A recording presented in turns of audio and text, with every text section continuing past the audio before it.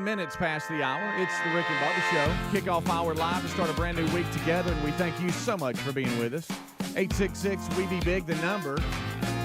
Eddie Van Adler is here. He's got TV rolling. I am Speedy to my left, Greg Burgess to my right, Michael Helms. It's the Good Time Gang.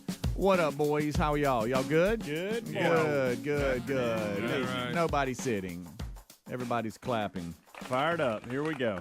Quick reminder on the contest portion of the website at rickandbubba.com. And it's always important, check there from time to time because we might have some really cool contests going on like we do right now with Dr. Dudney's Fix Mama's Mouth. The deadline to enter is April the 21st, which is quickly approaching. And all of the instructions are there on what you need to email support@rickandbubba.com in order to enter. Very simple instructions there, so make sure that you follow those, please, or you will not be qualified. $16,000 is the value that this makeover will include. We got 10 upper veneers, lower bleaching, cleaning, and x-rays, a value worth $16,000. So check that out. Also, this is new.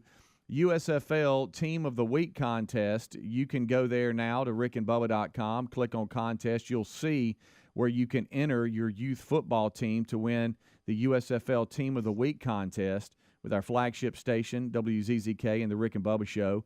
Your youth team will experience the pregame activities on the field with the team introduction, then sit in the stands and watch the game. It's pretty cool.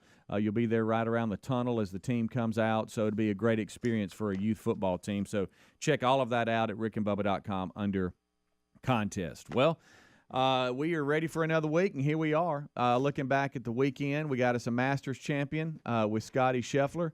He was able to hold the field off, and as Helmsy runs through to get his laptop on the other side of the studio, he won the Masters. It was kind of uneventful there towards the end because he had such a big lead. But congratulations to him. He was number one in the world, Greg, and held Johnny everybody Scheffler. off. See, I don't know enough about golf to know who he was. Yeah. So I really didn't get into it sometimes I do get into it. If it's close at the end, I'll watch the last day. But yeah. I didn't know Johnny Scheffler. Scotty. That's Scottie, buddy. Scottie. It's kind of funny because Scottie kind of was sitting there number one in the world, but really wasn't talked about because Tiger Woods earlier in the week in the first and second round was really getting all the press, rightly so, as he's coming back from his injury. So he's just sitting there quietly with the lead, and I think was in the final group 3 of the 4 days. And so it was pretty impressive showing from old Scottie. He's been on quite a tear. He's won has. 4 tournaments since February the 13th, I believe, and not just small tournament. These have been big wins for him. And the thing about Scottie Scheffler that you're not going to hear today, and unless you listen to his press conference, he's a believer. Mm-hmm. He loves Jesus, and I love this story. And Jim Nantz actually alluded to it a little bit throughout the week. But his caddy is Ted Scott. Mm-hmm. And Ted Scott was Bubba Watson's caddy through his 2 Masters wins. Yep. And then Bubba and Ted Scott split up. And so he was about to retire. He was like, I've won 2 Masters with Bubba. I'm just going to retire and stop doing this for a while. Well, Scottie Scheffler and Ted Scott actually met at a Bible study a few years ago. Mm-hmm. It's a really cool story. It is. And they met at a Bible study. And so when Bubba Watson and Ted Scott split up, Scottie Scheffler reached out to Ted Scott and said, his line, this is not me exaggerating, this is coming from Scottie Scheffler. He called Ted Scott and said, I want a Christian on my bag. I want to work with a Christian. And they hooked up, and it was not something that Ted really was wanting to do. he was wanting to stop doing this. And matter of fact, had to go to his family and go, hey, are y'all good with this? Yeah. What do you think? The family, of course, was like, yeah, get back on it. And Bubba Watson actually wrote a book about this and was on RBU with Rick and Bubba a while back, just about their split, what they their relationship and all this kind of stuff. But for him to come back and be on Scottie's bag, and then I think he said out of the last what is it, Helms? Out of the last 10 or 13 Masters, he's been on the bag for 3 wins. Yes, yeah. So that's great pretty story impressive. there. And then if you heard, this is stuff that I didn't get to watch as much of the tournament this weekend as I would have wanted to, but I did watch the press conference and got some bits and pieces there too. But this will tell you all you need to know about Scottie Scheffler, because you better get to know his name if you enjoy golf, because he's won the last 4 tournaments, won the Masters. He was on the Ryder's Cup. Yeah, he is a star at this point. But he talked about anytime you take the lead in on these tournaments, you have a very long morning where you don't tee off until late in the afternoon. So it completely flips your schedule up, and so you go stir crazy around the house. And he was talking about the long morning that he had. And he shared this conversation that he had with his wife, and he said to her, "I don't think I'm ready for this." And they had a conversation that was centered around that. And this is what he said in the presser. And of course, you won't see this today, but this is what he said. He said, "God is in complete control. The Lord is leading me, and if today is my time, then it's my time. But if I shoot 82 and lose, then somehow I will use that for His glory." And so this just tells you the kind of guy we're talking about here. It's not the man upstairs. This guy has a relationship with Jesus, and I just think that's important to point out, because nobody else is going to point that out. Maybe a little bit here or there, but you're not going to see it in the mainstream. There you go. Great story, and one that you should look into. Scottie Scheffler, 2022 Masters champion. He will take home $2.7 million as the winning purse. Matsuyama, he won what, $2.7 million last year, and then in 2020 Dustin Johnson took home the same amount, so it went up a little bit to $2.7 million. Not a bad purse. No, not a bad purse at all. Good weekend. Not a bad purse at all. It's kind of funny, on the 18th green, he's got a five-stroke lead and misses 2 putts that were almost give-me's, and lost his concentration a little bit. But the crowd, the gallery, was so ready to cheer, and every time he would miss, they'd go, "Oh!" Finally, he drained it and enjoyed that victory. So congratulations to him. A lot to talk about. We'll be right back. Rick and Bubba, Rick and Bubba.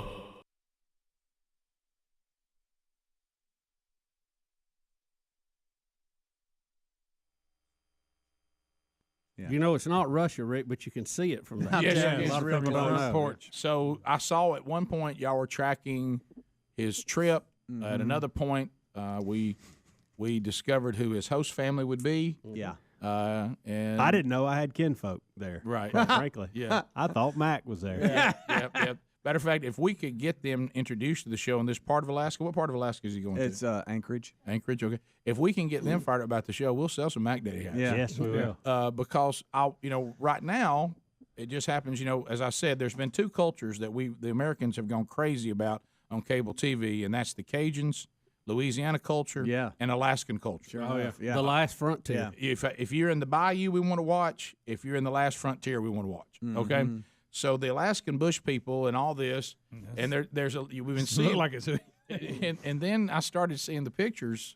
Rick is Alaska, where Tyler was going to live, and his host family, very kind, wonderful, salt of the earth people. Thank them for doing that. Yeah. Must love baseball there in Alaska in the summer, but which I didn't know.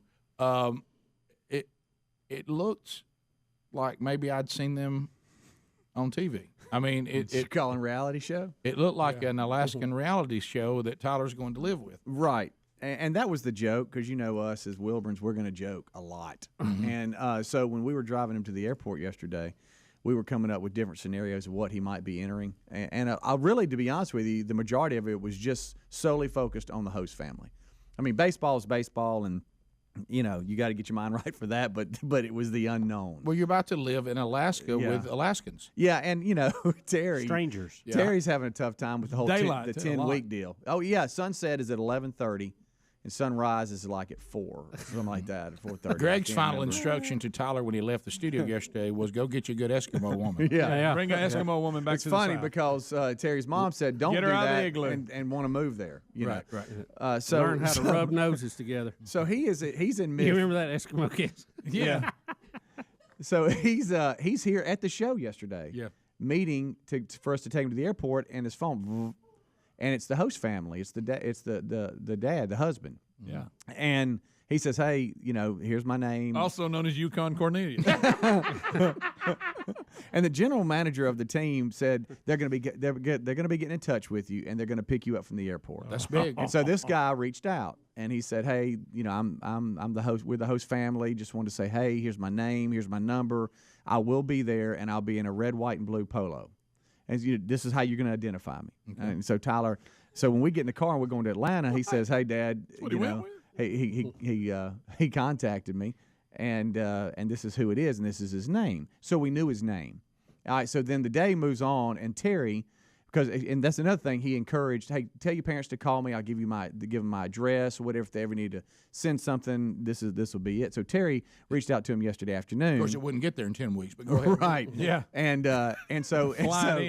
asked for the address and everything. So because she was wanting to kind of figure out, okay, where does he live? Is it close by? You'd like to or know where what? your kid lives. Yeah. So anyway, Facebook tells you everything about. Facebook. And so I would say he was close to Seattle because he went to Seattle and then from Seattle to Anchorage. And he was probably just clipping Idaho when Terry figured out who the folks were. And now the guy did say, hey, there's two other players from different parts of the country. They're also going to be staying here. And so Tyler's not by himself. And it's some empty nesters, and they're letting 3 baseball players stay with them. Okay? They look like a blast. Yeah, they do. If you've seen Alaskan bush people. Right. Yeah. And so if you enjoy that dinner run. When Terry, the dogs that's play. it, by the way. When There he is. Terry sent me the picture and she And there had it found is. him on The one that he Facebook. sent. That's it there. Yeah. There's Yukon. It is your. I'm talking about. Hey, Well, we're it's doing a Alaska. reality show. It's in Alaska. We go into town and we see the locals, and that's what you got. Yeah, well, It's going to be a culture shock. We got a beard lower than Bubba's unbuttoned shirt. Right, yeah, it's on down there. Yeah, it is. It is. We got meat hanging in the backyard. Yeah. Curing. Yeah. Now, one thing. So summer, what is it there? 60, 70 degrees? Yeah, no, it averages about 64, 65 with the lows around 57, That's a 58. great summer. That's where I need to live, only in the summer. Yeah. I've always been looking for somewhere else to live in the summer because I hate Alabama summer. Right. And I think that may be it. But when it gets down to freezing and you see it headed south, leave. no pun intended, quickly, you should too, right? Now, look, I love Bama in the winter and in the spring Yeah. and the late fall. Right. If I could live somewhere else from Pass the gravy, please. Ooh, it brings me to my 20 knees. minutes past the hour. Thank you so much for tuning in to the Rick and Bubba Show, 866-WE-BE-BIG. Well, if you missed the first segment, shame on you. We updated you on a number of contests at rickandbubba.com. Make sure you go by there, check that out. RBU this past weekend with Gene Hallman. It was a really good podcast. If you don't know Gene, it kind of let you know a little bit about his history with the show. We're talking about President CEO of Bruno Event Team, Gene Hallman, and his history with our show, which includes a number of best-ofs. If you are part of the Rick and Bubba Army and you've been with this show for quite some time, you know that name. If not, check it out, RBU this past weekend, Gene Hallman. It was a great conversation. He talks about when he's seen your naked butt. Well, look, that's a true story that It was funny. His voice. Loved hearing them recap that. His voice is the reason why I did it because He said he didn't realize what he was agreeing to. I know, listened to it. right?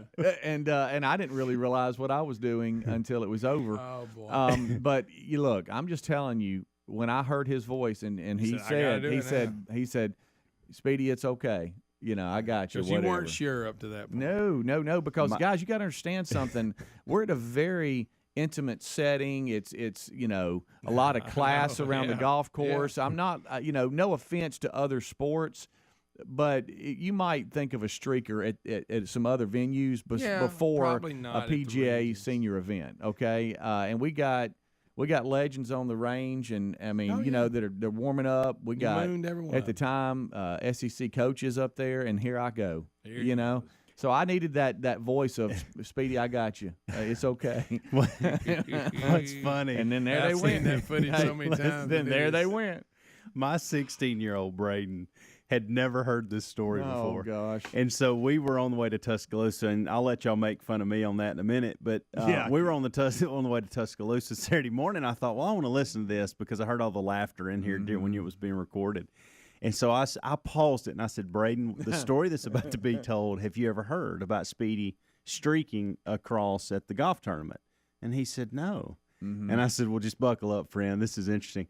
Hey, he was horse laughing. And so then, like, Did you tell him now, look, people aren't supposed to do that. Well, I did streak for the kids. That's true. That sounds terrible, but that almost sounds like you broke a law. We were raising money for it. Hours after we had heard it, and we were on the way back home, he looked at me and he goes, did Speedy really run naked across the driving range at the golf tournament in nothing but his shoes and socks? And I said, he did. He did. Yeah. Buddy, While he holding did. his clothes. And look, he just had a grin on his face.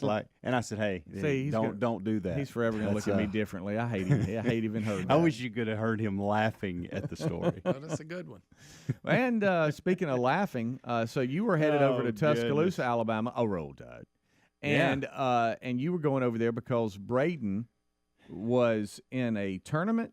All right, so let me just set this up. So Braden, for those that don't know, my son, my oldest two that are 16 and 15, Braden and Caroline, hard to believe they're both that I old. know they play tennis, and they play tournament tennis, and that usually means that we're all over the place with them playing in these USTA events, junior events. So that makes you King Michael? And so, Yeah, I think there so. you go. Instead of King I think it Richard. does. I watched that this weekend. That's good. What made you think of it? And so there's a new system out there. You think he's as tough on them as King Richard was? Yeah, probably. Probably tougher at times. No, I'm kidding.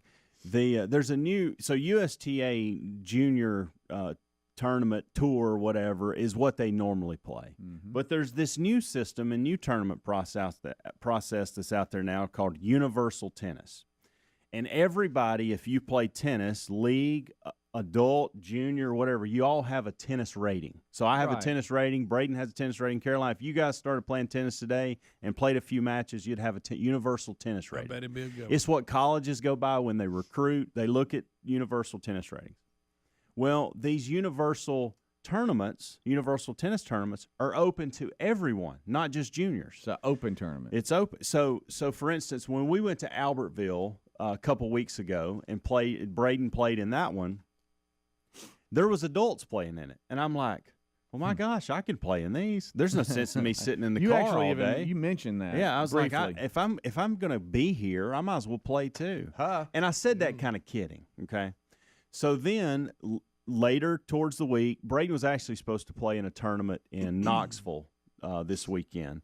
And we kind of changed the schedule because sectional's coming up this week and then state. And so, but I saw where there was a tournament in Tuscaloosa, 45 minutes down the road. Why don't you play in that this weekend, okay?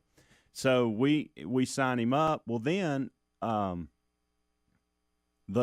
director at Tuscaloosa Tennis Center, by the way, phenomenal facility. They got indoor courts, outdoor courts, clay, it's all great. Brand new, it's a beautiful place.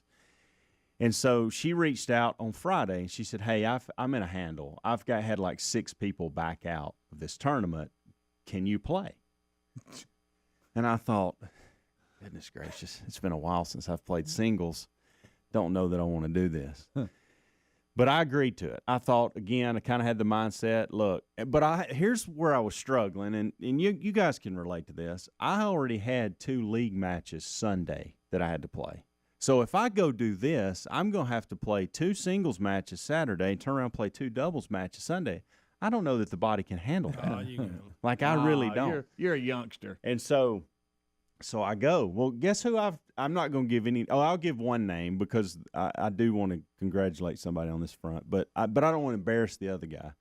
So the first kid that I play, because he's a freshman at a community college he's a JUCO tennis player. And then there's you. And there's me, 44-year-old Helms. And I'm thinking, so I got to play this guy? So what's funny is somehow I ended up beating the kid. Yeah. And is it wisdom? That's all it was. Yeah. And I'll tell you why. He hammered me the first set. And towards the end of the first set, it was like 40 love him, And the next to last point of the first set, I realized something. And I thought, wait a minute, he doesn't like that at all. And so the second set, that's all I did. There you go. And it went my way. And then we played a 10-point tiebreak in the third set, and I was up 7-4. Then it went 8-4.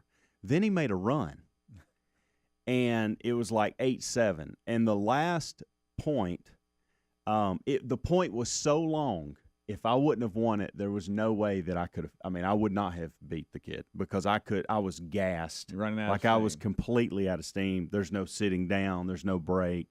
And I even told him that at the net. I said, if you win that point, this whole thing is different. And but anyway, so then I go. So this is how this works. Okay.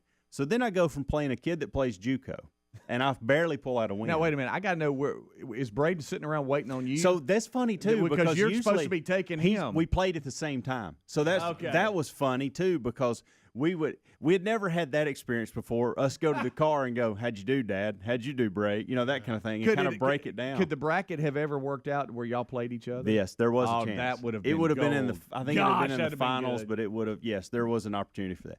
So then I go from playing a JUCO kid, okay, to playing an 8th grader or 9th grader that plays on the high school team at Florence, Alabama, 7A school here in Alabama. And wait a minute, you played a middle schooler? No, well, you said 8th he grade. plays on the high school team, but I don't know if he's an 8th grader or 9th grader. But he got pulled up to varsity. I would he's think younger. so. I would think so. Well, let me just tell you this: he waxed me. Oh no, waxed me, Jake Champion, and made you like it. So if you know Jake Champion in Florence, Alabama today, I want you just to go up to Jake. Hey, by the way, they're playing their sectionals today too. So you see Jake today, say, "Hey, I heard you whooped up on Helmsy." Made him like it. Made him like it. So you were out there playing? Yes, yes, Oh, yeah, wow. sure was. Bubba, Rick and Bubba.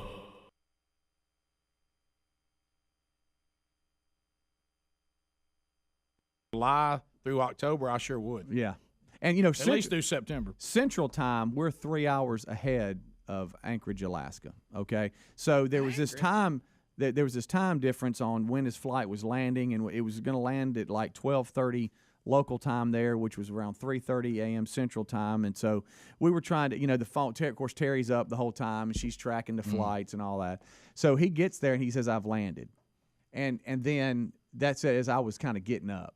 And I texted him back, and I said, you know, "Hey, what you got?" You know, kind of like, "What's it? You know, what you got? I mean, how is it?" You want to know? And he hadn't responded. Uh-oh. Which, you know, maybe I should concern me. I don't know, but I saw a picture of the house. yeah, he has a big red front door. Looks like Santa Claus lives there. It does. It looks like it's going to be a blast. Right. You realize he's going to love it. He said. Now they did say that don't be shocked. You got caribou and moose that just walk through downtown. Got what? You know, caribou. You got cowboy? Cowaboo. I got some cowboy. Cowboy. And if it's real crazy, it's crazy out there. Yeah, I want to throw this pin at you so hard. But you know he will have the pressure though as we get toward the end of the season. He's got to go out and kill a moose so he can live through the winter. Well, Yeah. that's right. He Pull some salmon out of the told him river. Mike could work on the dock. By the way, get some watching extra money. watching those shows when they say really need to get a moose today. Yeah. Yeah, And if I And they don't, mean it. yeah, and if I don't, we're not going to have meat for the winter. That Bush family. That's is a an odd different. bunch. That's a different kind of hunting right Right. Yes, it is. there. I know. I noticed they weren't counting points or doe versus buck or any of that. It was there's one. yeah. So But they got a game tonight. I don't think. Wow, he'll we pitch. playing already? Yeah, I think he's gonna settle a little bit and maybe throw this weekend. But So I don't know. what I don't team know. is he playing on? He's What's the playing name for of the Anchorage Glacier Pilots. The Anchorage Glacier Pilots. Glacier Pilots. Yeah. And it's easy it's for an you to say. Alaskan summer league. It's called the Alaska Baseball League, and there's different leagues and very nice leagues all around the country in different areas.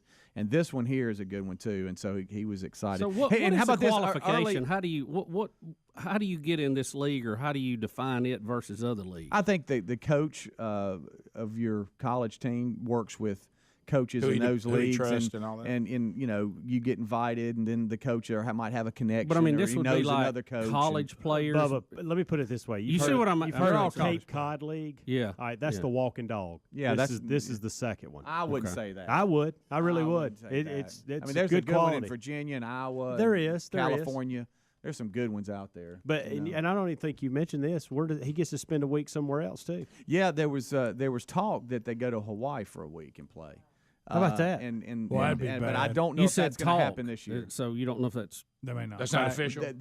Coach was saying that they're not sure about this year, but they have in years past.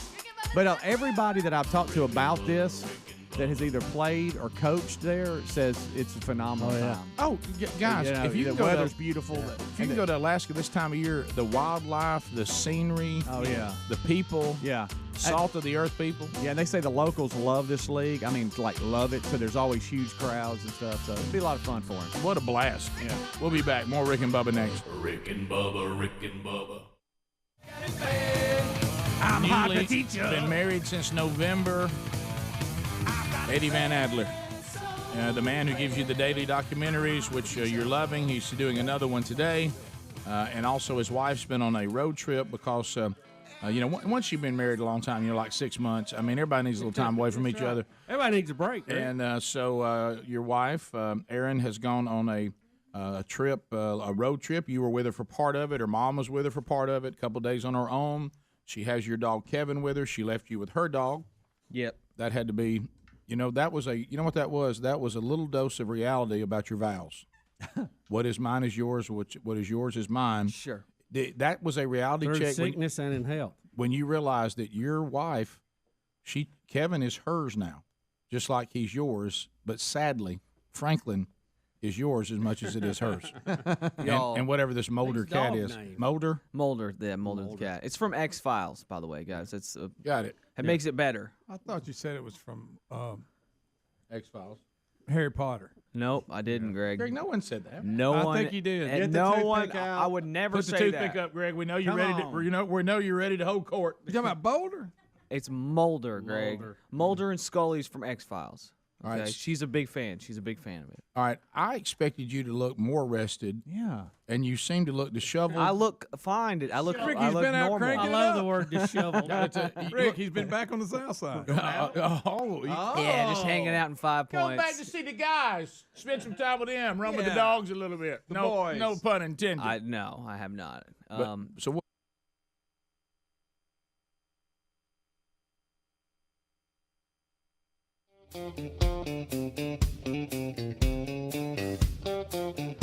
25 minutes until top of the hour. Thank you so much for tuning in to the Rick and Bubba Show. 866-WE-BE-BIG, the number. We thank you so much for being with us. It has officially begun. The week is rolling, and we thank you for being with us. As we come on back, we have heard from Helmsy entering a tournament that one of his kids was in, which had to be pretty funny for Braden to go. So, Dad, you're in my tournament? Yeah, I did ask him that, but I'm glad you brought that up. I said, hey, are you okay with me doing this? Because I don't want to, embarrass you or something. Right, Dad. I mean, I'm looking over, and you're playing a kid my age. What are you doing? He said it was a bip. And he said it was okay. Dad, don't be a bip, Dad. Matter of fact, he said that sometimes some tournaments do, some tournaments don't. They have doubles, too. And he was like, hey, we could play doubles together. I'm like, okay, next time we will. So just trying not to embarrass the family, embarrass the show. I'm a competitive guy, so I mean, when I'm out there, I do want to do the best I can. But it's when you're playing guys that are less than half your age, it's goodness gracious, probably have no business being out there. I will say this: I was excited last night when I got home, and I had played 4 matches in about 24 hours. 36 hours, and I felt pretty good.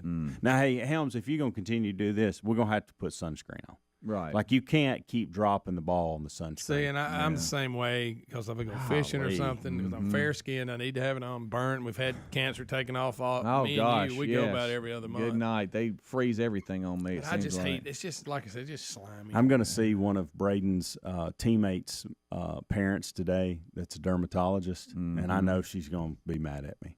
Yeah. She's constantly handing yeah. out sunscreen stuff, and she's going to see the back of my neck and think, "What an idiot." Oh, they make me commit to all kinds of things every time I'm leaving them. They're like, promise me this, and this. My skin's so damaged from all them years out. Oh, working, yeah. And it's what am I going to do? I know. I mean, I did the best I can. Well, I did the best I could this past Sunday. I worked sound for the Palm Sunday mess up? service, and we had a Greg, why is that always your go-to? I want him to. Yeah. What?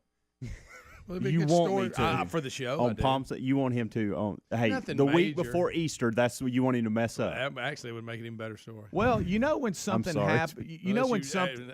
Only one better would be actually on Easter. Right. You well, how about I've got I got the Passover Good Friday service too. You ready for that? That's coming up Friday. I'm a little worried about that. You'll own especially after this Sunday, and I'll explain. Oh wow! So you know when something happens and it's not on you, but everybody's looking to you because it's kind of in your area. Oh yeah. We have two services. So you messed up. And Sunday it was my day. So the services start at 9 and 10:30. Okay. And rehearsal is at 7:30. Early. And we go through all the songs. We want to make sure all the sound is dialed in and the TV monitors are working. And so you got somebody over on the graphics side that's making sure that the words to the songs and everything, and then the message, all those points are up there. So he's got his area, or she, and then I've got the big soundboard, and I'm dialing in sound with all the folks that are up there. We had, I think, 5 mics, and you got your bass and your drums and your keyboards and all this kind of stuff. So we're going through the day, and it just started out where, and I hate when this happens to me, the phrase, "We've never seen this before," and you're the guy in charge. Yeah. For some reason, I don't know why it's doing that. there was a hum in this one of the speakers. We had issues where that's clearly on you. The board was acting weird. We had an issue where the graphics were kind of messing up a little bit. So we're working through all this, but that's why you go to rehearsal two hours early, because I got there a little after 7. So 2 hours. I mean, we're rocking, and it's really, you look up, and it's Time like, flies, doesn't it? Yeah. You look up, and it's like, hey, it's time for a break. It's 8:30. Y'all take 10-minute break, and you're like, it's 8:30. I know. And you just been putting out fires the whole morning. So we go through the first service, and let me say this. Before the first service started, we noticed that, all right, picture this if you're in the sanctuary. Now, also picture this. We're in a gym right now because our sanctuary is being renovated. Okay. So it is breakdown setup. And anytime you're doing breakdown setup, there's always problems. Yes, always. Something plugged in right. Right. But I will tell you this, it's pretty creative how they hang these huge TVs. Okay, a little bit smaller than that, but I would say 2 50-inch TVs, okay? And those TVs are hung left and right if you're looking towards the pulpit, and so that's kind of where the TVs are hanging. Okay. Well, the TVs go along with the message and the words and all this kind of stuff, where I saw a glitch in the monitor, and the glitch went from what it should to almost like a default display on the TV monitors. And I looked over at the graphics guy, and he looked at me, and it went right back. It was like less than 2 seconds. It went right back, and we rocked through this first service. Where I'm like, okay, well that was kind of weird. It lost its kind of connection on the display. So I'm like, that's good, that's fine. So we finish, and it was a great service, and so we finish, and picture this, it's 10. Okay. And so we got 10 to 10:30. Well, even though everybody, there's a lot that come to the 9, the 10:30's the popular service, and so it is normally we're pulling out extra chairs, which is a good problem to have. But it's fun time, good time gang. I mean, here come my boys. Terry's bebopping in, and so the soundboard is right there as you enter. So everybody's like, hey, man, what's up? And some of the other guys that run sound on different Sundays, they're with their family, not working. Yeah. Hey, man, what's going on? How's it going this morning? Well, it's going okay, but it's sure. Oh, really? That's never happened before. Yeah, I know. I've heard that, That's what the other guys said. And then with about a minute and a half left before the service starts. I mean, the countdown has started. We just started the live streaming feed on YouTube, and the TVs go blank up front. And then now, and also don't forget, behind me, we've got the words to the songs for the folks singing on stage. And even though they probably know the songs, I don't know if they know every single word. Right? And so we go, oh my gosh, what do we do? Well, Josh, the pastor makes an executive decision. I hate to do this, but we're going to wait 5 more minutes. We're going to have to start at 10:35. Well, now everybody that helps and volunteers on different Sundays have left their family. And now I could have written a joke probably. How many people can you get around one monitor? Yeah. There was about 5 guys that really know what they're doing and 2 underneath the soundboard. And we're all trying to figure out what has happened. How have we lost the connection? Because the monitors are not, they're showing a default screen because they have no feed. So we're like, oh no, what do we do? Now it's a distraction to everybody. Sure. Now everybody's sitting down, ready to go, and Yeah. now the TVs are being turned on, turned off, turned on, turned off. Oh, it's this connection, it's that connection. Nobody can figure it out, and we don't have time to really break it down because it's time to start. Right. Well, everybody's looking at me because I'm the guy behind the board like, what have you done, Speedy? And I'm like, I promise you I haven't touched anything, because this went out when nobody was touching anything. Yeah. So we'd make an executive decision. messed it up. We're turning off the TVs. They're going to go dark, because if not, it's a distraction. Yeah. If they're constantly moving and you're trying to figure them out. So then a buddy of mine says, hey, you know what we're going to need to do? When he welcomes everybody and he goes to pray, let's turn the TVs back on real quick, see if we can get it fixed, because I think we know what the problem is. Okay. So he goes, bow your heads, and so everybody bows their heads, and we're ready to go. And so we're turning the TVs on. And a couple people, should be praying. They weren't. They saw it. But and I prayed for you because you should have had your head bowed. And you looked over at me like, "What'd you do?" And so anyway, They're pointing at it. the display comes back and it's right. And we're like, "Yes, we fixed it. That's been a good It is prayer. an answer to prayers, you know." And then it went back out right before we said amen. serious? So we turned them right back off, and they stayed off the entire time. And so now the only TV that's working is the one behind the soundboard. So now when they start to sing, everybody in the sanctuary is turning around and looking at me, and over my head the monitor that has the words to the songs. Now some just are like, hey, I'm just going to stay forward and I'm going to sing along, and if I miss a word or two, whatever. But some of those some of those on up there in age that want to know every single word, they're turning around, praise God, and they're turning around looking, and I'm waving at them. So you messed it up. And we go the entire second service with everything messed up as far as monitors.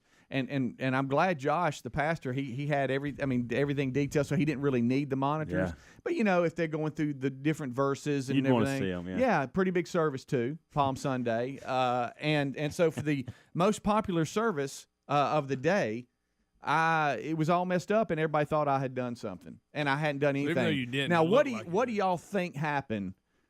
Because after the service, the plan was for Tyler's wedding at the end of May.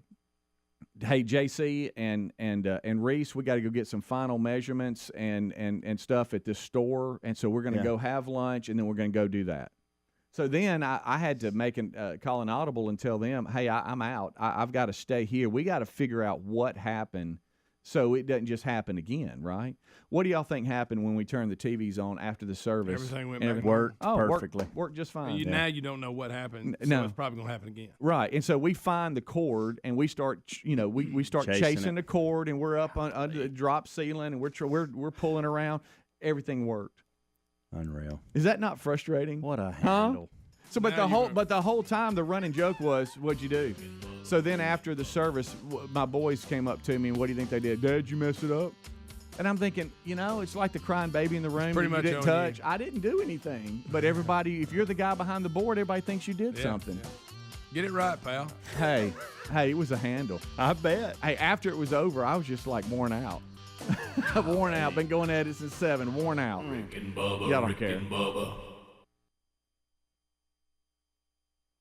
But it's just been me and Franklin at the house, guys. So sorry, Me and buddy. Franklin. Frank. Y'all, I'm driving my wife's car right now, so I'll come home in her car I'll let Franklin out, and y'all, he goes and like smells the car door and stuff like that. He's looking for her every day and all this stuff. His little legs. I'm like, feel bad for him. I'm so sorry, buddy. I wish I could explain to you that she's not like dead. I haven't like kidnapped her or anything like that. She'll be back. I promise. I promise. I wouldn't even joke with your dog about that. I was about okay. to say, hey, don't get in your dog. Don't get in his mind. Yeah. He didn't have the ability to reason. No. But somehow you're the reason why he didn't see her anymore. He was looking at me kind of funny last night. So Yeah, you better keep him at bay. Yeah, you're not sleeping alongside him, are you? no. I'm not a dogs in the bed guy. By the way, I know y'all paint me as this like weird creature that sleeps with animals and has like mice in his pockets Snakes. and walks around. You used to have a and pet stuff. snake that you I lost. did. That was a have- mark against you. Lost it. I did have a pet snake, and I've set him free. Mr. Bojangles. I didn't lose him. I set him free on accident. Right. That's well said. Yeah. But it's so she's coming back now. I've got one more sleep, and she's coming back. One more sleep. Yeah, right. we do that because we had to start doing that for my niece. She'll be like, "How many sleeps until we're going to the pool?" Right. 3 more sleeps, and we're going to the pool. No, okay. Lily, 3 more sleeps. How many sleeps? Yep. So now Aaron and I do that just with each other because we're a married couple and we have fun little games like that. We have cute commentary. We do. We got inside jokes for days. So this means, and I know this because all of us, no matter how long you've been married, how short a period of time, this means the house 6 months. The house is in terrible shape. Oh, it's a wreck. It is a wreck, guys. Dishes I don't know everywhere. I don't know why I do this, and I don't know that I'm doing it. I just see it afterwards. But I've got underwear on every doorknob in the house. Why? I don't Underwear know. on the doorknob? I Dirty don't underwear? know. What for? Yeah, dirty. Yes. What dirty in the underwear. world? Why Can you don't not you just get throw it in a I clothes don't- basket? I don't know. It's like Do you have a laundry room? It's like I'll be brushing my teeth or something, getting ready for my shower, and I take them off, and it's like, oh, there's a perfect spot for them right there. What? I don't know. I don't know. Wait a minute. All You through take the house. You take your underwear off while you're brushing your teeth? That's another. That is weird. Can you not wait till I you're like through? it. Two birds, one stone. How you do that? How do you do that? Yeah. 2 birds, one stone. Talk Stop acting it out. Stop acting it out. I Speedy's don't gonna look show like us. that. I don't look like that. That's talent. How do you use the not side? look like that? I'd like to say this. That makes patting your head and rubbing your stomach look like nothing. I know it.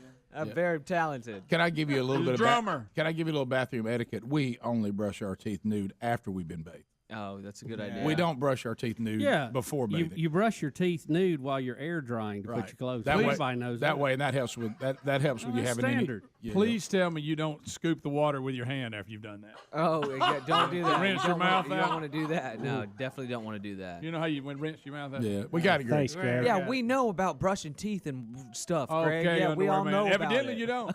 Underwear man. Okay, underwear man. Well, That's what you just said.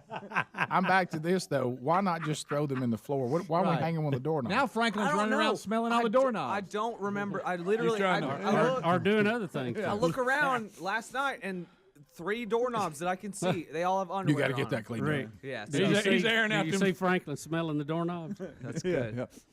Oh gosh, you and your acting out, your visual humor. I think he's airing out them smoke stains. Are you letting them dry?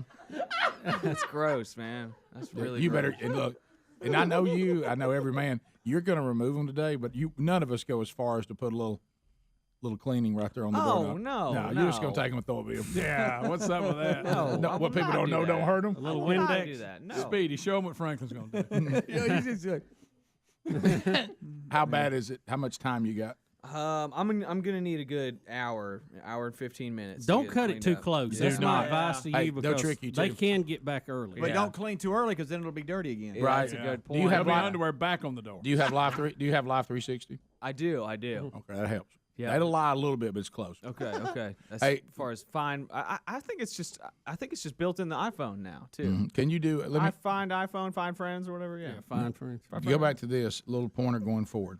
It is possible while your wife is gone What you sipping on? for you to never produce one dish, not one. Right. If you'll be smart, and what they think then when they get home, Is you how wash them. sweet are you? You've washed all the dishes and you've put them up. That is, I can't believe you did that. What they don't know, you never used any. Yeah, I just go You know what I over mean? to all paper plates. Right, at that point. and there's no way to no. You don't have to fess up on that. Don't say one thing one way or the other. Just say, "Oh, well, yeah, Yeah. I was looking forward to you being home. I missed you too. I missed you too." Miss you. Let me know when you're close for Right. no reason. Right. Because I Don't miss wait, Adler. Don't wait because something will happen.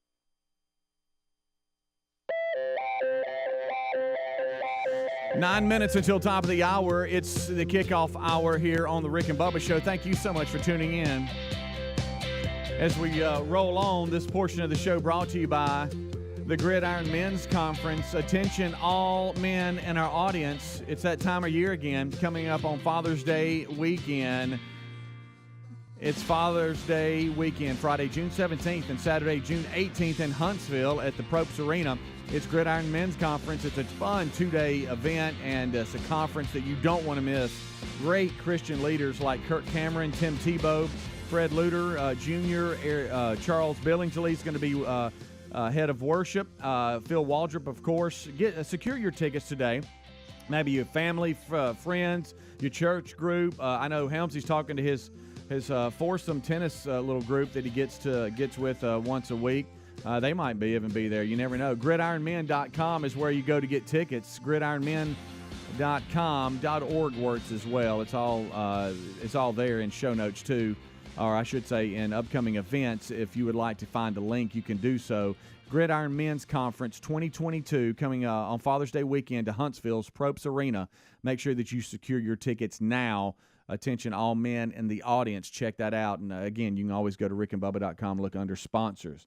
All right, so we're rolling back. We've hit a number of different things. We haven't gotten into this Dwayne Haskins death over the weekend, and I know the guys might get into it a little bit more here coming up right after top of the hour. But just bizarre news: former first-round draft pick Dwayne Haskins, I should say, was trying to cross an interstate by foot in Florida early Saturday morning around 6:30 a.m. when he was struck by a dump truck and killed. Just 24 years old. Pittsburgh Steelers quarterback. Know, did he have a vehicle breakdown, or why was he on the interstate? We're looking for more information because, to your point, why else would you be crossing the interstate? That's never a good thing to do. The Department of Transportation released a statement, but the exact details of the crash that killed Haskins are unclear. According to the Florida Highway Patrol, they said he was attempting to cross the westbound lanes of Interstate 595 in Broward County for unknown reasons when he was struck by a dump truck at 6:37 a.m. local time. I don't know why he was out there. Hopefully more details will come out, but it just has rocked the sports world for someone so young. It's such a tragic accident to be killed crossing an interstate. It's crazy. And I'm hoping, and I don't know that the details are going to be as such of, hey, I had car trouble and I made a mistake. I was trying to cross the line. I don't know. I know who's down there training with some other Steelers teammates down in that area. So I don't know, but that's just terrible news coming out of. We were in the car and Braden Florida. brought it up. I didn't know what was going on, and Braden Yeah. goes, "Hey, have you heard this about Haskins?" And I'm like, "What are you talking about?" And he told me, and so we ultimately started talking about this is why you never get out of the car on the highway. Period. Yeah. I mean, I even told Braden, I said, "Listen, if you ever have to pull over on a shoulder on the interstate, and you can get out on the passenger, like climb over, like there's no business being in." It's too dangerous out there. My goodness, trying to cross. And certainly don't cross. Yeah. Don't cross. And now, and I hate to say this, but a dump truck? I mean, those are pretty big deals. I mean, I don't know what was going on there, but I hate that. A lot of unanswered questions during this. Golly.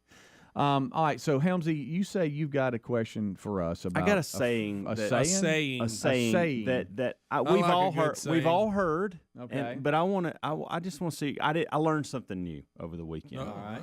If I say, I want you to finish the following sentence: a jack of all trades is a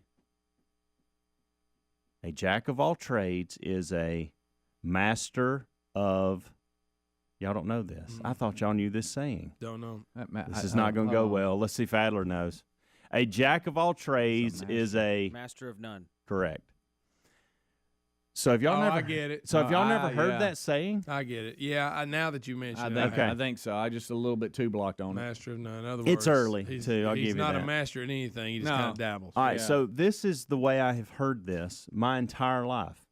A jack of all trades is a master of none. Meaning find a specialty, get into it, stick with it, What did he say? I don't know what he said. Ace of none. Ace. Ace Is of a none. master of none, ace of none. I get it. Okay, All right. yeah. But do y'all realize that that's not the actual saying? That's what we've heard for years, but that's been changed. The original saying was a jack of all trades is a master of none, but oftentimes better than a master of one. That's the right saying. That's the original saying. And because we dumb What things happened down, is- we change it to our liking. Yeah, the people who are a master of one, they came up with that to make them feel better. You're exactly right, by the way. That's what it was. Chop that part off. Yes, they right. did, Greg. They changed the whole thing. Add to it. Yeah. So a jack of all I've trades. always heard jack of all trades, but I think I have heard this master of none. So that's what I've always heard. But the original saying is a jack of all trades is a master of none, but oftentimes better than a master of one.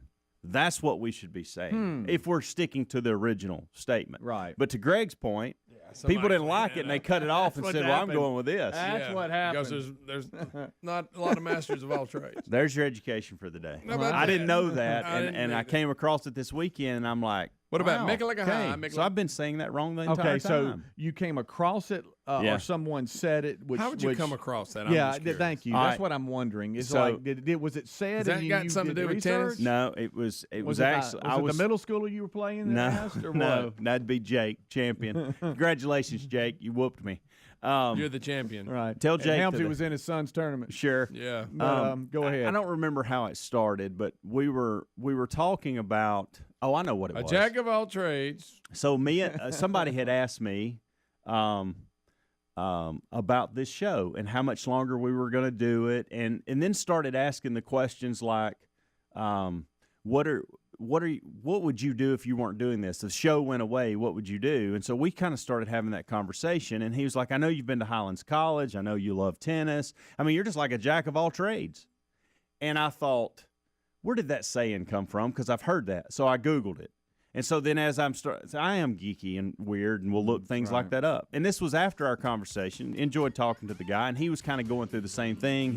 He's thinking about ending what he's currently doing and trying to figure out what's next for him. So you're leaving us? And no, You're no, a jack of all okay. trades. Wow. And Speedy got called a jackass this weekend because he couldn't get the sound right. Greg, Y'all were kind of parallel. Greg, I was at church. They It's an weren't animal, buddy. It's a stubborn animal. It's actually in the Bible. I know, It's but an animal. but they didn't I'm call going to me tell you, that. is at- asphalt a bad word? No. Greg, they didn't call me that at church. Your timing will get off. A dog will run away. Today. And then you'll get in trouble. You'll miss a doorknob and you'll leave If there, one I was hanging. gonna say, if there are dishes, do those first before you get the underwear. Thank you. Okay. Yeah. Where's the time you can absolutely be certain she's not gonna be home yet? Tonight? She's telling me tomorrow. Yeah. Are they driving back? They are. Yeah. Yeah, you better. So what you're saying is I should brush my teeth naked while holding my boxers in my underwear and clean the dishes naked. Brush my teeth. No, No, they didn't say that. No. Have you seen that story? Hey, Have you seen the footage? I have not seen the footage. I heard the story, though. The Hey, footage. it's that the footage most- is even going to disturb you. It's the I most can't. disturbing Do we thing have you'll it? see. No, you can't play it. Hey, I'll even go this far. Do you again? What do you Google to get Do you that? remember when was it the Lions and the guy got out there? It's Yeah. even more disturbing Oh, yeah. than that. when they were throwing him around? But it is a donkey. Though. I understand Right. that, but the way it all That goes human down, side Well, you, got you me mean over. you mean Hey. nature's not beautiful? Hey. The way it happens. 30-minute ordeal. Oh. Took him a while to that get. was He it. didn't go away without a fight. No, he I'll give didn't. him that. If you look, old donkey will fight. But here's the thing: he doesn't win against Hey, it was tigers. rough. No, he But- doesn't. but- Oh, there it is. Well, They dumped him right out in the moat. if you don't know what happened, there. That's a sight just enough. See if I right have there. the story right. Chinese people who had invested and given money to a zoo to keep it going were saying we need more funding because we don't have enough to feed the animals.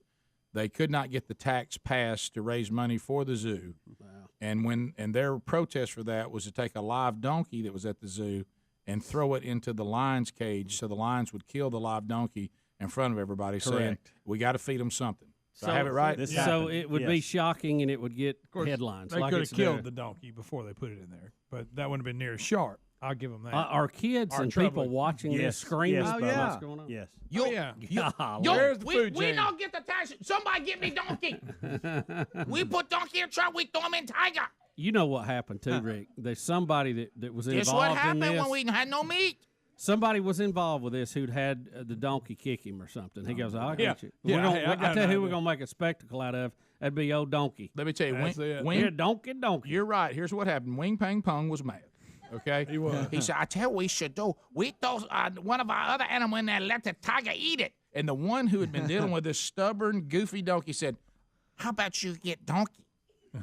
I throw donkey in there. Let's go get donkey. They did. Children watch, we'll get donation. I didn't think that tigers would get in water to eat something. Oh, yeah. I didn't think they liked water. Well, they said donkey kick, and they're in. Don't confuse the tiger with the lion. I'm sorry, Ad. I can't play it, buddy. I mean, they're not going to just No, you don't need to casually get in, but, buddy, they'll go in there after a Now, donkey. one of them didn't want nothing to do with the water. One of them didn't care. He got At all one up pin, in the there. donkey under the water. Well, you got to have that guy. Yeah, They got that's- tired of that's- fooling hey, with that's it. a bad scene there. But you know what? You got to have that guy. He got tired of fooling with that. Yeah, they're donkey. both in now. Now, there's one tiger that says, oh, what are you talking about? Water? I'm in. It's a donkey, man. We don't get anything to eat. We can't get the tax raised. How about nature's rough, isn't it? It's a bad It deal. If there. you don't believe in fallen creation, take a look at that one. Here comes tiger number 3. Oh, Boom. boy. You want to get in on the party. Well, you know what they're saying. There's enough available for everyone. Wow. Well, I mean, I'm gonna tell you this. Jack went down hard, didn't he? Jack, boy, he, whoo. For the Did donkey, he try hard, though? He fought. You for gotta- the donkey to last 30 minutes, guys, that's a amazing. long Yeah. time. The worst, amazing. well, I ain't going to say it on there. You couldn't get people to last that long with Mike Tyson. No. You know? No. Well, I Not think- when he was in his prime. I 30 think minutes is a strategically long time. he kept the tigers at bay with the water as much as he could. He did. It looked like he'd duck under every now and then, try to throw one off. That was Can pretty a tough to donkey watch. swim decently? I don't think it's that deep. I think he could walk around. It looks like or real close. Right. Do you think that the protesters were trying to make a point and thought the tigers wouldn't get in the water? Because they miscalculated that. Poor Oh, old they got dog. in the water. No, don't add. Oh, Let me tell you what, Adler, get in the don't water. show Rick, that. a very Don't hungry show that. tiger will get in the water.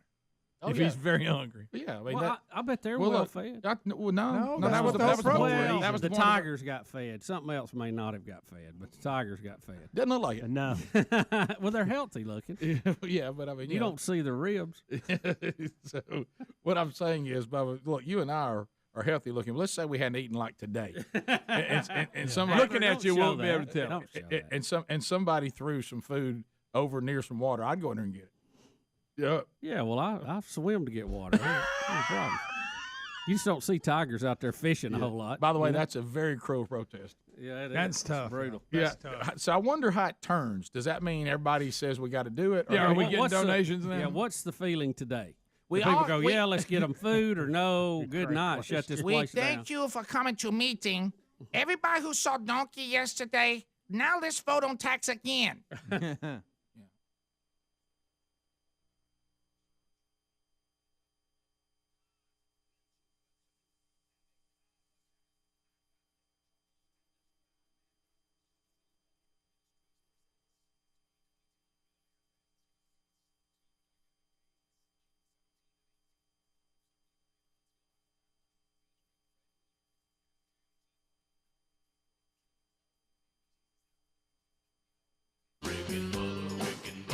This is the Rick and Bubba Show.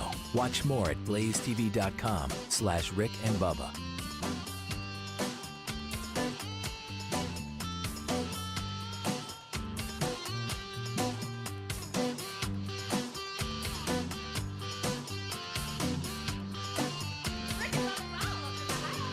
Rick and Bubba, Rick and Bubba.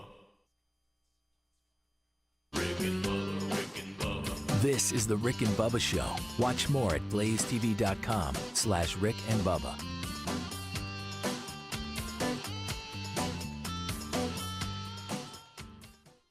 Rick and Bubba, Rick and Bubba. Pass the gravy, please. Rick and Bubba, Rick and Bubba. Ooh, it brings me to my knees.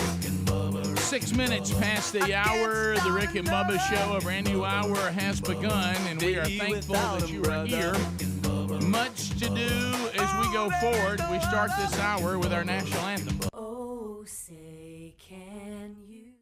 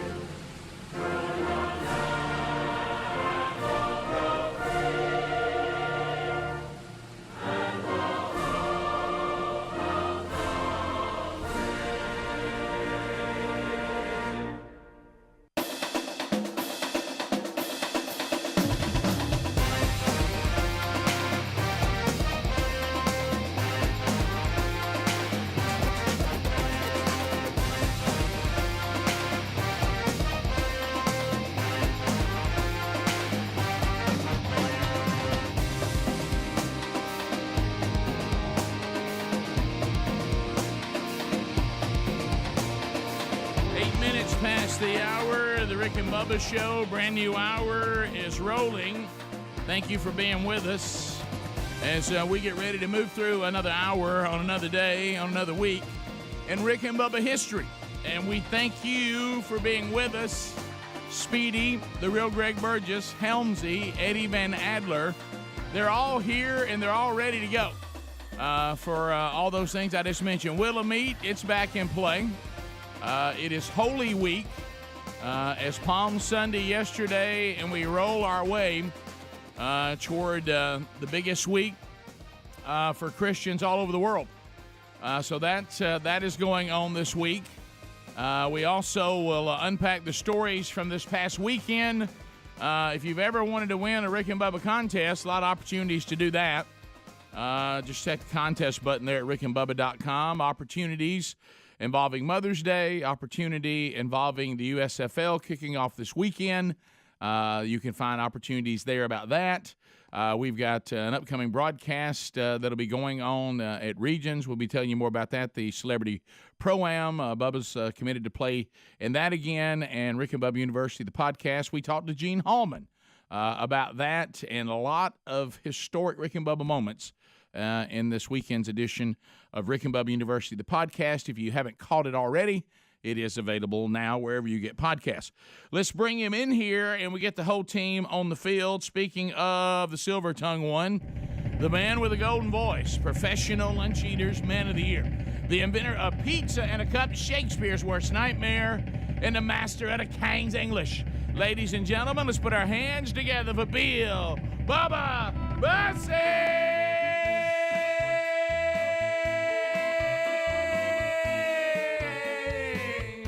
Howdy, Bubba. How about it, Rick Burgess? Friends, neighbors, associates everywhere.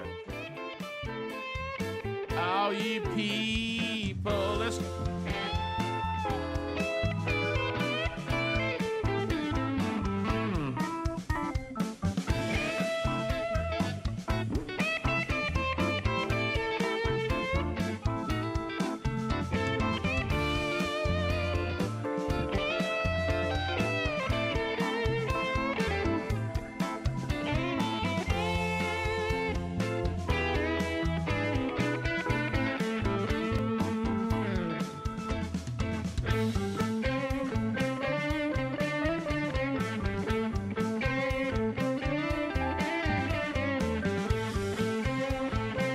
There's old Kevin. Get about it. Had a good time at his golf tournament last week. Hope a lot of y'all enjoyed that. We talked about that on Friday's show. Beautiful weather. There it was. Bubba, how you doing, man? I am great. Had a good weekend. I hope all of you guys did. And hey, here it is Monday again. Yes. It was a low key weekend over here in Burgessville. So they just keep that's coming, good. don't yeah, they? do. Yeah, it's good.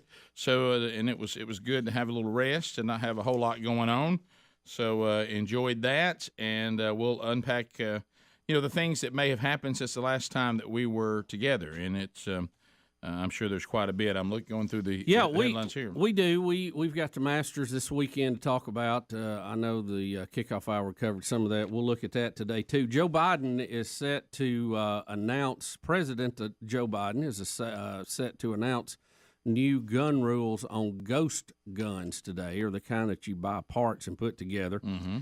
As opposed to, and this was all based off the shooting last week. Mm-hmm. But the real problem with the shooting that happened last week was those people shouldn't have been out of jail. That was the problem. Yeah. If the rules had been followed like they had been in the past, those guys are not even out. So, right. Yeah. We really, I think this is just a situation of trying to grab, some ground when we have a tragedy. Yeah. I know that never happens. One of the, I guess it was.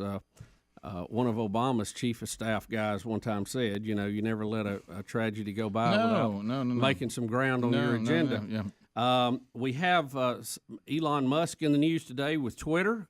Some changes there going on. Yep. COVID-19 updates. A lot happening, Rick. Just a ton of stuff. Well, did somebody tell me that maybe that's what you're talking about, that I heard that Elon Musk became the richest man in the world over the last few days? Well, he's been, hasn't he? Well, they had a new survey come out, and he officially has passed Bezos as Like I think it just depends on days of the week and what their shares are at any given moment. I mean, let's face it, being number 2 is not a bad gig. I saw he was a strong number 1 though. Okay, good for him. Yep, he's moved on out there. Jury out, Rick. Obviously, you never know, but he seems to have just a basic common sense on a lot of business dealings that is missing by a lot of people. And I know personally he's got some things I couldn't go with, but business wise, I like how straightforward he is on stuff right now. I mean, I give him thumbs up, but it could change. But today, I'm thumbs up on Elon. Yeah, well, we'll unpack that. He, like you said, he's made a comment about his new, not role, but his share holdings at Twitter and some opportunities he has and how he thinks he's handled those. Yeah, I love that he's taking online polls about things. Yeah. Hey, how do y'all feel about this? How do you feel about that? And Bubba, just so you know, his net worth $273 billion, and Bezos comes in second at $188 billion. Yeah. Oh, he's opened up a little lead there, hasn't he? So $1 billion in current day is 1,000 millions. Mm-hmm. Yeah, and that's used from to be April 1,000,000 millions, but that's different now. 1,000 millions. Well, how about that? The also he can make a lot of people a millionaire, couldn't he? Yeah, I mean a whole lot. Yeah, and Helms, and I don't know if the rest of y'all have ever got on board with this, but I caught a few episodes again yesterday. The food that made America. Yeah. No. Can I tell you what? If I lock in on one of those, and I've come to the conclusion that just from my mental psyche, and you know how sometimes you have to shift programming. I've come to the conclusion that sitting here getting caught watching one air disaster after another on the Smithsonian is not healthy for me. It's better to especially when you fly a lot. It's much better to watch the food that made America. It's funny. And, yesterday, locked in on that. yesterday, You're right. Madeline, my 9-year-old, said, "Hey, who invented cereal?" And without checking up, no hesitation, I said, "Oh, that's Mr. Kellogg." Right. And she looked at me and she goes, "How on earth did you know that?" And I said, we "The know food it all. that built America. That's how." Yeah. I'll tell you one thing I didn't know is that Dave Thomas came up with the bucket, the promoting the bucket for KFC. Yeah. Really? Yeah, and had Yes. and had a Wendy's falling out and went out to do Wendy's to show him he was going to beat them at the fast food game. Really? How'd you know? I didn't know that. Dave That's Thomas interesting. was a disgruntled KFC guy. Didn't know that. Really? Yes. Food that built America is awesome. Well, look, the It's guys really who took over. Is it a series? Oh, or yeah. what? It's on History Channel. History Channel. Oh, Let me tell you, the history of some of the most famous foods is fantastic. What's your favorite one? Story-wise. Gosh. I'm gonna The tell you- McDonald's Burger King's pretty. that's pretty a good legit. one. That is a good one. Pepsi Coca-Cola's a great one. Absolutely. By the way, kind of upset too on some bad moves that were made by some guys Rick and yesterday. Bubba, Rick and Bubba.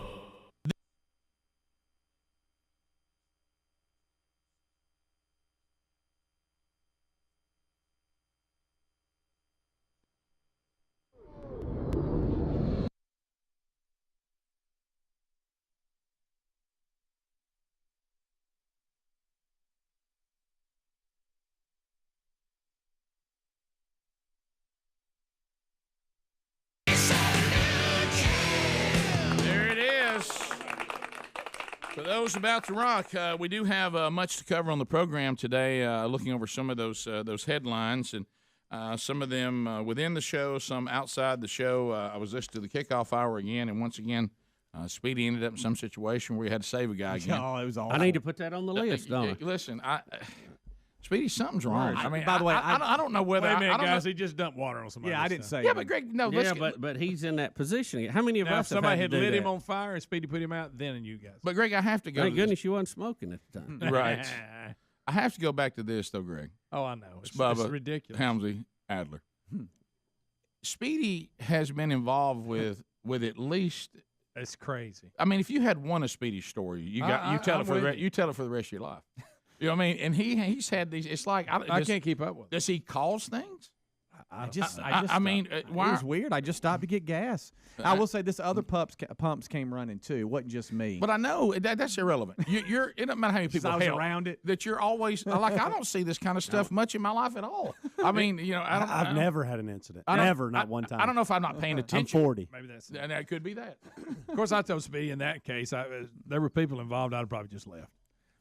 I thought of that myself. I was stuck. I was. Well, getting you had to gas. be at the airport, Yeah. buddy. You had a time you had to keep up with. I know me pretty well, and I'm aware of. I wouldn't have left him by himself, but there were plenty of people. Yeah, I'm aware of my weaknesses too. And airport, Atlanta, got to make a flight. Got to get all this handled. Really cutting it.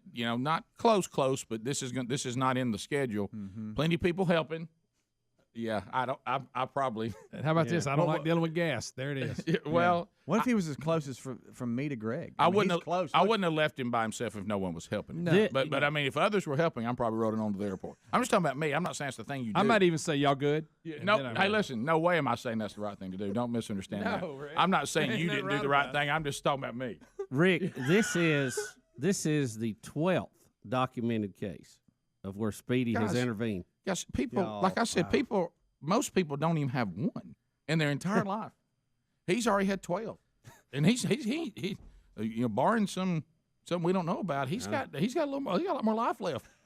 I mean, it's an incredible. You know how we always talk about. Do you want the quick list of these? Listen to this, Helms. I think you do need to recap everybody. All right, here's the thing that I want to be clear on. Like I actually have come back from the weekend with a conversation about Barry Sanders I'd like to have at some point. But let me say this. You know how we always talk about greatness? Yeah. I've got this new thing where I'll take these comparing of all these people, and the thing that I'm most impressed with, how much did they do in a short period of time? Yeah. Because sometimes this stuff, somebody went on for 6-7 more years than the other person. You're like, okay. Yeah. I mean, what Speedy's experienced in this short window of life is amazing. Do you agree? I mean, It's really too much for one person to deal with. It borderlines on like there's something. You remember that time I told you, I think he's setting it up. I don't know how. You know how I can't explain how a watch stops every time I put it on. I can't explain it, but there's something going on with me chemically. You call some things. I don't know what you're guys. calling. Tiger Woods had a 10-year run that nobody will ever see before. Speedy's had a similar run. He has. He has. I just hope it don't end up like he did for Tiger. I don't want to, belabor the point, but I do think hitting this quick list to remind us is important. No, I think there's new listeners out there that need to have this. Well, as I was coming in, I just say Speedy saves. Yeah, when I wow, when I came in for the kickoff hour and I heard it and I heard where this story was going, I said, not again. I said, this is I could tell where it was going. Yeah. You know how you can sense it? Oh, yeah. So we'll come back since that's fresh. We'll run the history. Now the guy was just stumbling all over the place. Tell me again how he was talking. Give me that. See, who does that ever happen to? Huh? I'm sorry. Oh, that's good. I thought you was talking about the referees in Game 4 the other night. So it's happened again. I was listening to the kickoff hour coming in, and now Speedy. Rick and Bubba's in Ohio. Rick and Bubba. Pass the gravy, please. Rick and Bubba. Ooh, it brings me to my knees. Rick and Bubba. I can't It start is 21 minutes past the hour of the Rick and Bubba Show. 866-WE-BE-BIG is our number. We thank you for being with us today. So let's talk Elon Musk. So we know that he's become the largest shareholder in Twitter, correct? Yep. Yeah, he owns 9-point-something%, which is 3 times what the guy who started it owns now. He only owned like 3%. Right. So. And it was reported, Rick, last week that he was going to join the board of directors. He was invited to join the board of directors, being the largest stockholder. Right. And it looked like he was going to do that. He was putting online polls up about, do you want an edit button? Do you feel like that we're, basically being fair in our coverage of things and who we censor and who we don't. Of course, most people did not like that part. And that edit button would be huge. And people are assuming that he's going to go on and these changes are going to happen.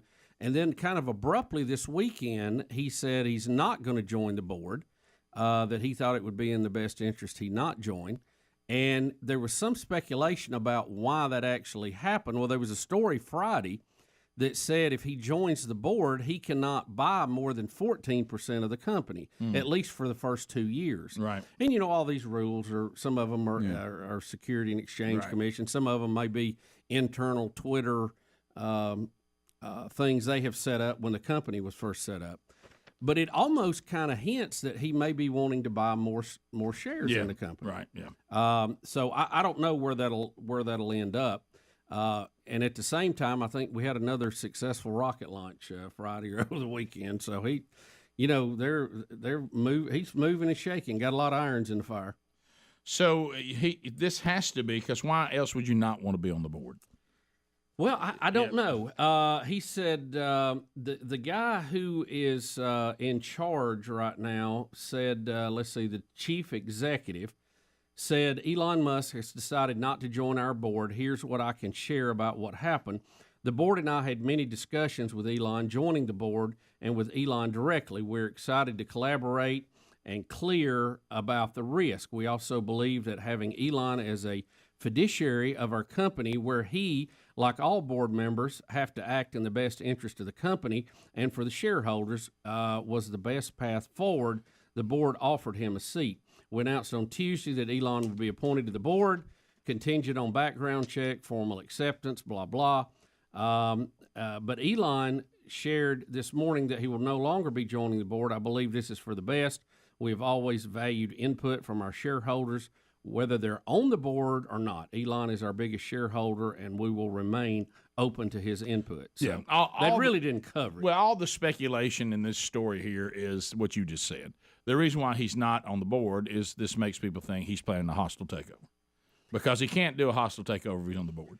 And he's also had Security and Exchange Commission problems in the past, which he is fighting with them some now. And it has to do with the fact that if you are on your CEO or an executive of a publicly traded company, and you get online media and start making comments that can raise or lower the stock price, you can get in trouble for doing that. In other words, you need to kind of act your role there a little bit, according to the current rules. Now, he's saying you're muzzling me. I should have First Amendment right to do that. So they're going to argue about some of that, and I don't know what's right and wrong about that, but they're obviously have a different view of it.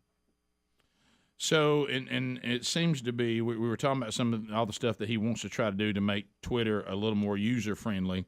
Looks like overwhelmingly the suggestions he's making people seem to want. Mm-hmm. And in this other story, they're saying that Bezos even responded to one of his polls. Yeah, well, which was should we turn in Twitter headquarters into a homeless shelter to where homeless can live there because nobody ever shows up. Right. They don't want to come back to work after they started working at home. And you're seeing this in the marketplace. Some companies are adjusting to that.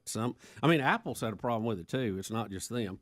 Mm-hmm. Rick, but on his Security and Exchange trouble, here's a quote on this or more of the story. Mr. Musk and Tesla in 2018 agreed to pay $40 million in civil fines for Musk, and Mr. Musk would have to have his tweets approved by a corporate lawyer after he tweeted about having the money to take Tesla private at $420 per share. Well, that caused a panic, and everybody started reacting to it. So, they really don't want you out there causing a panic in the stock price.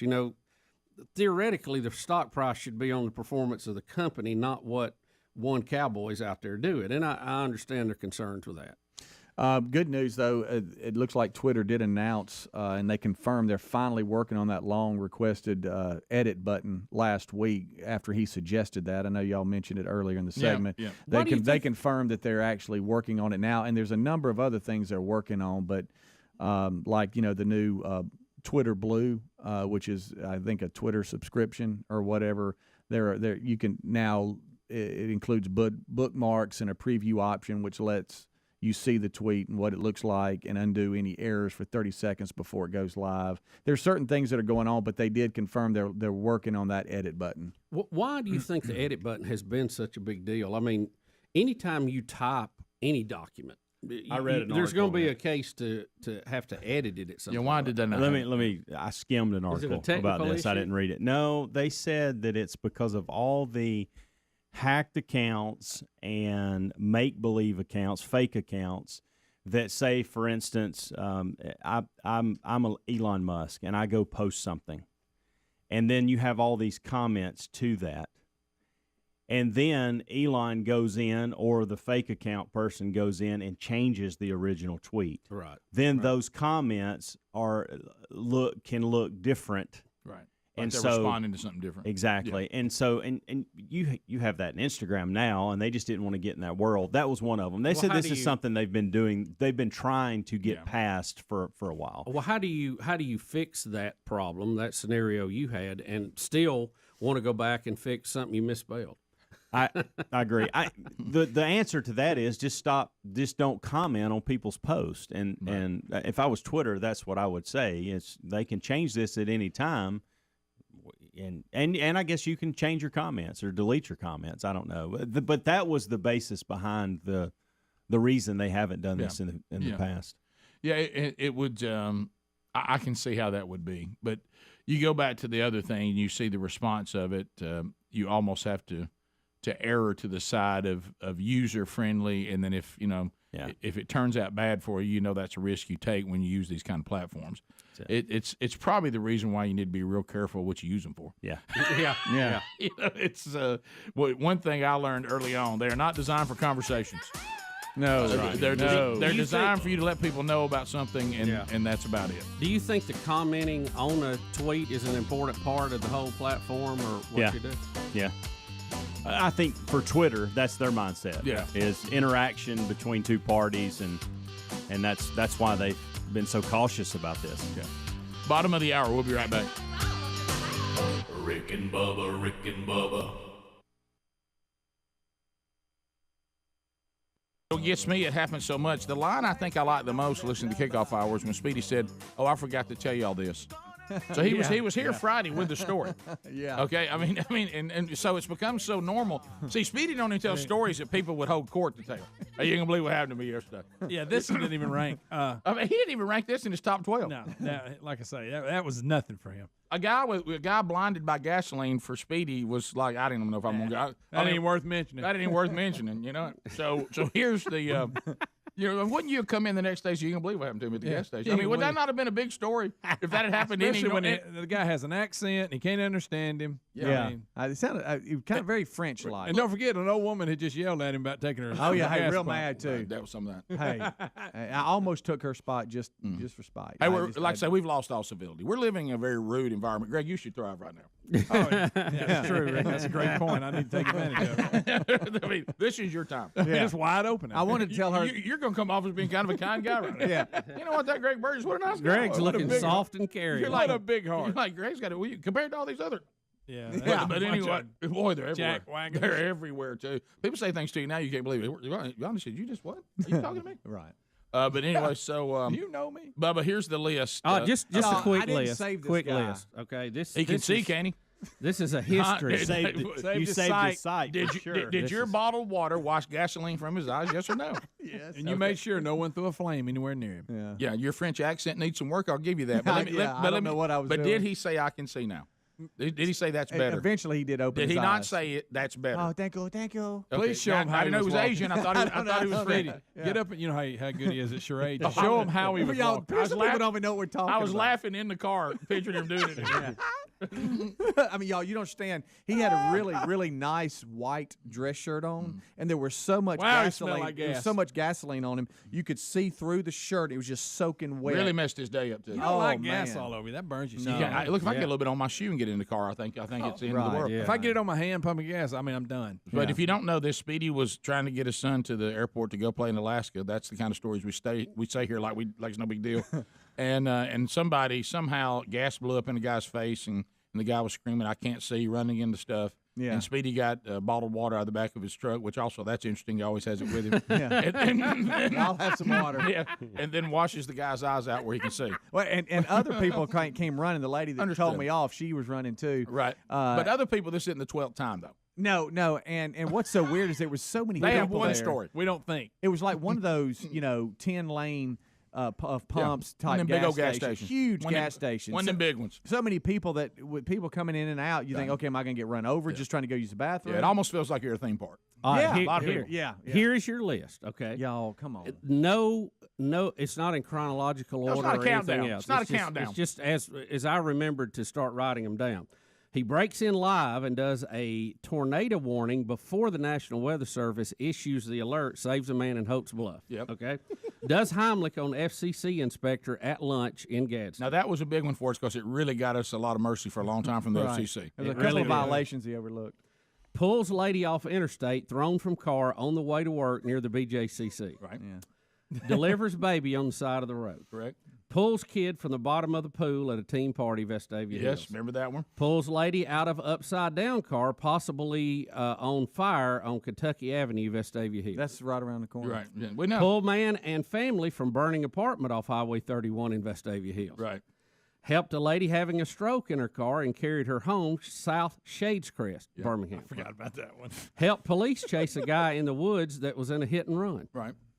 Jumped down to do there. CPR on Ryan Greenwood in the studio at 94.5. Right. Now, we don't know what's happening there.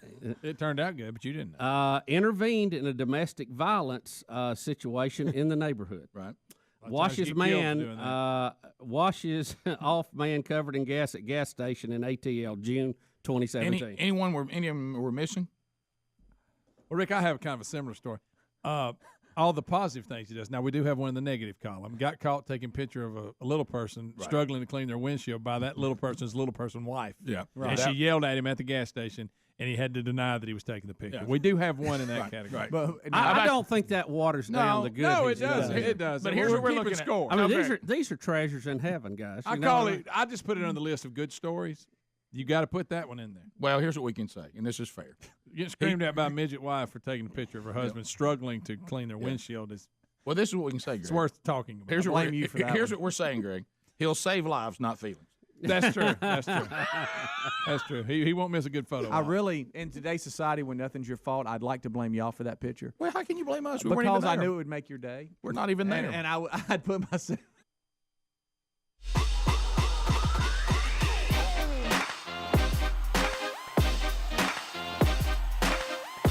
It is 35 minutes. 35 minutes past the hour. Rick and Bubba Show. Thanks for being with us. Another week has begun. SimplySafeBubba.com. And let me tell you, the SimplySafeBubba.com response has been incredible. And any time that somebody has taken the industry and gone in, kind of like we were just talking about with Twitter a minute ago. There was a flaw in the industry, and really this system was designed because there were some guys that had friends that had rental property that they couldn't secure because you weren't allowed to have a security system because they were so intrusive when someone was renting property to you. But so SimplySafeBubba.com then turned into just a better way to do security systems for everybody. And once again, it's being heralded as the best home security system. And we're only into month 4 of 2022, and they're already getting accolades from all over. Well, why don't you get your system today and make that move? SimplySafeBubba.com. That's SimplySafeBubba.com. You can also find a link at rickandbubba.com under the sponsors button. You do install this system yourself. With their sensors, you can protect the whole home or small business around the clock. They now have every door, every window, every room. It's got the best 24/7 professional monitoring in the business and ready to dispatch whatever you need. And now they've added outdoor cameras that are fantastic. Now, we're going to get you a free indoor security camera plus save you 20% off if you go to SimplySafeBubba.com. That's SimplySafeBubba.com, or find that link at rickandbubba.com. You find it right there under the sponsors button. COVID update.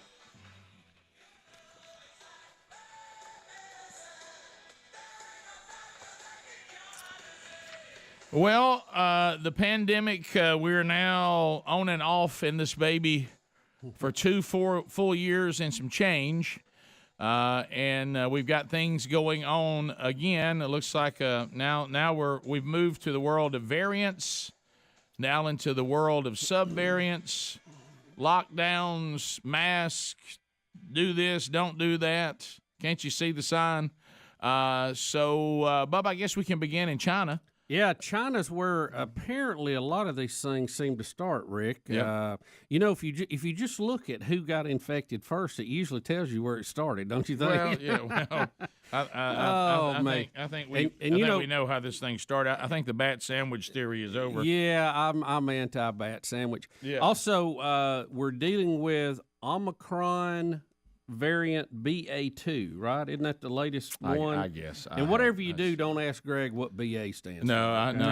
You better watch it. Yeah, and really, Greg, this one is so weak. I don't think it should be called that. You don't think it should be called something else? No, you want to call one that? Maybe CA. Hey, now if you want to call Alpha that, you could. Yeah. How does it get to stay as a BA1, BA2, and not get a whole new name if it's a variant? Great question, Bubba. Because I thought we were going through the alphabet. I know they haven't been very. By the way, consistent. we skipped a few to get to Omicron. They haven't been very consistent with this naming thing. Yeah, well, do y'all? I know this is a dumb question. I want to have faith in our healthcare system and the CDC. I mean, I'm the kind of person I need that, Rick. You know what I mean? Yeah, sure. I need to feel like they're on the up and up. But I feel like during this whole thing, it's just been kind of shady, don't you? Yes, Bubba. You know why I think it's been shady? Because it has. Anytime science becomes politicized, I never thought I would live long enough to watch disease become politicized. Yeah. And there's certain things you can say about it, certain things you can't, and then certain names we can say, some we can't. Certain groups got to wear a mask, certain groups don't. We got this, and even when something's been proven scientifically that it doesn't do something, we keep doing it like it's doing something that we've already proven it doesn't do. I just don't follow any of this. It's become so hard to follow, honestly, and I'm not saying this is the way you should be. I just have moved on. I realize that, as we're going to find out here, but let's start with China first. In Shanghai, yeah, people screaming out of their windows after a week of total lockdown, and they're not allowed to leave. Welded them in there. They're not allowed to leave their apartment for any reason. Listen, I'm screaming. Bubba, listen, I'm screaming. 5分钟前头，叫唤没几个了，现在突然之间，所有人都叫了。That's crazy. Yeah. Well, the people are going crazy. Absolutely. The people are going crazy. I know. Why would you? This is the joy of communism. You remember when the drone and the robot dog, they were telling them not to sing out their window? I have no idea what he's saying. He's saying these people can't leave. I want you to hear those. Where's the welder? When they solder your door shut, you can't get out. Yeah, how about that? Yeah, Bubba, how about you can't leave for any reason? You are not allowed to leave your apartment for any reason. What? For how long? As long as they tell you, Greg. Where's the they realize people are going to die, right? What if you're hungry? Apartment. Yeah, what if you run out of food? Well, now I saw a story yesterday where now the Chinese government. So this is how stupid this becomes. The Chinese government now realizes that people are starving to death, so now they've got to come up with a system to deliver food to people's apartments so they don't die in their apartment of starvation. Yeah, I'd take my chances with COVID. Starvation is probably the bigger issue here. Yeah. And being able to get basic things than actually dying of the latest subvariant. That's scary. I mean, I would think so, Rick. That's like something off a movie. You know, that's it really like is. it's not real. That's in the real world right there. If it's like you're watching a, I Am Legend or something. Yeah, exactly. I mean, it's sorry, I didn't bring up. We're soldering your door shut so you can't leave. Got a Will Smith update today. It's real odd. Yeah, very strange. Well, strange little starting family. to be concerned about Will's well-being. Mm-hmm. Well, yeah, I think Smith family, some birds, aren't they? Starting to see some evidence there. Yeah. A note to self: do not marry a witch. Okay. Yes. Check. All right. Now we get down to what's going on here. Fauci, which we've been saying this how long? It's problematic. Rick and Bubba. Fauci is finally going to concede that we have to live our lives. We've been saying this for how long? Good while. Yeah, because we were told. Remember the 2 weeks. Just give us 2 weeks. Yeah. If we'll lock down for 2 And look, weeks, we didn't know. Hey. We did not know at the time. Now we have 2 years of data, Rick. We know what we can do, can't do. We know how to attack this. We know how to treat it. Yeah. It's not the boogeyman anymore. Right. Okay. Yeah. So here we go. Let's now hear Fauci talking, admitting that we're never going to rid ourselves completely of this. So here we go. Oh, I'm sorry, my bad. This is not going to be eradicated, and it's not going to be eliminated. And what's going to happen is that we're going to see that each individual is going to have to make their calculation of the amount of risk that they want to take in going to indoor dinners and going to functions, even within the realm of a green zone map of the country, where you see everything looks green, but it's starting to tick up. So you're going to make a question and an answer for yourself, for me as an individual, for you as an individual.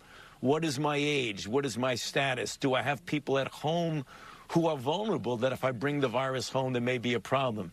So we're at that point where, in many respects, she's correct, that we're going to have to live with some degree of virus in the community. The best way to mitigate that, John, is to get vaccinated if you're not. It always gets back to the vaccine. Sure. Eventually, you're going to hear that. Look, we're done with we're never-ending shots, okay? And we're this. I don't want a vaccination every time I rotate my tires. Listen to this. Do you realize that the Rick and Bubba show that is hosted by a bunch of goodens, dandies, okay? And right here is me, Rick Burgess, the biggest gooden of all goodens. We have been saying that we are going to have to live our lives just like we lived through the flu season, just like we lived through fill in the blank, that we can no longer, every time something pops up about COVID or a number bumps up, that we shut everything down again. Everybody's got to make their own decisions in their individual life. You shouldn't live in a world where the high priest of health is telling you something that we told you a year ago. Okay? That he's a year behind. Like you said, I just don't trust these people anymore. I'm just done thinking that I need to listen to what they're saying because they've been wrong. So, look, I think you should listen to people when they have a record of intellect, expertise, and being right. And I know that Fauci probably does have access to expertise that he should give us better information, but he can't be trusted because he's riding dirty. Yep. He's been riding dirty on this thing from the very beginning. Why do we keep listening to him? But he's finally saying something that I don't know about y'all where y'all live and watch this show or listen to this show. Where I live, people have moved on to this a year ago. This is how the people in my world live their lives. They're living their lives as if they would live it with the flu season coming through every year. Don't mean that you're not careful. Doesn't mean that you act reckless. Well, but you can't not live your life. You can't be soldered into your apartment. Right? Here's what's going on in the people's lives and my people who do test positive. Hey, I finally got COVID. Which time did you get it? This is my second time. Okay. All right. Well, I'm not gonna be at work this week. Okay, that's Monday through Friday. All right, Monday I'm back. You feeling better? Yeah, I feel better. And everybody just moves on. When you're sick, go home, and when you feel better, come back. Yep. I mean, we can't. And this never-ending acting like a leaky vaccine. I tell you what you need to do now. Be sure you get yourself vaccinated. And why is that? Well, we think it. If you get it, that way you won't have as hard a time with it. So it's not going to keep me from getting it. No, but we think that it'll help you not to have a bad reaction. Maybe it will. Maybe it won't. But if you're healthy, now if you're not healthy, that's a game changer. But if you're healthy. I haven't seen that the vaccine makes a difference one way or the other. I think the minute you find out you have it, if you can get on the antivirals we have now, it's going to be a huge difference. That's what I'm talking about. You did and if treatment. If you get sicker, get the get the transfusion with the antibodies in it, monoclonal antibodies. They've reformulated that, by the way. Good, that was smart. Rick and Bubba.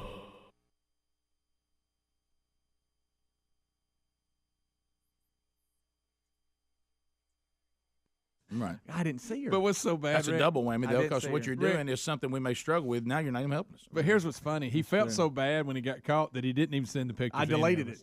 He didn't send it to none of us. So it worked. Yeah, it did. I felt bad. You should. I didn't see her. Not that that makes it any better. It really doesn't, because God saw it the whole way. He starts yelling, "Really? Really?" I will say this, and this is hard. This is horrifying. This is horrifying. Greg probably, what that did to Greg to know that picture was available, he never got it. Yeah, that's hurt. I could have had it the whole weekend. He needs saving right now. Right. But picture Thanks, back to Thursday. Picture you pull up to the pump. Right. Everybody's got to use the bathroom. Hey, I'm gonna top off while we're here, so we're not in the handle. Hey, there's not a lot of places to stop. We can take advantage of this now. And I don't no more get out of the car and undo the gas and turn around, and then it happens. And what's so weird is like it was like The Walking Dead. It's like he was like, I can't see. Right, yeah. Greg, and of course, now we have entertained too that Speedy may suffer from moonshine. Yeah, that he causes a lot of this stuff so he can How be do the I hero. cause it? I'm just living life. You threw gas on it. Nobody knew that. So I did. Okay. Nobody knew where that gas came from. Yeah, it could have been you. Or you messed with the pump. So Y'all, there was a lot of gas on that guy. His day was ruined. I'm talking about ruined. Oh yeah, whatever he had going. He had imagine showing up at a meeting. He had really, really, really nice, nice suit clothes kind of on. Where you just no tie, no coat, but suit bottoms, really nice. And you could tell he was going to a meeting or he was getting on a flight, maybe like Tyler was. Oh, they probably his pants were probably him, so he could wear it. Right. But look, he was in a big handle. Let's go back to this though. I heard him say, "Calais, boom, boom." Let's go back. Let's go back to this. Speedy claims he had a French accent. Something I couldn't figure it out. You know what that means? He was probably Cajun. But listen, let me tell Algerian. you. Let me tell you whatever his day was. You talking about how things do change your priority. He thought to himself, "This is the most important thing. What I got to do today is very important." When he went blind, he couldn't care less what he had to do that day. He just wanted to see. No. And at first, when our perspective just completely changes. Yeah, I got to get my sight back. You don't care how much gas you got on. You don't care about your suit being ruined. Nothing. You don't care about missing your appointment. No. You're just like, I just don't want to be blind. It's tough. It's a tough deal without that. Yeah, and how about this? About the only piece of like towel that I could find in the car. I think somebody had blown their nose in it. I'm not sure. You don't even care about that? Just grabbing you don't something. care if you got gas. I was just grabbing. And how much water did you dump? At one point, he was trying to pour the water and keep it off of him, and then it got to the point where he was just underneath it, like he didn't care. Because he wanted to see. That's why. Yeah. It was a couple bottles, a couple of 20 ounce. He couldn't care less. He, like we all said in kickoff hour, he'll go, I'm a coach who just won a championship. Dump as much as you need to on me. That's right. Give me the bucket. Give me the bucket. I cannot see. And you know it was burning. Oh, yeah. Bottom of the hour, we'll be right back. More Rick and Bubba right after this. Rick and Bubba, Rick and Bubba.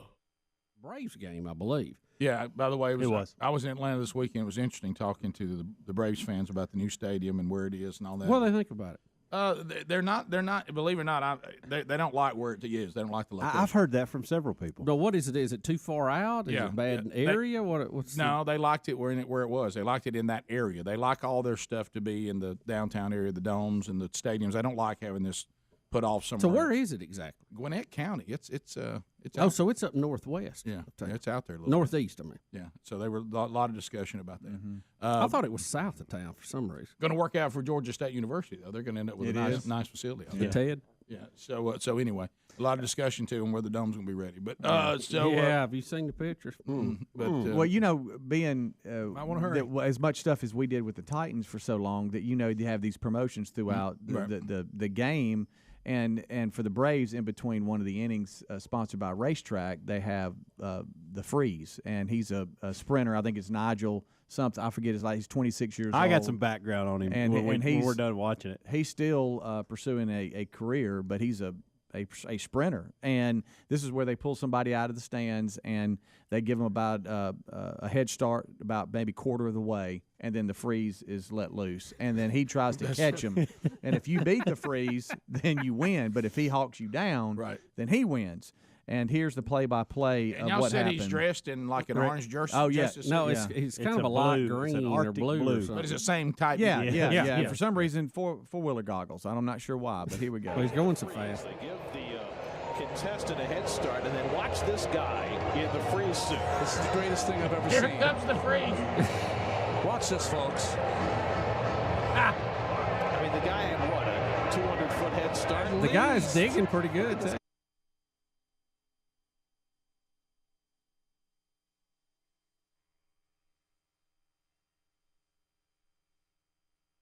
All right, so now, this thing seemed lower today, this microphone? Yeah.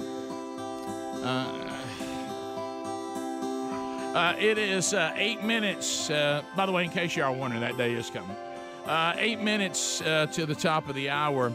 I've been so far extremely excited and upbeat about how calm I've been, because that shows growth. But the fuse is not completely gone. It's just longer than it used to be. So, but it's still there. You know, remember the thing, slow to anger doesn't mean to never anger. 8 minutes to the top. So the other thing that's come out on the bizarro of the ongoing pandemic, and Bubba, I know this is one thing that's aggravated you too. I'm okay with the fact we've been at this for over 2 years, but what I'm not okay with is the things we've learned. There are people that act like we haven't learned them. Now that part I don't understand. Well, this is what drives me nuts. Okay, and this is one of the reasons I always love science. You know, I wasn't a great English student, as y'all know, obviously. Right. But I hate when they would say this is a rule, but here are the exceptions to it. Right. Well, if there's a bunch of exceptions, it ain't a rule; it's an average. And I wish they would have just called it. So I did find solace in science, because most of the time science is science. I mean, we have cutting edge technology that they're working out, but you know, if you have an issue in science, you ought to be able to do the scientific method and work that out, and then other people ought to be able to duplicate it, and we come to consensus, yes, this is this, or no, it's not. Right. All right, so let's talk about things that we do know. Survival rate, I mean, the latest CDC, the latest 99.8% survival rate. Let's now that we know. We can round it and say worst case scenario, COVID will take 1% of the population. That's worse, and that's not even a fair rounding, but that's as bad as you can make it. And some of our friends and people we love were in that 1%. And it's bad if you are. But I have buried a lot of people in my life, unfortunately, and it really didn't matter what took their earthly life. I was sad every time. Yep. Now I was thankful for those that were redeemed, because I knew for them, you know, we don't mourn like those that are lost, that have no hope. Now let's get into if all these things that people make us do need to be done for the welfare of the people of our country. If the same people that this is what is weird, the same people that love lockdowns, they love masks, they love all these things. It's vaccine this, vaccine that. You're here for your oil change. Can we get a vaccine before you leave? You're evil if you don't like our vaccine. They leave the southern border open, and they're about to make it even worse. Mm-hmm. I don't understand that. If you can't have an open border with people pouring in from all over the world, if you truly are concerned that COVID is a thing that if we don't get a handle on it, it's going to be the end of time. If that was the case, you would be gridlocked on the border, and people would not be allowed in here, and you would at least try to figure out, if you believe that the vaccine is the end all, you would at least want some idea whether they're vaccinated or not, or you would want to know whether they have COVID or not. So you would want to know that. So the open border thing takes away all credibility. But we do have, I mean, that can't be. Those two things are mutually exclusive. You can't. But isn't it weird that the same political view that loves the open southern border seem to be the most terrified of the pandemic? Well, I can't even follow that. Well, that's an argument. That's an I argument. should be open border. Yeah, I should be the open border guy. There's Who an cares? argument going on right now in Congress that says, look, we got to decide, is this bad and getting worse or not? Right. Because we've got to have some consistency in what we're doing. You can't tell people to lock down and mask on one side and open the border on the other. That is completely asinine. New study outgraded states by how well they handled the coronavirus pandemic and all the restrictions that followed and lockdowns, showing a stark contrast between the liberal and conservative states. From this study, we see that New York, California, New Jersey, and Illinois were the worst in dealing with the coronavirus, performing poorly on every single measure. Shutting down their economies and schools was by far the biggest mistake that governors and state officials made based on what we know now during COVID, particularly it says in the blue states. So if you were in a state that believed the answer to this was to shut everything down, including the schools, over 2 years since we started getting information, we have understood that was not the way to go. The states that seemed to be all about that were the states that performed the worst. And who performed the best, Rick? States like Utah, Nebraska, Vermont, Montana, South Dakota, and Florida, all governed by Republicans, received the highest scores in the study. So keep in mind, too, that Florida is doing well. And with Florida, now listen, you talk about a high population of elderly people. I mean, when you look at Florida, just by demographics, ought to be higher. Yeah. And you look at what California did and what Florida did, and you really come out that California and Florida, there's just not a lot of difference. You know, and except one state was people were free and living their lives, and the other state they were shut down like they're in China. And that shutdown stuff didn't do anything to make anything better. The study, so stop doing it. The study found it's okay to try it. The study found no correlation in those states that enacted stringent travel, vacation, and dining restrictions that they had any correlation to lower death rates. Listen to what Bubba's saying. The study verifies what other studies have found. Locking down businesses, stores, churches, schools, and restaurants. Listen, let's learn this today. Had almost no health outcome across the states. It played no role. No role. So these lockdowns don't work. They don't have an impact. Now they have a tremendous economic impact and negative mental health and what you're doing to these young kids that are trying to get an education. Do not shut down schools. Do not shut down the economy. Do not. The damage it does is by far worse than any help it gave the people health-wise. And that's not political. That's 2 years and 2 months. Say 2.5 years. Yeah, something like that. We stop doing things that we now know do not work as far as health is concerned. Now, do they cause damage? You better believe they do.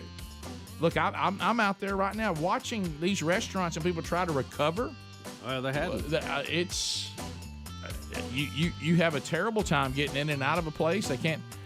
Apparently, bus boys are gone. They don't even exist anymore. Top of the hour. We'll be right back. Rick and Bubba, Rick and Bubba.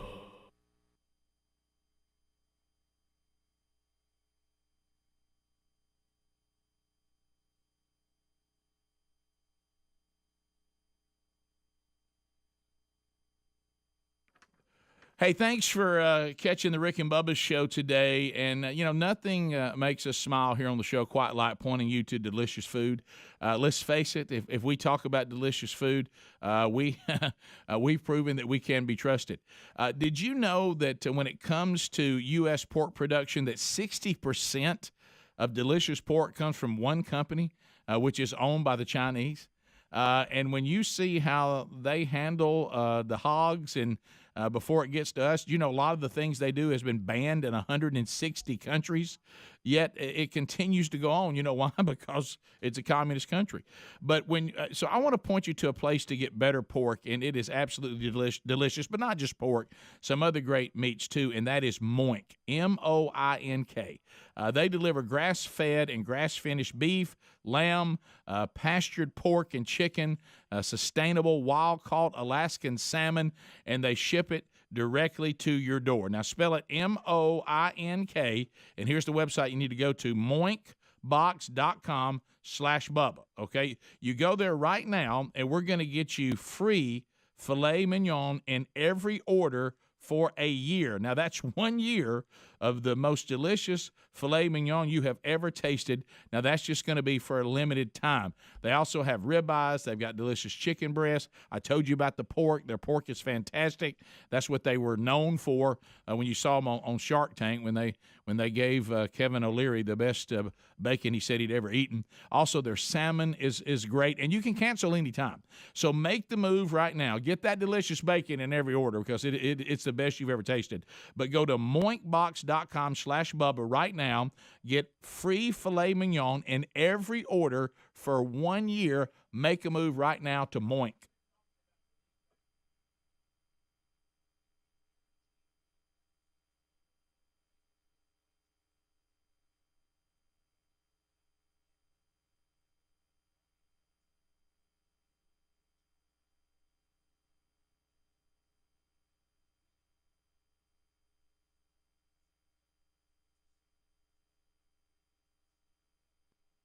This guy is beautiful. Watch him, Rick. Look at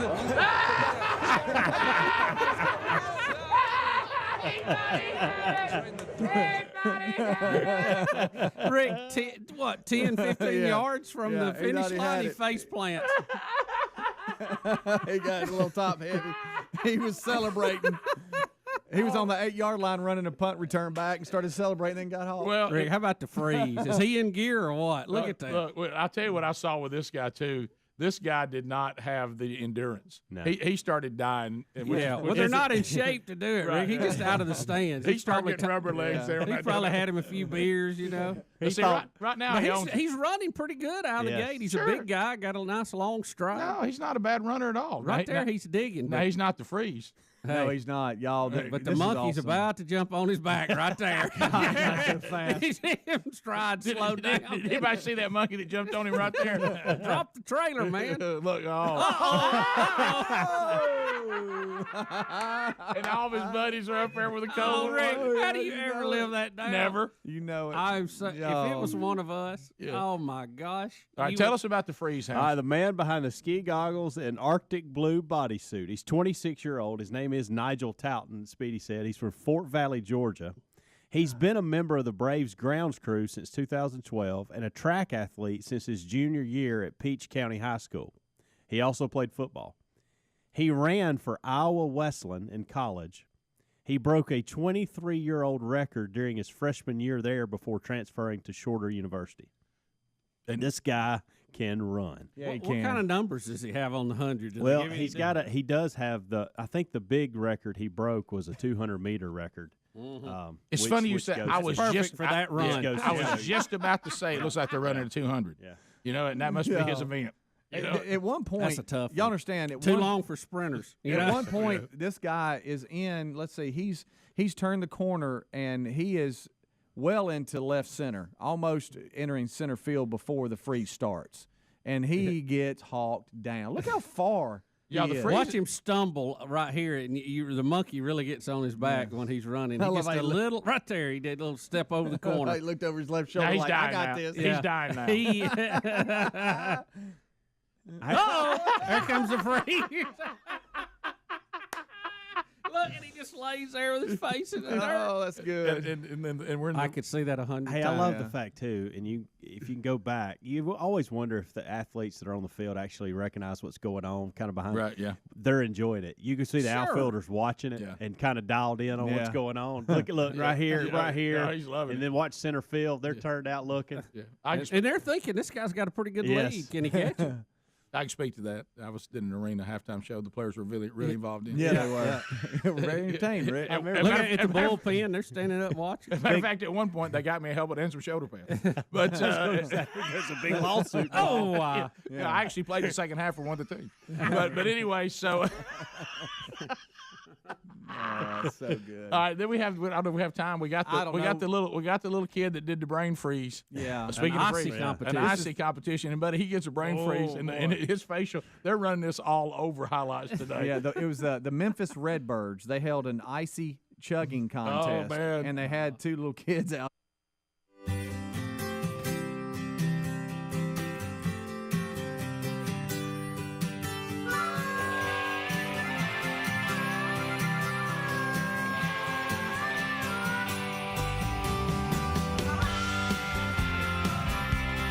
Six minutes past the hour. Rick and Bubba Show. Thank you for being with us today. Speedy, the real Greg Burgess, Helmsy, and Eddie Van Adler, all here today. Also, we want to say congratulations to Rick and Bubba affiliate WMFC, Monroeville, Alabama.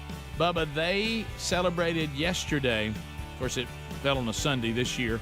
It wasn't a Sunday then. They celebrated on Thursday. It actually was, because all radio must start on a Thursday. A lot of people don't know that. On April the 10th in 1952, WMFC went live in Monroeville, Alabama. 70 years of broadcasting. How about that? That's cool. It started AM, now FM and AM, and the Stewart family has been in the ownership of that facility the whole time. And congratulations, 70 years. That's amazing, isn't it? I want you, like you said, the thing that was incredible, 70 years is enough to celebrate on its own. But to your point, that second point, that they remain locally and independently owned by this family the entire time. Yeah. Now, that may be that feat right there. That's something else. That's a dandy. So, and everything went great for them until they put this show on. No, right. Well, It's, you guys. You know, there's a lot of second guessing, but no, we love Monroeville. They've done a great job. Yeah, And man. What an honor to be on such a legendary frequency. Well said. Well said. Thank you. It's Monday all day today. Hit the tab. I've done the exact same thing. It gets so bad you have to close your eyes and concentrate to try to pull it back. Yeah. I've been there too. Like, I can't get it back in the road. Yeah. Because it's almost like these new cars now that always make noise if you get out of your lane. I hear it beeping. I just can't get it back in my lane. I know. It's so true. I know what you're saying. By the way, lane assist, I mean, you don't have to drive for me. Can I drive a little? Hey, by the way, it's ridiculous. By the way, if you rent a car and it happened, because y'all know this. Yeah, gosh, this has been the MO on me the whole time y'all known me, and it's 100% true, is that I don't pay attention. So you think I listen to what anybody's telling me when I'm getting in a rental car? No. Yeah, okay, thank you. Yeah, I got it. Hey, okay, it's okay. Here we go. And before you know it, I'm driving out. I don't even know where the gate is, to get out. And so anyway, I've driven these newer cars that make the noise on the lane thing. Right. Say, I don't. Yeah, you can turn that off somewhere. Well, and I realized this because I found it out again. Well, apparently there's certain models of automobiles that vibrate the steering wheel. Yeah, you could. Didn't know that. Too. Didn't know that. And so would have Meant to been wake you up. Hey, would have been a nice heads up before I drove out. That they probably gave you, but you weren't paying attention. Yeah, I'm sure they were talking to me about it. And we're driving, and all of a sudden I'm talking to Sharon, like, I said, man, what in the world? I said, man, something's going on in this car. And she's like, what are you talking about? I said, you're not going to believe this, but the steering wheel's vibrating. And she's like, what are you talking about? I said, every now and then it'll, there it goes again. And I was like, well, do you think something's wrong with this car? And she was like, do you think we need to pull over? I'm like, nah. You think I'm gonna pull over? And I said, nah, it'd be good. Hey, and then I couldn't connect it. I couldn't connect it to anything because, I guess the road I was on, I couldn't. Some of them are painted pretty good, some are not. Yeah. And I didn't really know. I didn't think I was out of my lane or whatever. Do you ever sometimes disagree with the car? Yeah, I think you're incorrect. I disagree. I think I'm good. What about my truck? When something walks behind it, hit you on your seat. Yeah. When that first happened, I wasn't sure what was going on. Yeah. So your seat vibrates. Oh yeah. No, mine If it's just to the side, it'll go which side it is. Mine just makes a If noise. you're changing lane.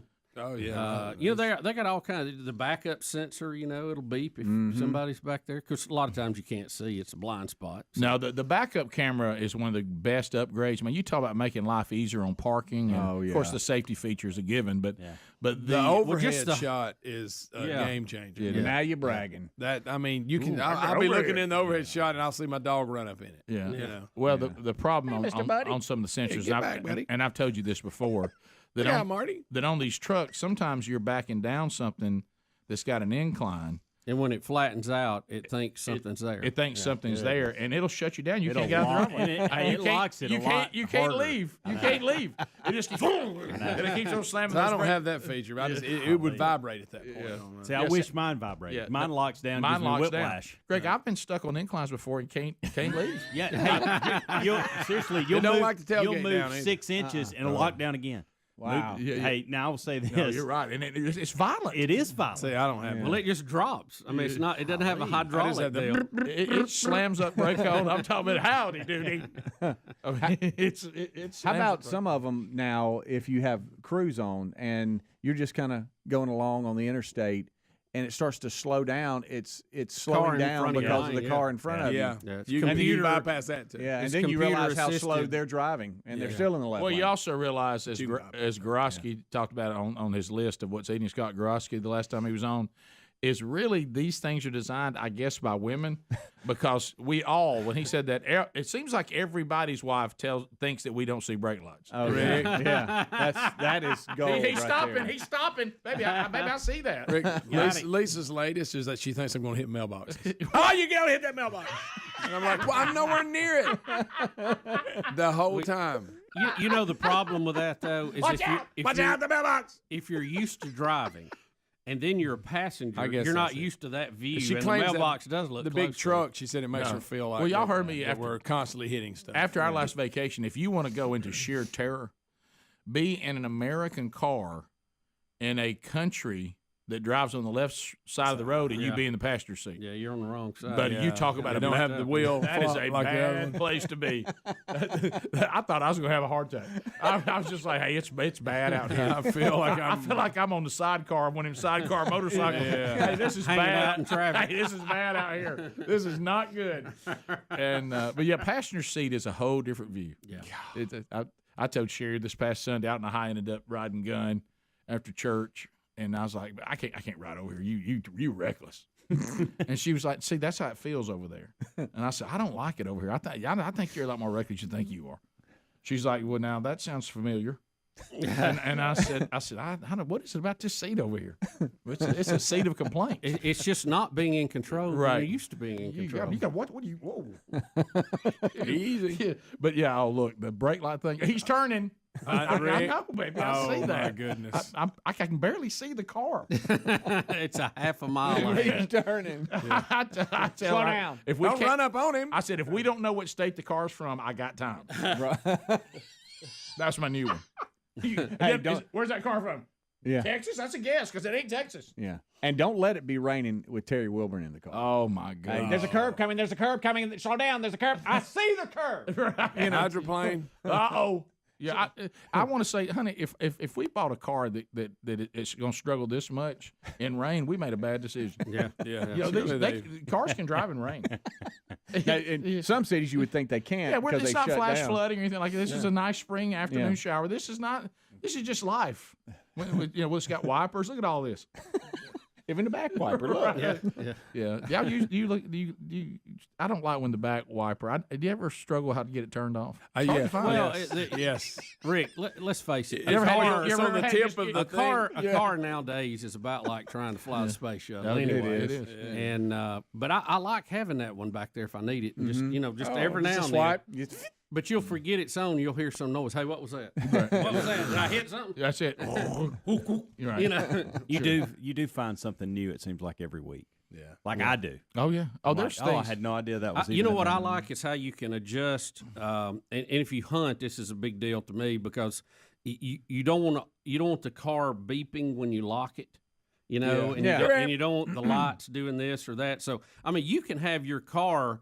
You know, where when you open it, it's going, hey, I'm over here, or you can just have it quiet. You know, and all these said, do you want the lights to flash? Do you want the horn? I know it. I mean, you got so many options. It takes a while to get through all that. Right. Yeah. Do you ever wonder sometimes if you're in your car, and help me with this because all cars have this now modern, the auto set for the lights. Is there a need for the other settings? I know. Why would you ever need? Well, the now other you mean settings? auto like on or off? No, it'll Or brighten. bright or It'll dim? brighten dim. Both. when It it's does. on. It does it all. I'm talking about like the lights come on when they need to, and they go off when they need to. Yeah, you're talking about they taking bright, off the They auto bright light. on their own and they dim on their own. Why do we still have the other options? Why Well, would you- because some of us like to drive with our lights on for safety. what would come it would And come they're on. just regular daytime. Well, most have but in daytime audio, on. it comes on in daytime too. Yeah. Well, They don't ever really go off. you mean it? Basically, what you're saying is they would just stay on all the time. It looks like that's what they do in auto mode. Well, I think you can. I think it'll. The auto I've had, they would come on at dark and not be on. I in the think daytime. mine too. The auto I have, they seem to come on if it gets cloudy. They come on. You know, I don't so know how that rain. bright I don't know dim. how rain affects it. yeah, I don't either. that Yeah, it has automatic a bright setting to dim. it. I Yeah, that's love. awesome. Yeah, I got. Of course, then when I drive one that's not that way, I blind everybody. 'cause Yeah. I'm- Well, I've had, I forget to dim it. I've had to tell everybody, and I'm gonna say this, for the last time. Sorry. In the lift kit, What? Stop flashing me. I'm same way. I'm not. My lights are not bright. Yeah. I love when someone flashes me and my automatic goes dim, like it's already gone dim before. And I realize they flash me after it. And I'm like, you didn't see it go down? I mean, what are you doing? Some of y'all overact. I think there's people that like to flash at you. I do. Yeah. Well, sometimes I hit them with a high beam just to go, see, you don't know what you're talking about. I know, and we shouldn't do that. And we shouldn't do that, but I do. Well, no, I think you're showing them that, hey, I am on low. Yeah. Yeah, but probably not supposed to do that, though. Especially when we're crossing each other on right two when lanes. they get to you. Right. Yeah. How about that right there? That's bright. Oh, you worried about bright? There it is. That's bright.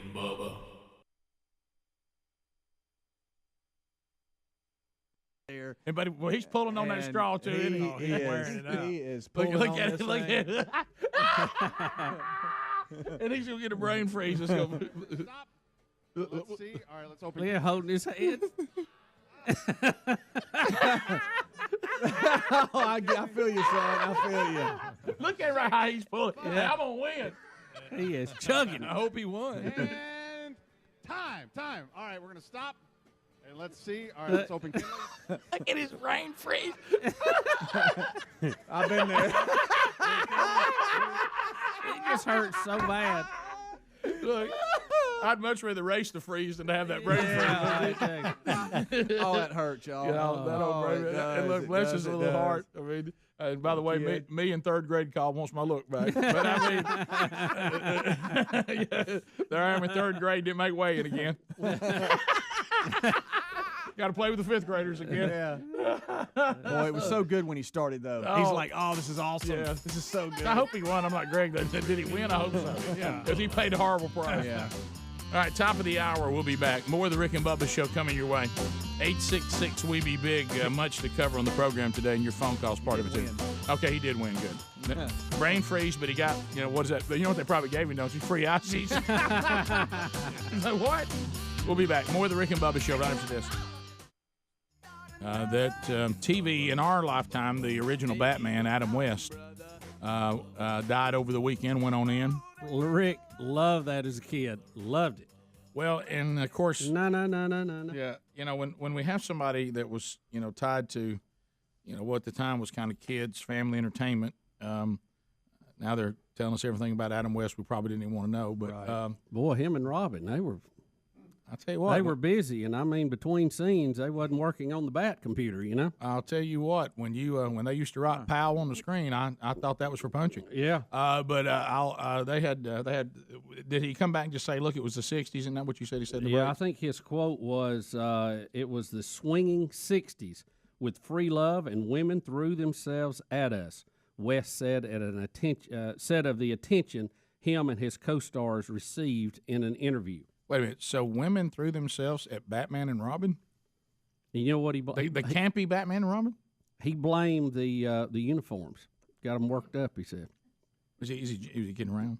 I mean, I think he just said they were tight and they got everybody's attention. Well, how about that? Mm-hmm. Yeah, we go back and, all these shows we watched as kids and thought so much of Batman and, Gilligan's Island. We hear a lot of the Partridge Family, the Brady Bunch. All the things going on behind the scenes are just horrifying. They're horrifying. On all of them. Yeah. Now, Rick, they said, I really can't go into some of the details they're giving about this, but Adam West's good friend was the guy that played the Riddler. And they said there was a get-together one night where I saw that. Adam West walks in. The Riddler's already there at the party, okay?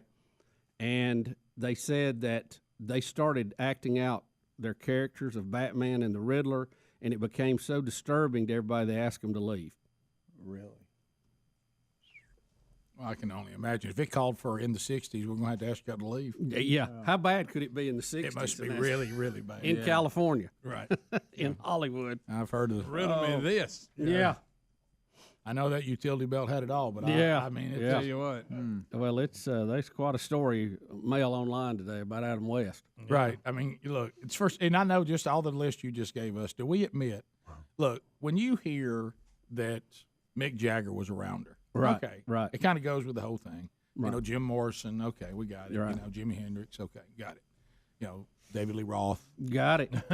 But then you throw Adam West at us. Adam West. You know what I mean? And Robin, too. Don't forget that. Burt Ward. And Burt Ward. Look, there's the party of Riddler. There's the Riddler. and it was a fun. He was my favorite villain, by the way. Yeah. That sounds like he was a lot of people's favorite. Well, yeah, and the Joker. I forget that guy. He was some big guy. Caesar Romero. Caesar Romero, that's right. And there's Meredith Burgess. Burgess. No, you got it backwards, but it's Burgess Meredith. That's yeah. right. Anytime somebody has two last names or they flip the last names, it's a tough. Yeah, well, I was doing it with a comma. Yeah, right. And I don't remember who played Catwoman. Oh, I don't know even that is. know about stories on That's her. the one she played with Barnaby Jones later on, and she was a Miss America or a runner-up.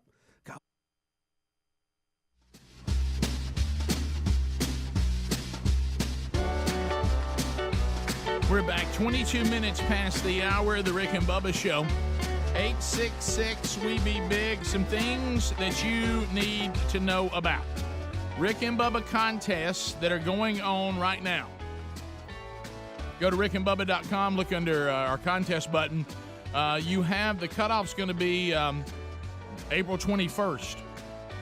Register right now to enter your mom in the Rick and Bubba Dr. Dudney Fix Mama's Mouth contest. $16,000 value. And how about you enter your mom if she needs her mouth fixed? And you can see all the details at rickandbubba.com under contest. Also, the USFL will kick off this weekend. Protective Stadium is the kickoff game.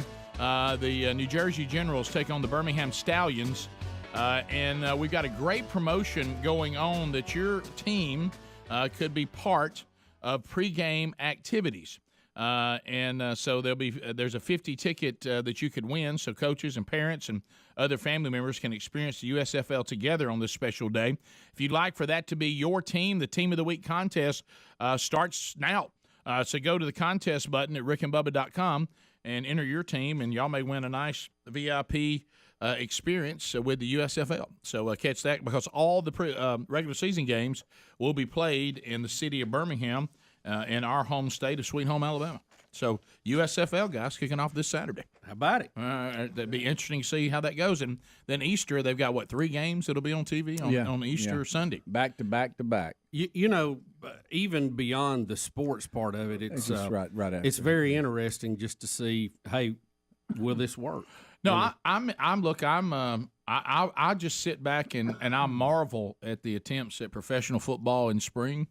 Just watch all the different ways to try to make it work. And we'll see if this format works. Yeah, and I think as they move on, I think they'll make adjustments during this year. I mean, this is trying to get it all worked out, so there'll be some changes, I'm sure, mid-season with different rules and things. So it'll be interesting to see if they can pull it off. They said they got a better arrangement than the other ones have had. We'll see.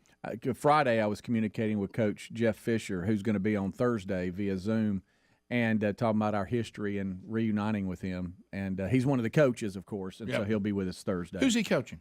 Rick, you asked me. Michigan? That's right. The Panthers? Yeah. Boy, Greg. Mm-hmm. That boy, Greg. Quesadilla and all. That's where we need. You got that right when you were coming to the hot sauce. How's that salsa? The salsa good?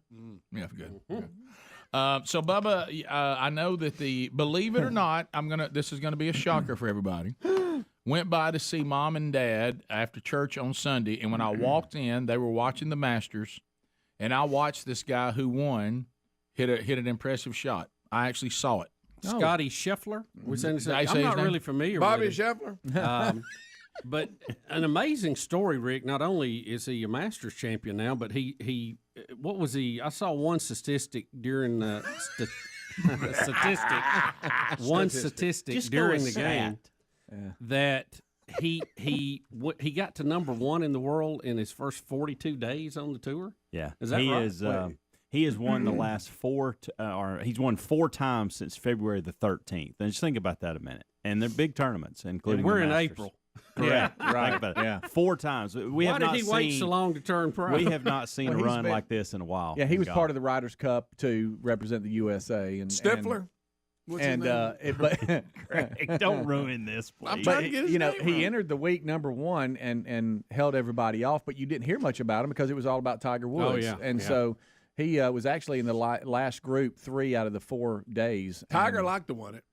Yeah. Yeah, she's going to keep showing the fact well, he's eating now, so Greg, my favorite is when the shot hit that we saw, and Sherry looked over. She goes, "Is that Tiger Woods?" And I said, "Baby, let's get a close up on this guy here." Oh no, I guess that's not him. I said, "No, that's not Tiger Woods." Yeah, I didn't. But that was a good shot that guy made. I saw the one when he was like, I think 9 under when he went to 10 under, and he hit that shot where he came up and got on the green and it went right in. Okay, it was on number 3. That was a big pivotal moment because Cameron Smith had actually made a decent little run, who was in second, and then this could have went either way. It could have been Bobby Scheffler who did it. It could have run. It could have run by the hole, and he would have looked at bogey, and it'd have been a couple of shot swing, or in your case, you saw it go in. And he had velocity on it. It did. It was going to run by. Yeah, here it is showing right it now. Chipped it into the bank. At this point, right here, that was a big one there. But it's a great story that Helmsy talked about during the kickoff hour. Between, share that again. Talking about Scheffler and the guy that's on his bag. So, and Bubba loves the term on the bag. On his what? Meaning caddy. He's carrying his bag. He's on the bag. Well, no, that's this Rick, this is terminology. Please, I'm not going to allow on the bag. Well, I'm not allowing that. I'll try to work around Stay away it. from Okay. Rick, to me, that's I'm a base runner, and the coach saying, "Get on the bag. Get on the bag. Don't lead off." I can go worse than that. I know. So Scheffler, and Rick, you'll love this story. Scheffler is he loves Jesus, and Make fun of that, and he's Greg. very open about it. Right. Who, Scheffler? And how he and Teddy Scott, who was Bubba Watson's caddy, is that better? Caddy. Yeah. We'll stay on it's that. 1,000 times better. We'll stay there. So he was Bubba Watson's caddy, and Scheffler and Ted Scott met at a Bible study years ago when they first got on the tour. And so when Bubba Watson and Ted Scott split up, Scottie Scheffler called Ted Scott and said, "Hey, I know you're thinking about retiring and giving this up for a while. I want to work with you. I want to work with a Christian." And so they connected, and he's been the caddy. And this is his 3rd Masters win, by the way, Teddy Scott's, 2 with Bubba and now 1 with Scottie. But here's the story that really, in the press conference yesterday, and of course, you're not going to see this in mainstream media. A press conference after he wins yesterday, he's talking about having a long morning because when you're in the lead, you're not teeing off till later in the day, and so you actually they even talk about, hey, we try to stay up a little later so we can sleep in and not walking around too much. Anyway, he started talking about, I don't think I'm ready for this, and it was a conversation with him and his wife. And this tell you all you need to know. He said, God is in control. The Lord is leading me. And if today is my time, then it's my time. But if I shoot 82 and lose this, then somehow I will use this for His glory. That tells you all you need to know about this young man. Takes a little pressure off of you. And sometimes the latter is the more impactful. Yes. Yeah. We'll be right back. More Rick and Bubba coming up. Rick and Bubba, Rick and Bubba.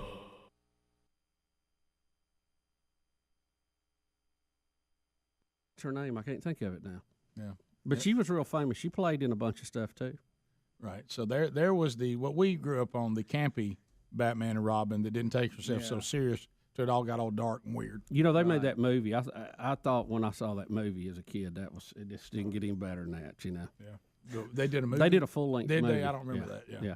I remember Batman running up and down the dock with a bomb that was about to go off. Wait a minute. I think I do remember and that. everywhere he starts to throw it in the water, something's going on. Yeah. You know, like kids in a kayak, and he goes to another, and there's a bunch of ducks, and he can't decide, and you think he's not going to get it. You know what? I confused that with one of the Monkeys videos. Yeah. You know, Rick, it's funny. No, I think it's funny. I think they had the same scene in the Monkeys, and it may have been a takeoff of the Batman. Might have been. May have been. So Adam West died how old was he? 88. Went on in. And now we have to hear all this. Yeah. Good night. I just seem not have heard all that. Right. Good night. Look at that. Who would have ever thought, seriously, honestly? Of all people in all the shows that you thought would have been around her, David Cassidy, Keith Partridge, you might see that, sure. You know, because he played a singer. It kind of went with it. Yeah. You just wouldn't think it's Batman. Not campy Batman. No. Who would have ever thought that there was more partying and more debauchery in that version of Batman than when it became the Dark Knight? Yeah, I know. I know.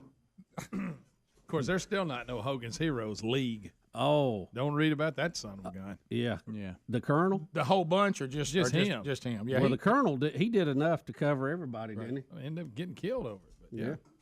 But I love that show. Gosh, that was good. You don't want to see that movie. What? I don't. Greg Kinnear plays him in a movie.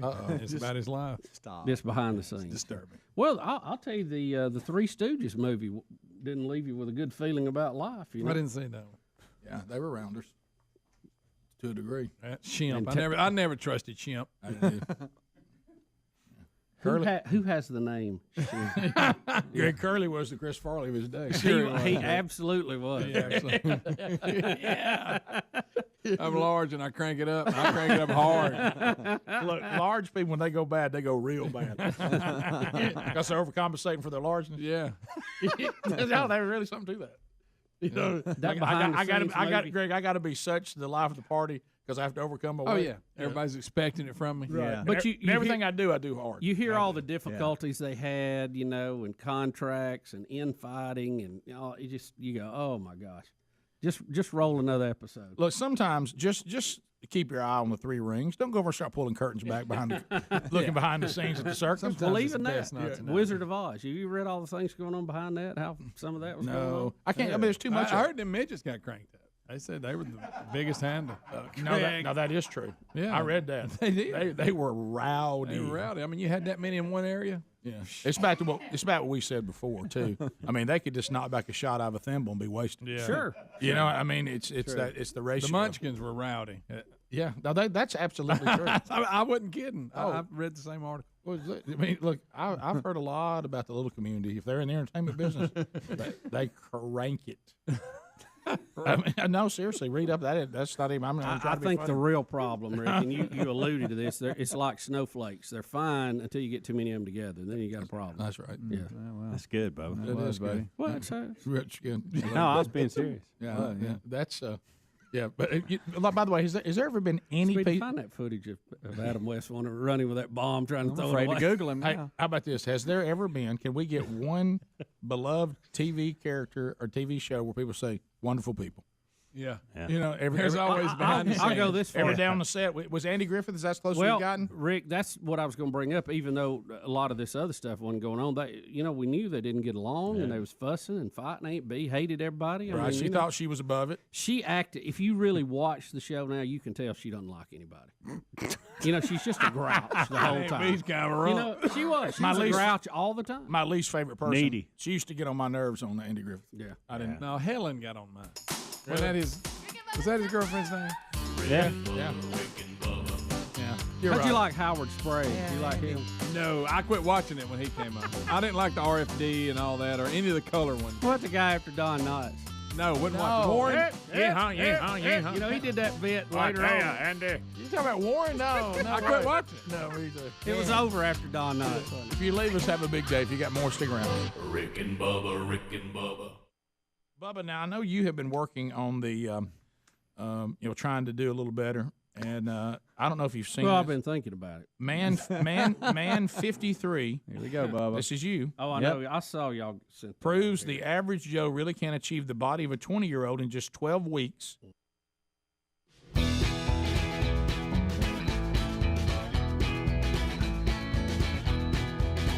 To the people we go. We open up all 10 lines, and it's time for you to roar in here to start the week. First time we've had a chance to talk today. 866-WE-BE-BIG is our number. Make a comment, ask a question, bring information to the table. You're now running the program. The program is yours. We're taking this program, 28 years of it, and we're just handing it to you. And we're saying, why don't you decide what we talk about right now? 866-WE-BE-BIG is the number, and lines are available. And if you move now, you'll get in. Let's talk about fuel cards. Let's be honest. Your vehicle, wherever it fills up, it doesn't really care where that is as long as it gets fuel. So whether you're driving all over the country or locally, your truck or company vehicle just wants to be fueled.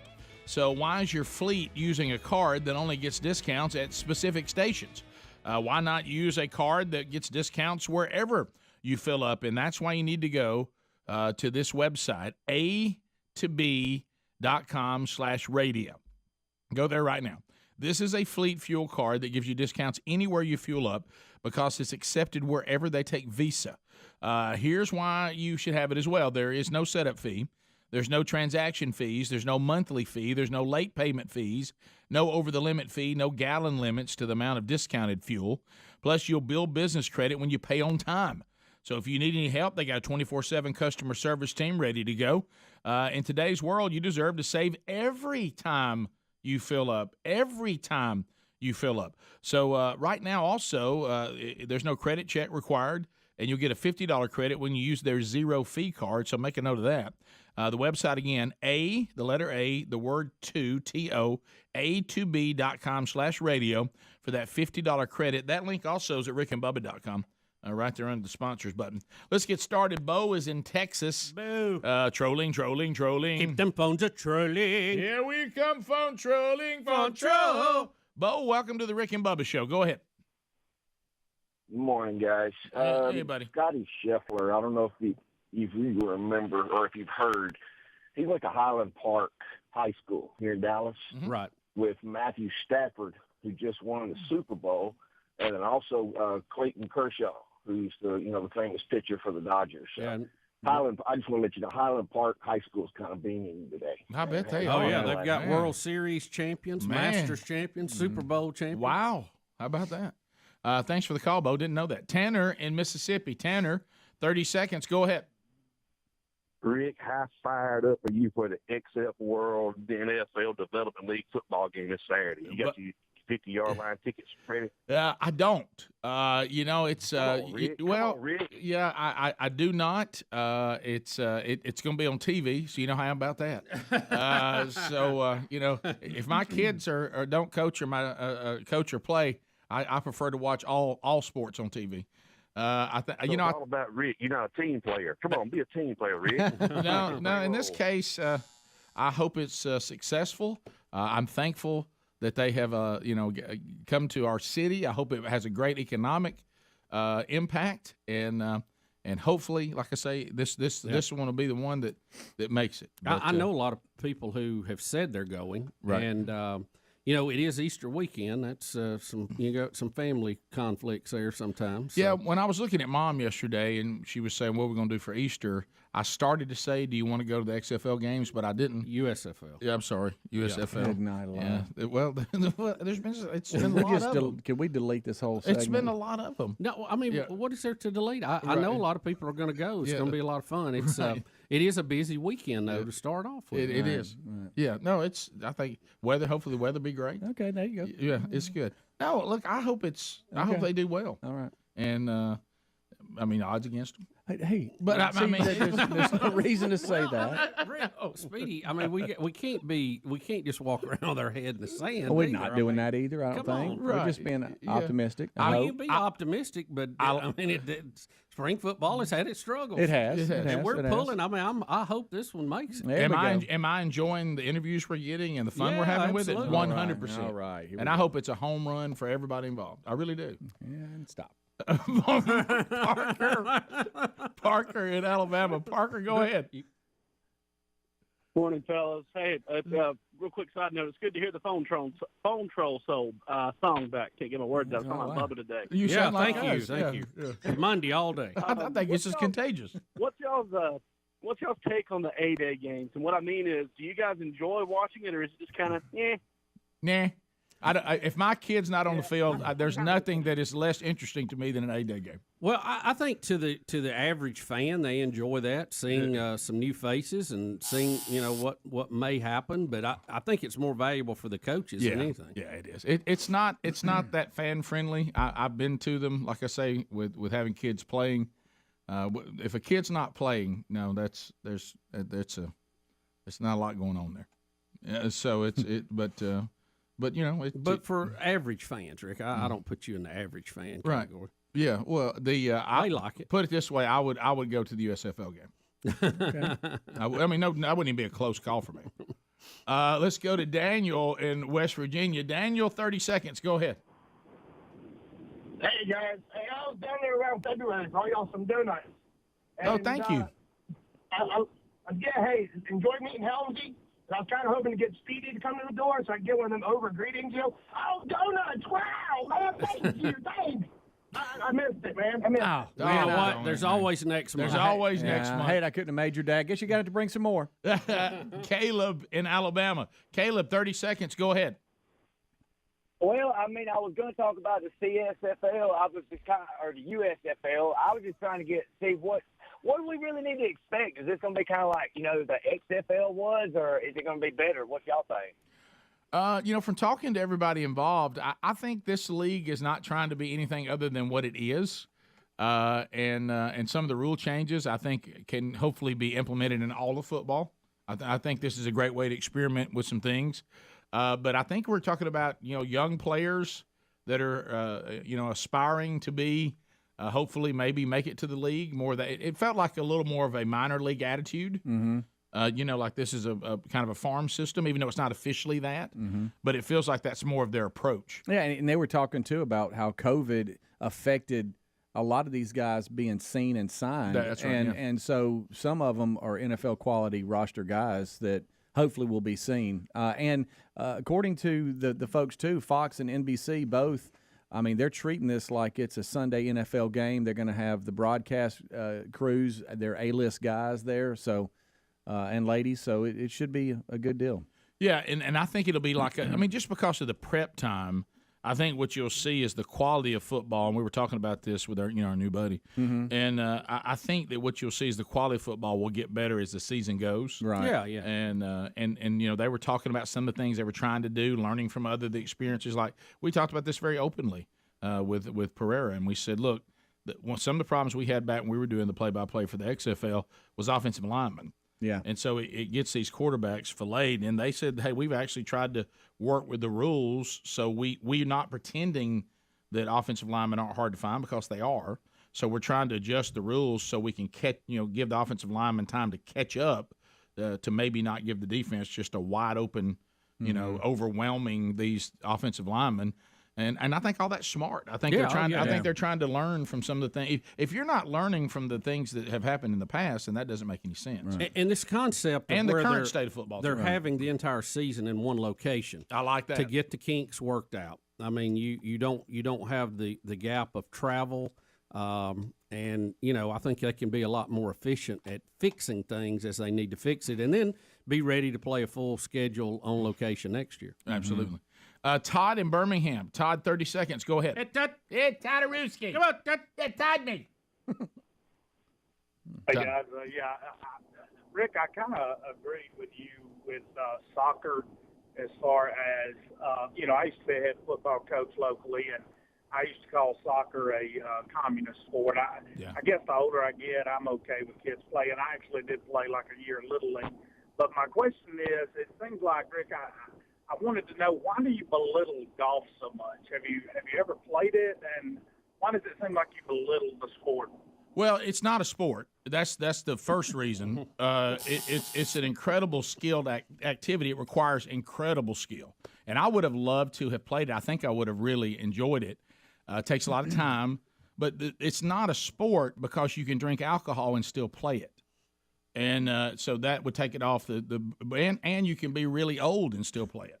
So that means it's not really a sport. Now it requires incredible skill, and a lot of work. And it's just hard to talk about, just thinking, somebody says, man, you're not gonna believe how far I have to walk today. As opposed to, the other grueling requirements from sports. The big thing is, man, you wouldn't believe how hard it is to walk. And so things like that, walking, the consumption of alcohol, and old people can do it, removes it from consideration of being a sport. Now, it does require incredible skill. How do you where do you rank bowling? Bowling is not a sport. You put that in the same category? Yeah, still a lot of drinking going on with it, and people who have problems with type 2 diabetes still play it. So you see what I mean? Now again, it requires incredible skill, and I'm not very good at it at all, and not much of a spectator deal. So it's not belittling. It's just preference on entertainment. That's all it is. No, you belittled it. Rick and Bubba.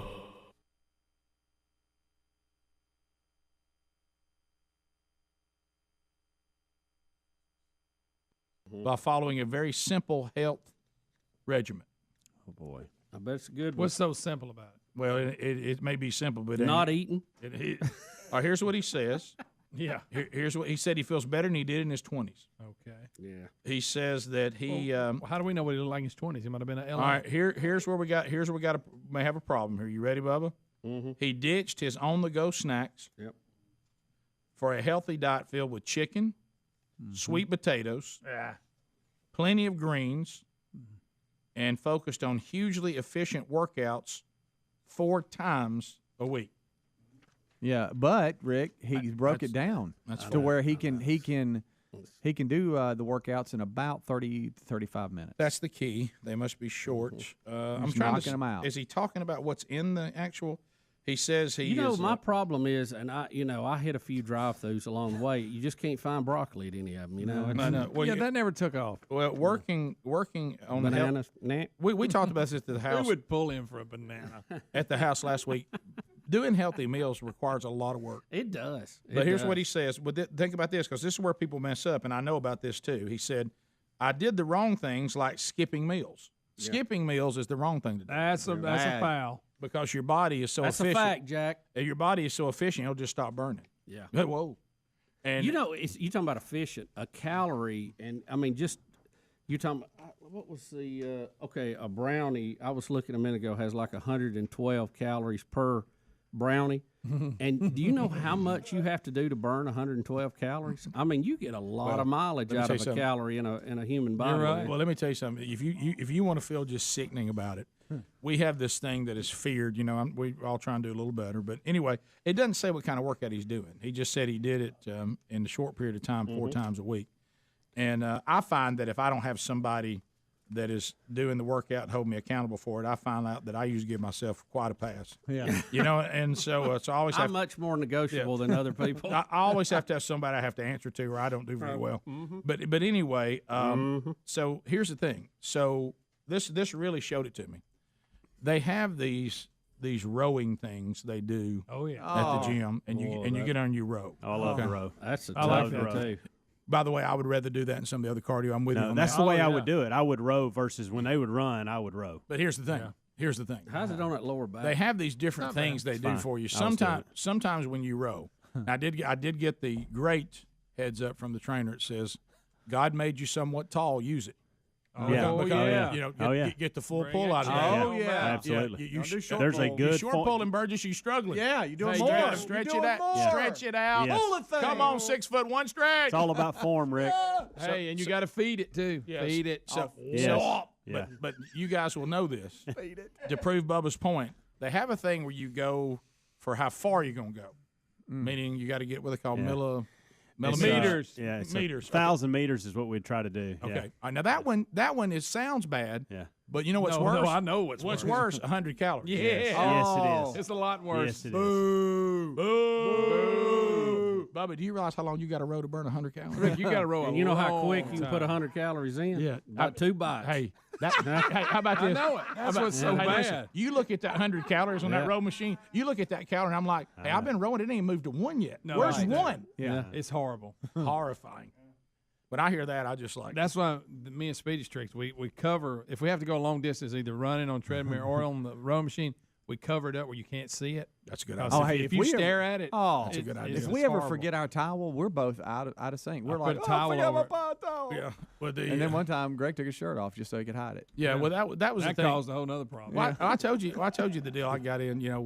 Argue about this with Sherry, is they offer this challenge thing too. And I said, "What are you doing with challenge?" I said, challenge. You know what I told her? I said, "I'm already doing a challenge. I'm working out. Being here is a challenge. That is a challenge. When I arrive, I am challenged. That's right. Yeah. I'm trying to overcome a challenge." And it's so funny. Everybody's already picked up on who to draft with too. The old people. Oh yeah. They know where to go. Mm-hmm. They get over by Burgess. You can rest. Hey, we got to run. Cover. What'd they say? 300. Stick with me. Mm. Give me your slowest time. Oh, they're done. Yeah. And my biggest problem is, and you know this, we talk. It's just portion size. What I like a lot of. So it's that's tough. Yeah, but if I try to change the things I'm eating, it doesn't. I can't deal with that and a small portion. Just can't do it. And I think what gets us, it says don't skip a meal, but they are gaps between meals that we need. The Rick and Bubba Show. 866-WE-BE-BIG is the number. By the way, guys, enough with the emails, but I will answer one of them. I'm not going to do this thing where everybody sends me things and asks me if it's a sport.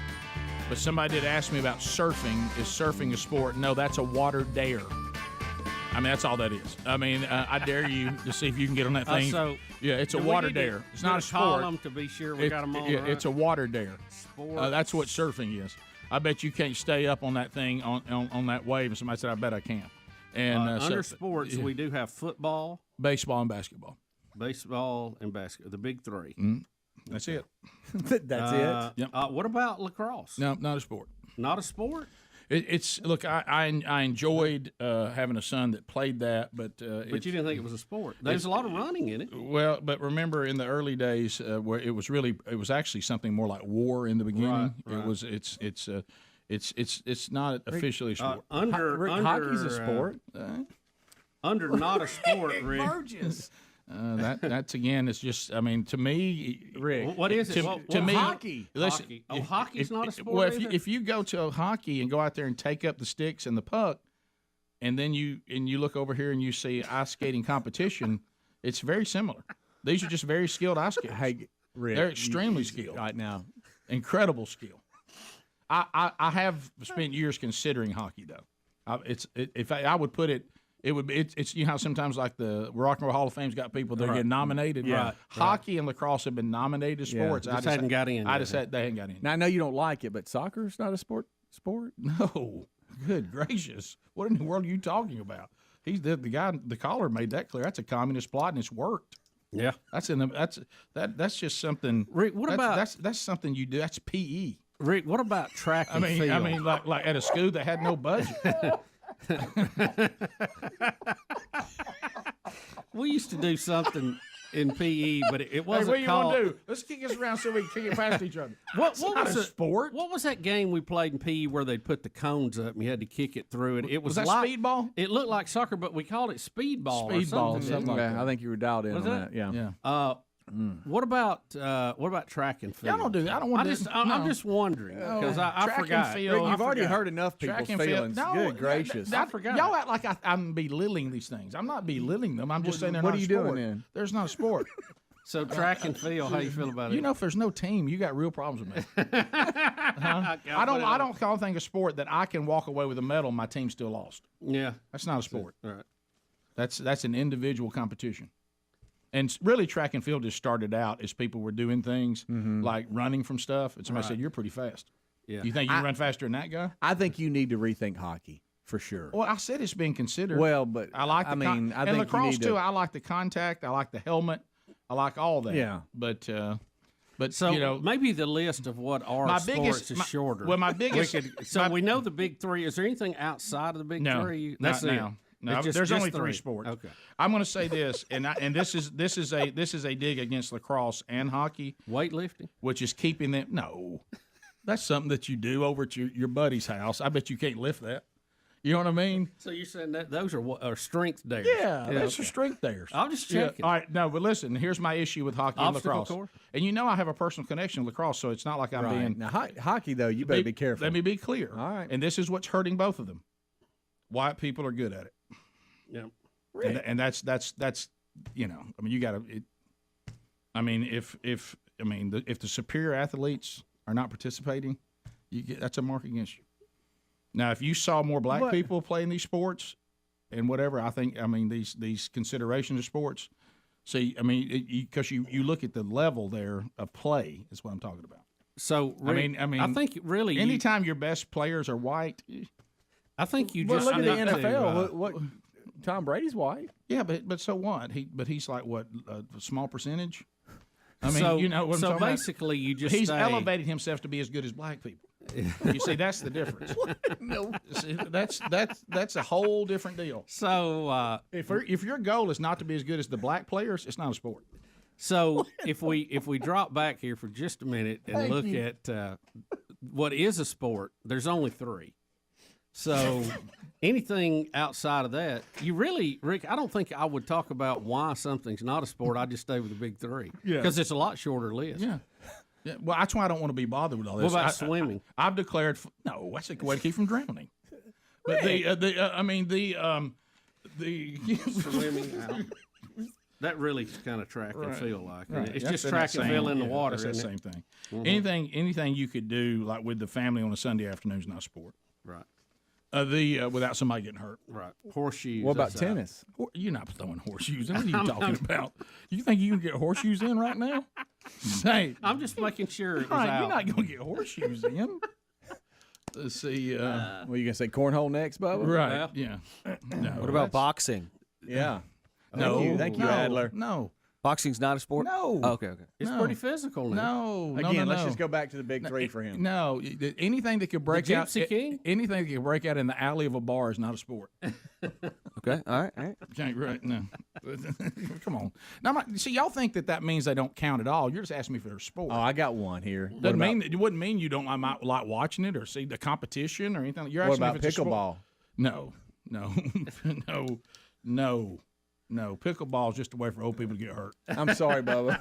He's right there. You know that, right? Well, I saw it happen. Yeah. I Worst injury I've ever had. Let me tell you, I was Ever. considering. I tore ACL. It wasn't that I bad. was considering pickleball until Bubba went out and tried it. You know, that's all I'm saying. Rick, I think really your defense on that one would be that there's a lot of people with blue and gray hair that play it. Right. You know? What about NASCAR? Not a sport. It's not. No, that's just showing. That's just how fast is your car. I mean, we can do that anywhere. What about who's driving your car? Well, I mean, I know some pretty skilled drivers. I mean, it's think about it. Here's another reason it can't be a sport. We shouldn't be able to go over and get in one and drive around. I mean, we couldn't go out on an NFL game and say, I think I'll play slot receiver. You know, I mean, you can't. That wouldn't happen. I mean, you'd pay a huge price. Yeah. What about darts? No. No? Shooting? No. Skiing? Yeah, guys, now you're kidding Any around. Olympics? Are y'all kidding around? No, the Olympics are not sports. They're not. What are the Olympics? Except when the baseball exactly? team plays and the basketball team. So what would you classify the overall Olympics as? An exhibition. An exhibition. Field day an exhibition? An exhibition of individual prowess and dares. You think? Oh my gosh. You think the pole? You think the pole vault wasn't a dare? It was 100% a dare. Who came up with that? Yeah. To begin? Who was the first guy that said, "Watch this"? That's my point. And he took a tree and went over the creek with it. You know? Yeah, that's right. That's. Do you think he did it on purpose or it was accidental the first time? And somebody said, "I think that'll work." Yeah. That's. I'm just telling you. It's. I mean, the Olympics were made off a bunch of dares. How far you think you can jump? I bet I can jump further than you can. Hey, put that weight up, but before you do, I want you to throw it 70 yards if you can. How far you think I can throw this? Hey, we got a cannonball we need to move. Can you move it for us? Rick and Bubba.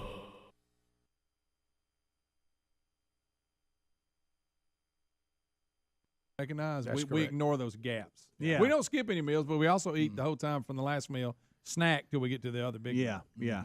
Yeah. Agreed. Yeah, that's. And and these Sunday afternoon cookers, these people that cook for the whole week, I don't know who you are. I'm jealous of you. First of but all, they'll sit there and they'll make their dinner or their lunch for the entire week. So Bubba, you talked about fast food. Well, see, they've already got that covered. Yeah, but you know what bothers me on that? Yeah, Chicken get a little slimy towards midweek. Thank you. Yeah. I was just about to that say. chicken don't laugh. You feeding your dog, that's one thing. I get tired of chicken.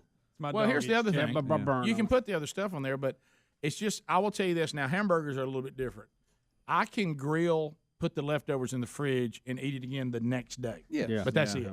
After that, I may don't- go too. I- Maybe. I don't really like to have stuff I've grilled on the grill sitting in bags in the fridge. I know. Chicken will get slick. Yeah, it will.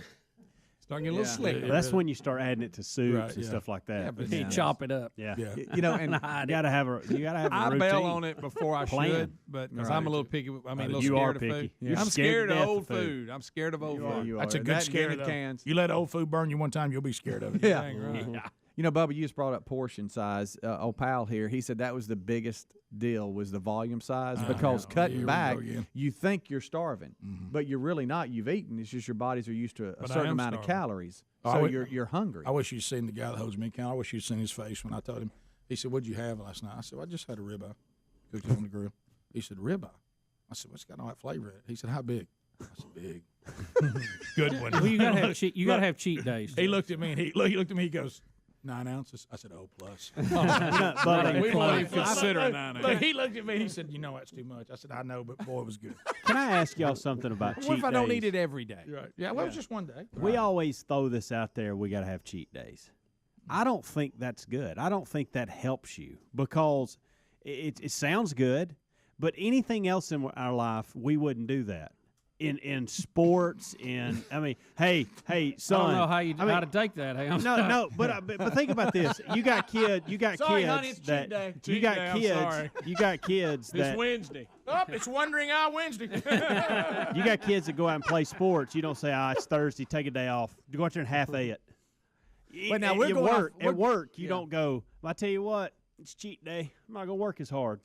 Well, I think same thing. I think it's trying to keep your body from totally rejecting. This same I thing. actually have seen that in all the categories you just mentioned. But it usually doesn't turn out well. That's my point. Hey, you remember the That's fitness? my point. But to your point, you remember the fitness twins? They came on the show and they said that once a week they would splurge and have ice cream or a steak or something like that, and they did take one day. But to my kinda point shock is the body a little bit. that makes you think, golly, I want this again tomorrow. Well, no, Man, I gotta have this tomorrow. You know what I really think it is. You're going to want a certain amount of that anyway, and I think it's more of a psychological thing to go wait till Saturday to have it. I'll pile it on whatever your day is. Right. That way, you're not doing it the other days, and you don't get. It's your way of giving in the future. I can't do it. It's like you look seeing the light at the end of the tunnel. Yep. But I will tell you this. Let me tell you where it does teach you something. Is in when you get there, you realize that's when change. You're never going to change till you decide that that's a better life, right?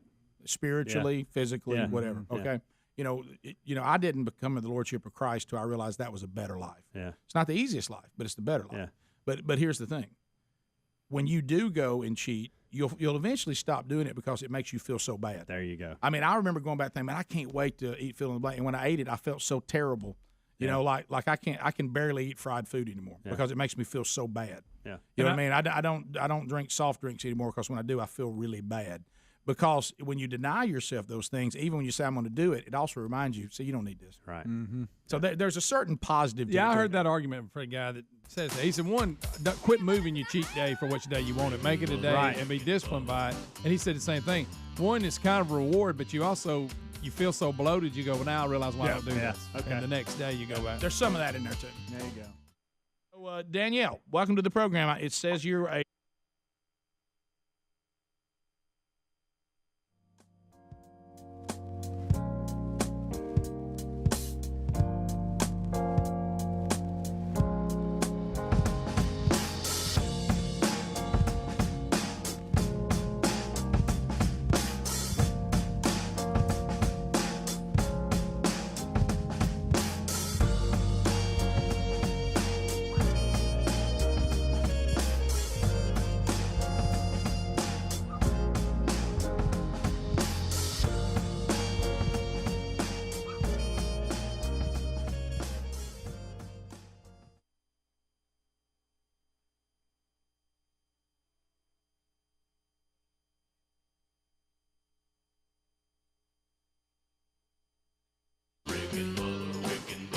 This is the Rick and Bubba Show. Watch more at blazetv.com/Rick and Bubba.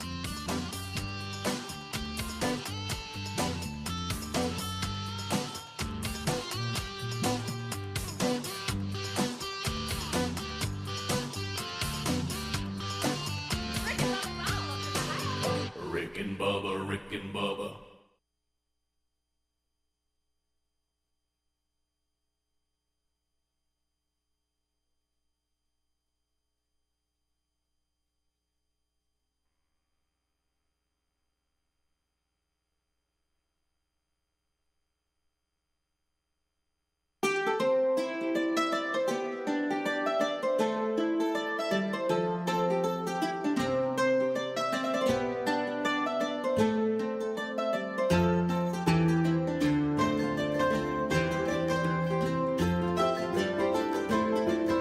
6 minutes now past the hour from the No Name Studio. Thanks for being with us. A brand new week, and we're glad that you are here. 28 years we've been at it, and we continue to move on. Guys, I don't, Speedy, the real Greg Burgess, and Adler are here. Helmsy gone off to watch some of his kids in a tournament. Yeah, sectional tennis tournaments this week in our state. Yeah, so decide who will go to the state tournament next week or a week after. So anyway, guys, I don't want to do the sport thing the whole show. Everybody keeps asking me about these different sports. Well, you're upsetting a lot of people. We've had a clarification, though. I think this is big. We've had a clarification. Doesn't it make sense, though, what I'm saying? We were quizzing Rick in the break on his various sports. Are they a sport or not? And softball, fast pitch softball, was brought to the table. And Rick issued a ruling he would allow that under baseball. It's girls' baseball. Yeah, it's still in the big three. All it is women playing baseball. If it was slow pitch, it wouldn't count. Like when slow pitch would not count, and the slow pitch softball's not a sport for the same reason that golf's not a sport, and that is because old people can still do it and people drink and keep playing it. Right. And but that's I think that's a big win for softball. It's really I kind of consider that. Still in there. And Adler has asked for a ruling that is a very fair ruling. I'm gonna tell you, rugby is under strong consideration. Those are rough guys, man. Because it's really football, and it may get in just like softball got in under baseball, only fast pitch softball, but rugby may get in under football. Because you're letting rugby in, but hockey takes this. I mean, I don't disagree with your rugby decision. Mm-hmm. But what about hockey? I mean, you got skill, you got toughness, you got ability. I mean, what's your hang up with hockey? I'm just going to be honest, okay? And this because I've got people. It's the ice skates. The ice skates. That makes it more difficult. I wish they weren't skating. There it is. What about field hockey? I was going to say. I got field hockey, lacrosse kind of. No, it's not. It's completely different. Lacrosse is a better game, and I'm saying throw game, the not ball sport. in lacrosse. You roll it in field hockey. Field hockey. That's PE again. That's like something that a PE teacher came up with. Okay, but let's find something for him to do today. What do you think about this? That's not, and look, why is everybody upset that there's individual competitions, there's games. That's all fine. You're just asking what is a sport. That's all I'm saying. Mm-hmm. And it doesn't matter what I think about it. I'm just saying that's the way I live my life. You know, I'm not going to live. I'm not saying this is the way it should be. Now, if I could rule on it, it would be. Mm-hmm. But I'm not. It's not. Yeah, it's not just my your call. opinion. I mean, you're not the grand poobah of sports. No, it's not my call. Right. And but just the way you look at it. Right. If you were the grand poobah, that's how you would. Right. Do it. Now, some of my points I've made, I think, are quite. There's something to consider. I mean, because some of them are hard to dispute. Because remember the level of athletic ability. If the greatest athletes in the world are not participating, and the best athletes at that particular game really could not compete with world-class athletes, you have to consider that. What about curling? Now y'all just trying to be funny. now y'all just trying to upset me. What about cricket? No. It's the second largest sport in the world. Well, you know what? According to this study, worldatlas.com. Hindu is a very large religion, but I don't believe in it either. Mm-hmm. Okay? And for those of you, I know that soccer, I get that, and the popularity. I'm talking about the most popular sports in the world according to World Atlas. I cannot stand when people do this popular sport in the world thing, because then the thing about soccer, remember they used to play that on us? Mm-hmm. The reason why is the rest of the world doesn't play what we play because it requires too much money. Right. Soccer doesn't require much money, so any country can play it. So how do you play soccer, Rick? They just roll the ball out there and say kick, roll the ball, kick. A lot of so kicking. so Nobody's looking even using their hands, Bubba. I mean, God has given us athletic ability with our arms and hands. We never use it. Do you realize how funny it looks when you don't use your hands? Rick, do you realize how that looks? This is going to upset you. That's why it goes back with something created at PE. I'm telling you. This is going to really upset you because their football is, it's soccer, football. 4 billion fans worldwide, 2.5. Okay.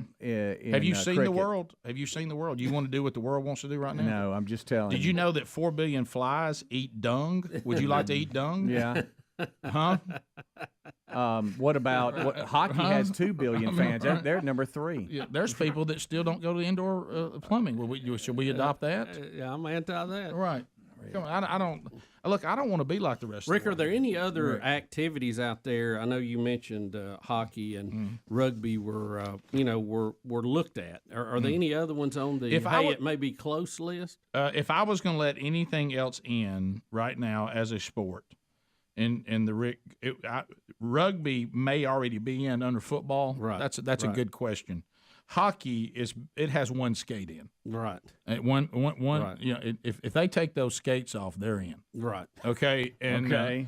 And then that would bring. Do you lose the ice too? Well, that would bring lacrosse in, right? Because then lacrosse is just hockey with no skates on, right? So I don't, But the ball's flying instead of sliding, right? And no, I want to keep the ice. I'd like to see us have to run around on the ice. How about these lumberjack competitions Bubba. where they're cutting trees and hauling them and stuff? What about them guys that pull a bus with their teeth? We were having strongest man in the world. Everything on those things we did when I was in college. You think? And we tried to see if we could outdo. What do each you other. put them under? Are they circus acts? Dares. Or dares? Or Feats of strength. Yeah, it's not a sport. So you don't think two guys pulling a bus with the teeth should be a sport? No, that could be at a carnival. You could come over. What about hot dog eating? No, that's disgusting. That's abuse of food. Do you think it takes athleticism to be like in BMX and stuff? No. And it doesn't? No, not athleticism. It takes To- incredible skill on a bike. Skateboard riding? That's the same thing? No, anything I did as a kid without anybody even showing me how to do it, I picked it up. I mean, I was jumping ramps on bikes. I mean, when I was like 8. Oh, yeah, I crashed on a bunch of Yeah, them. I did too. We didn't have the best secure ramps. It's skill bike riding. It's not a sport. It's a competition. People like to go see them. Right. Yep. You realize how many competitions you talked about this? We'd take sports and make them hybrids in our neighborhood. Yes. Oh, yeah. But we weren't absolutely. sanctioned. I mean, sometimes we would take basketball, football, and baseball and combine them. Yeah. But I mean, that was We used to hit a football with a wood bat. that was neighborhood folly. And then you had to score in a basketball goal before they got back home. Yeah. Remember all the adjustments you'd have to make? I tell you, Greg, remember the cruel thing we had with our basketball goal because it was on a show enough telephone pole. I don't know how Dad got that. And we had I'm talking about full-blown telephone pole. You run into that thing, you don't forget it. Yeah, I bet. Chris-o to you. There were times that we would play like a form of basketball with helmets on. Yeah. Yeah. And there were no fouls. No foul basketball. No, I loved it We too. played that too. You come in there with a tomahawk jam on the 8-foot goal. Golly. Get your legs knocked What about, out. have we discussed volleyball? Oh, come on now. What? Come on. First of all, beach volleyball is nothing but soft porn. That's not a sport. That's not a sport. And volleyball is a church activity. Volleyball is. You don't remember Wednesday night volleyball? Rick, you know what? You talking about beach volleyball. I think that started as a dare. You know it, where somebody said, "Well, y'all come watch us play volleyball out here," and they said, "Well, I'll tell you what, if you'll strip down to your panties and bra, we'll watch." I'll tell you what happened. Everybody been knocking back a few. And the guy said to the girls, "Why don't y'all go up there and play a little volleyball?" Or do you think they lost the dare? Do you think it was like a strip poker and whoever lost had to play volleyball Right. with their skivvies on? Y'all go out there and dive around in the sand. Let us sit here and keep drinking. I mean, come on, what are we talking about? That's not sport. I mean, they make it so you can't even jump, put you in the sand. I mean, come on, y'all. If it was real volleyball, you'd be Let's inside don't playing do that. volleyball, Yeah. right? Anything that was created at Club La Villa is not a sport.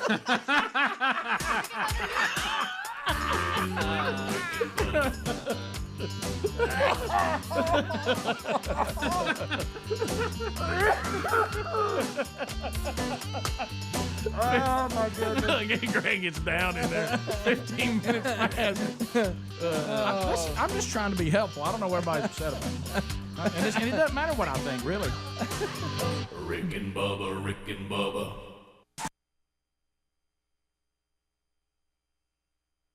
Registered dietitian. This must be like listening. There's two professions that listen to this program, and I don't know how you make it. That is anybody that teaches English and anybody who's a dietitian. This must be a tough run. It's a tough run, more so in the state of Alabama than anywhere else in the country.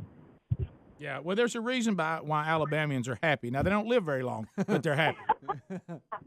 Yeah. So what do you add to that conversation? Well, I want to talk about 3 topics that you've brought up so far. One was about skipping meals. Yep. One was about the 3 o'clock crash and what to do. And the third thing is you were speaking on cheat days. So, if I may, the first one on skipping meals, it is imperative to restart the metabolic rate by putting your body like in manual mode. Instead of automatic, you have to put it in manual first, which means to eat within the first hour of your feet hitting the floor is a good start. And then eating every 3 to 4 hours thereafter is the second tip. Got that? All right, we got the second one. The first one we're not very good at because there's nothing available at an hour before we go to work. Nothing. I mean, we'd have to have it fixed the night before. Unless somebody's left brownies here. When we get But no, that goes back to I also heard I can't. It's either I will or I will not. You're right. And if you do your prep meals, like you were speaking of as well earlier, once a week, say you make a whole pot of oatmeal for breakfast, and you can reheat that in the mornings at 4 a.m. or whatever time it is. By the way, everybody stop listening at the word oatmeal. Yeah. I'd rather just chew a cardboard box. It could be Ezekiel bread with natural peanut butter.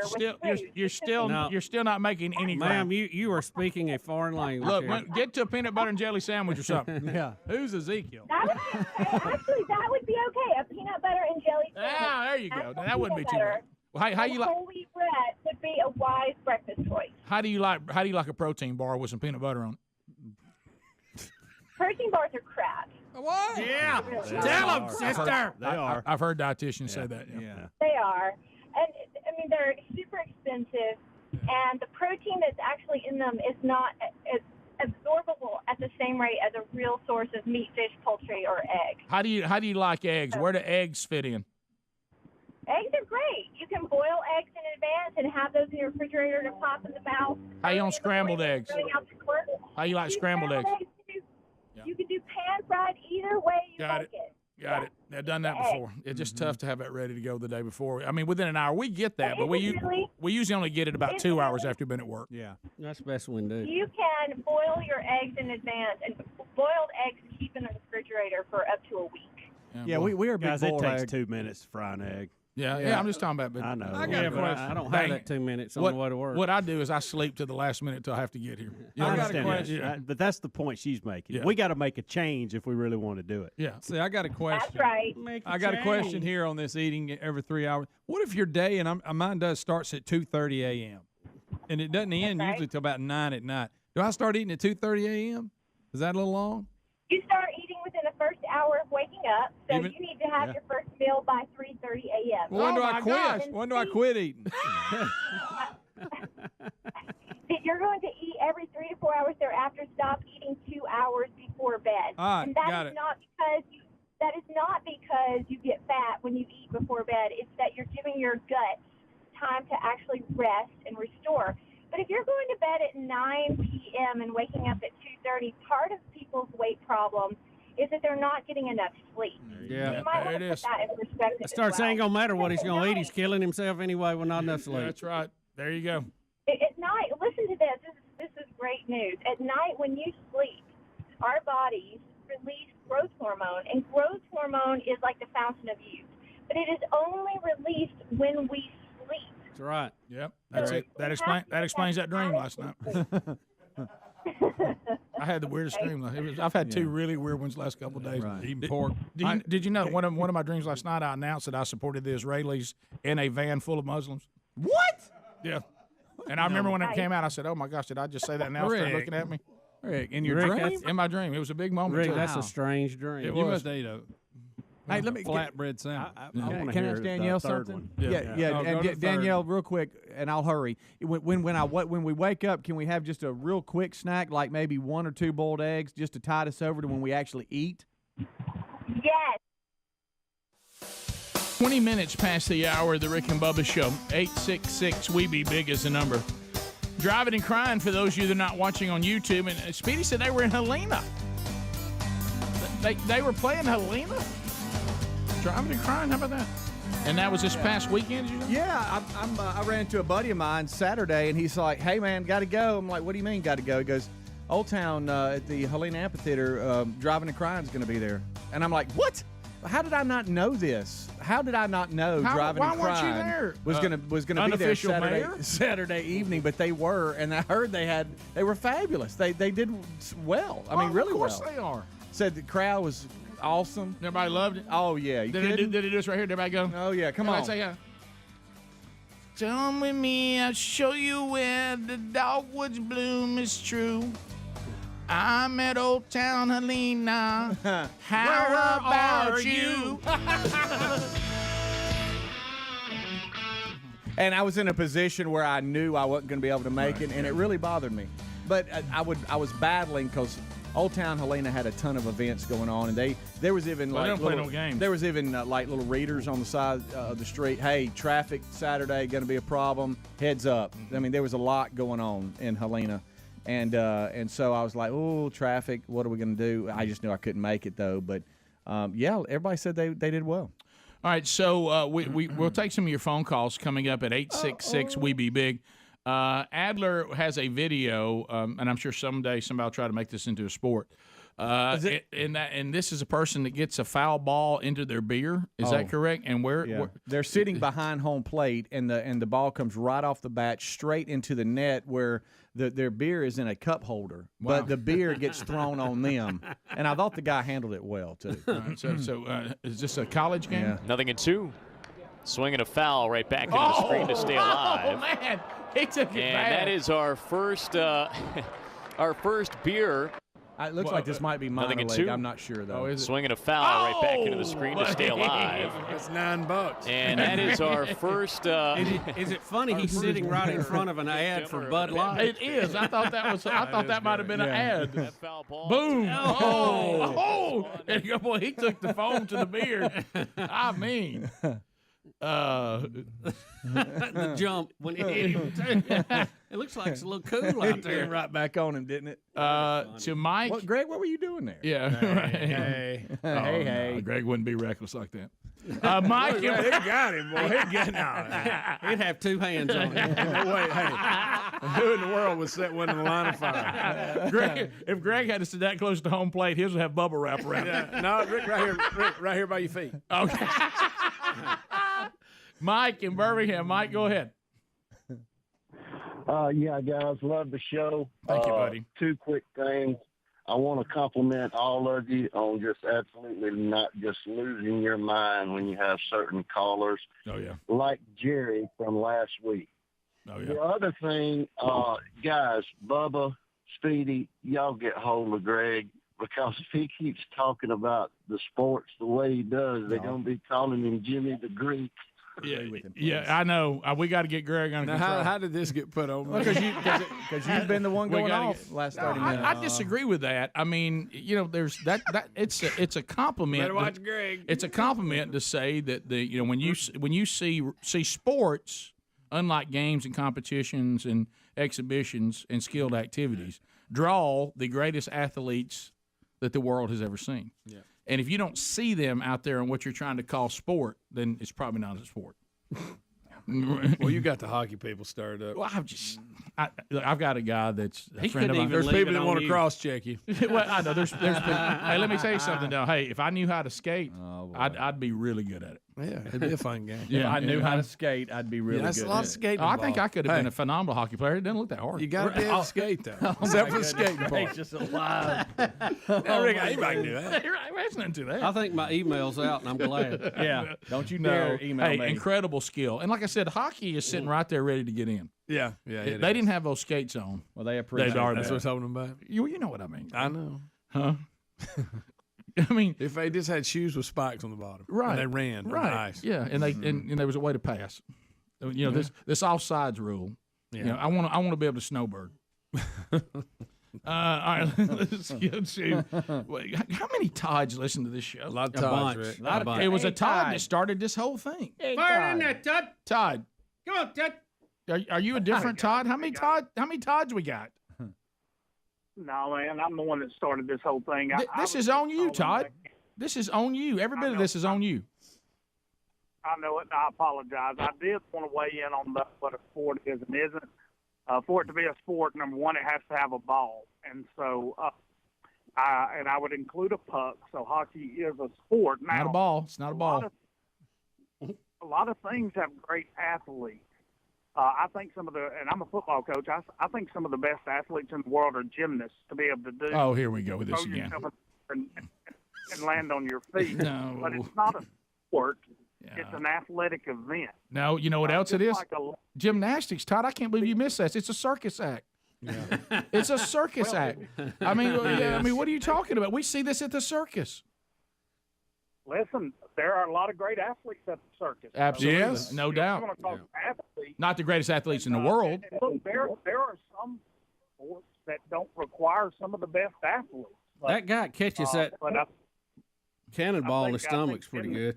Yeah, that's but, tough. anyway, I think to be a sport, it has to have a ball or a puck. Curling is not a sport; it's got that big stone. I like that. But and listen, if you've ever been in a fight, and I'm sure you guys have from Calhoun County, imagine fighting on skates. That really takes something there. No, they're So, tough guys. but anyway, There's no question. I almost look at hockey like I look at boxing. I mean, these are tough, hard-nosed, rough guys. You know, but again. But I love it when the ref stands back and watches them fight. Yeah. And then they'll go, okay, that's enough. That's enough. Get it out of you. Yeah, but it, it's sitting right outside. Yeah. If I had it's almost in. If I'm on add a fourth, it's got a strong. What do you think? Does hockey get in under football? Like softball got in, fast pitch softball got in under baseball. I think that's very broad, Rick. Then. Yeah. Rugby, yes. What about Rick? What about water polo? How do you feel about that? Come on. What about the polo on the horseback? Yeah. Now how about Prince Charles and them. How about you get on a horse in a pool? And Thank you, Adler. None of those are sports. That the water polo people are in real Rick, good how shape. do you well, say? yeah, they're how do in you, shape, Wait, Rick. Adler, back that one up. That Right doesn't there. make it a sport. It doesn't. Rick, how do you say this is not a sport? Right there. Look at Cannonball. Oh my goodness! Say again. That's back under that dare list again. And I got to tell And everybody. the fact Fred Mertz is doing. Is that guy for the King's Ranch? There's let no trucks run over him and stuff. There's no reason to email me. No reason. Yeah. No reason at all. Well, I like that one guy that says it's been Greg talking about the other day. Yeah, Greg better watch his mouth. By the way, this same exact thing happened to me. Where were we, Bubba? Where were we? Oh, gosh. Because you know how everybody confuses all the different people of the show. And this guy was locking in that it was not you, it was me. And I said, sir, I'm sorry what you're describing. I think you mean Bubba. No. And because he and I, we were both there to get a sleep test. And I said that wasn't me. I never had a sleep test. No, yes you have. Yes you have. Oh, like he knows and you don't. He goes, no, it was you. It was you. He goes, because you the one, you got a CPAP, don't you remember? I got one, and the doctor so and so. We both had the same doctor. Still wrong. And I said, sir, I'm telling you that is not me. And he's arguing that I don't know whether it's me like or he not. knows and you don't. And I said, I'm telling you that's Bubba. And he's like, no, and Nope, he no, goes, it's not. You know, and you and I, I think we might have played against each other in that tennis tournament. I said, that's not me. I'm telling you, it's not me. It's Bubba. And he wouldn't hear it. So finally, I just gave in. I said, yeah. I said, I like that doctor, and I love tennis, even though it's not a sport.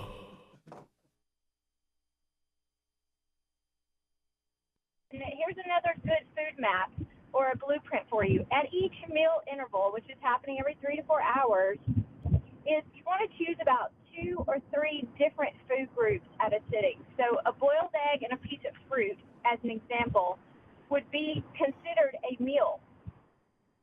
But you could also go up to 3 food groups. So say you did a boiled egg. Hey, can I get to the third thing for the break-ins? Yeah. Can you Give tell us the third thing. Yeah, we only got The 20 cheat day. seconds. The third thing. Cheat days. And some nuts. Okay, a cheat day is set up for a recipe for disaster. Now, you want to rethink the word day and place it with meal. You want a cheat meal. That's a good one. There you go. A day will undo all of your That's a week's good one. hard work and discipline of, skimming it back and keeping it under check. So don't fool yourself to think you can have a whole cheat day. That is one of my biggest pet peeves. I hear people saying, today's my cheat day. And I'm like, What you need is have one day you say, today I will have a piece of pie with this meal. Yeah. I am going to have dessert this time. That's my cheat moment, not cheat. I like day. it. Got you. Okay. Thank you very much, and I appreciate your perseverance on listening to a show that's in conflict of most things you hold dear. I know that couple things. I know Adler is back. With his wife has returned from her road trip, and I know he had one more sleep the last time we talked to him. She's now back, and there's been some discussion on the fact that he left his dog Kevin with Aaron, and she traveled with his wife when she needed some time to herself. Because my goodness, everybody needs a little time alone when you've been married as long as 6 months. I know it. Yeah. Everybody needs a break. And so she got. Not what it was about. Everybody needs a little time away. I heard her say from each other. Even lovers need a holiday. No, wait, Adler, you stay.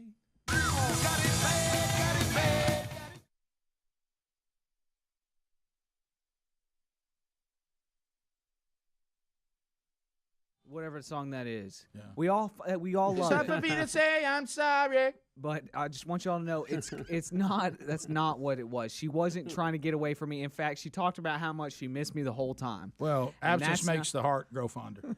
There you go. Exactly. Once she got back, she was like, "Oh wait, sorry, I'm." I had a different image in my mind. Yeah, sure. And you get out there and you only start thinking about the good things. Right, exactly. Because totally. Totally. But I understand that you left Kevin under her care without you for some days. Yes. And Kevin's behavior on return. Kevin couldn't believe it. He got back. He couldn't believe it. I've got we did the find your friends thing or whatever on the phone so you could see, and I knew she was getting real close. So I went ahead and went outside, and we were waiting. Franklin and I were waiting in the driveway for Aaron and Kevin to get. Where was Boulder? It's Mulder, and I'm sick of you disrespecting that cat that I love so much. No.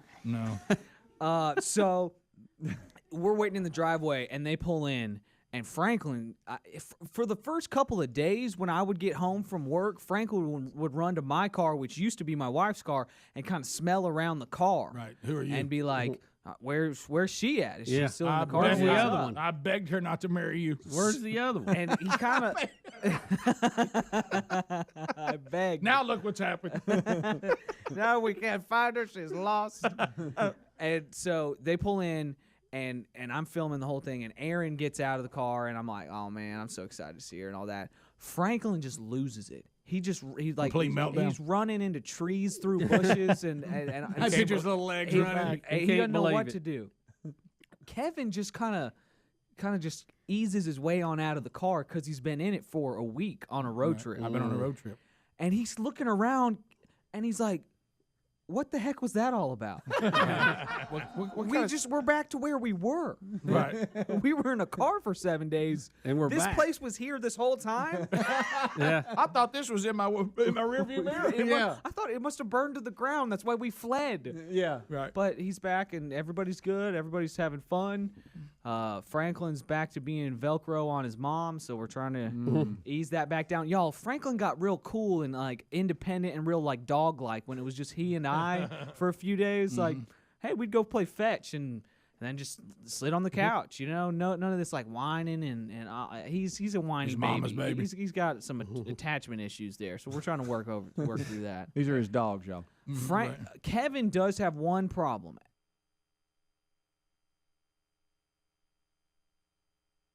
Pass the gravy, please. Rick and Bubba. Ooh, it brings me to my knees. All right, here we go. 35 minutes past the hour of the Rick and Bubba Show.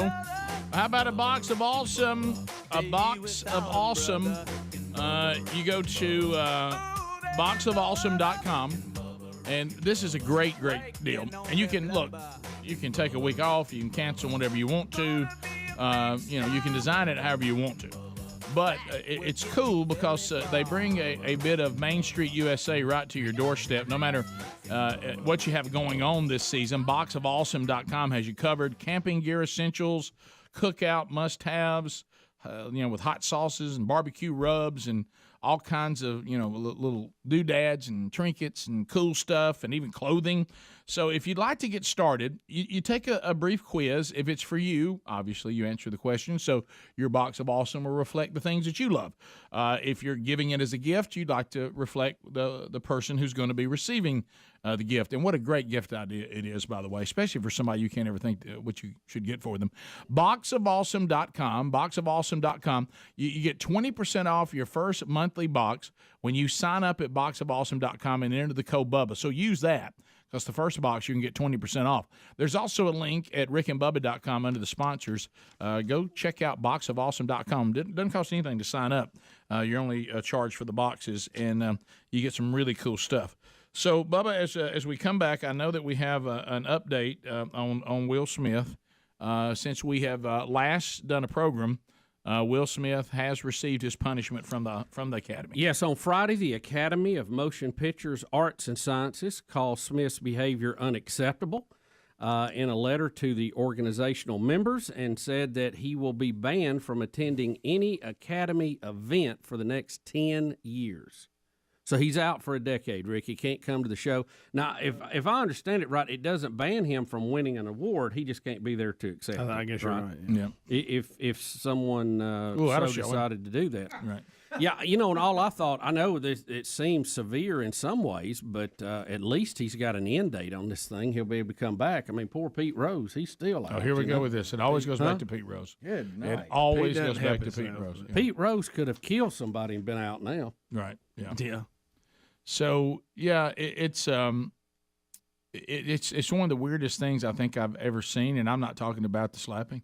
I mean that was weird, but this has caused us to enter into this bizarro world of Will and Jada Pinkett Smith. Yeah. And what a weird world that it can be. I mean, buddy. I mean, well, now too, think about this. Will Smith resigned from the Academy, right? Mm-hmm. So he wouldn't get to come to the events anyway. No, right. I think you come. Do you? Yeah. I mean, don't you have to be a member though? Isn't it a member like a club? No, well, I guess right. If you're nominated, you get to come even if you're not a member. But I guess now that he's not nominated and he's not a member, there's no way he's coming now.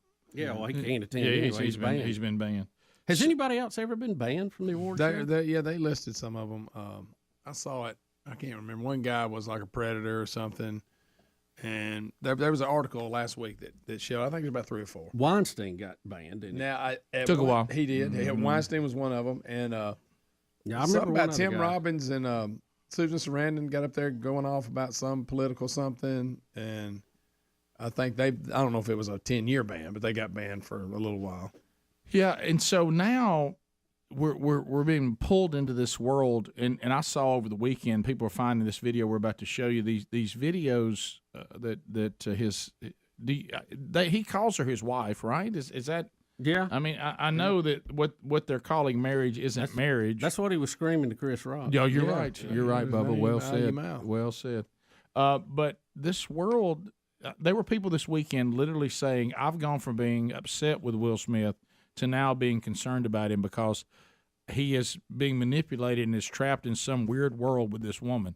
And so this is a video that she's from 2019. Yeah, and it sounds like this is talking about, because let me see if I have this right, Adler. You may know this because you try to keep your hand on the pulse of pop culture more so than we do.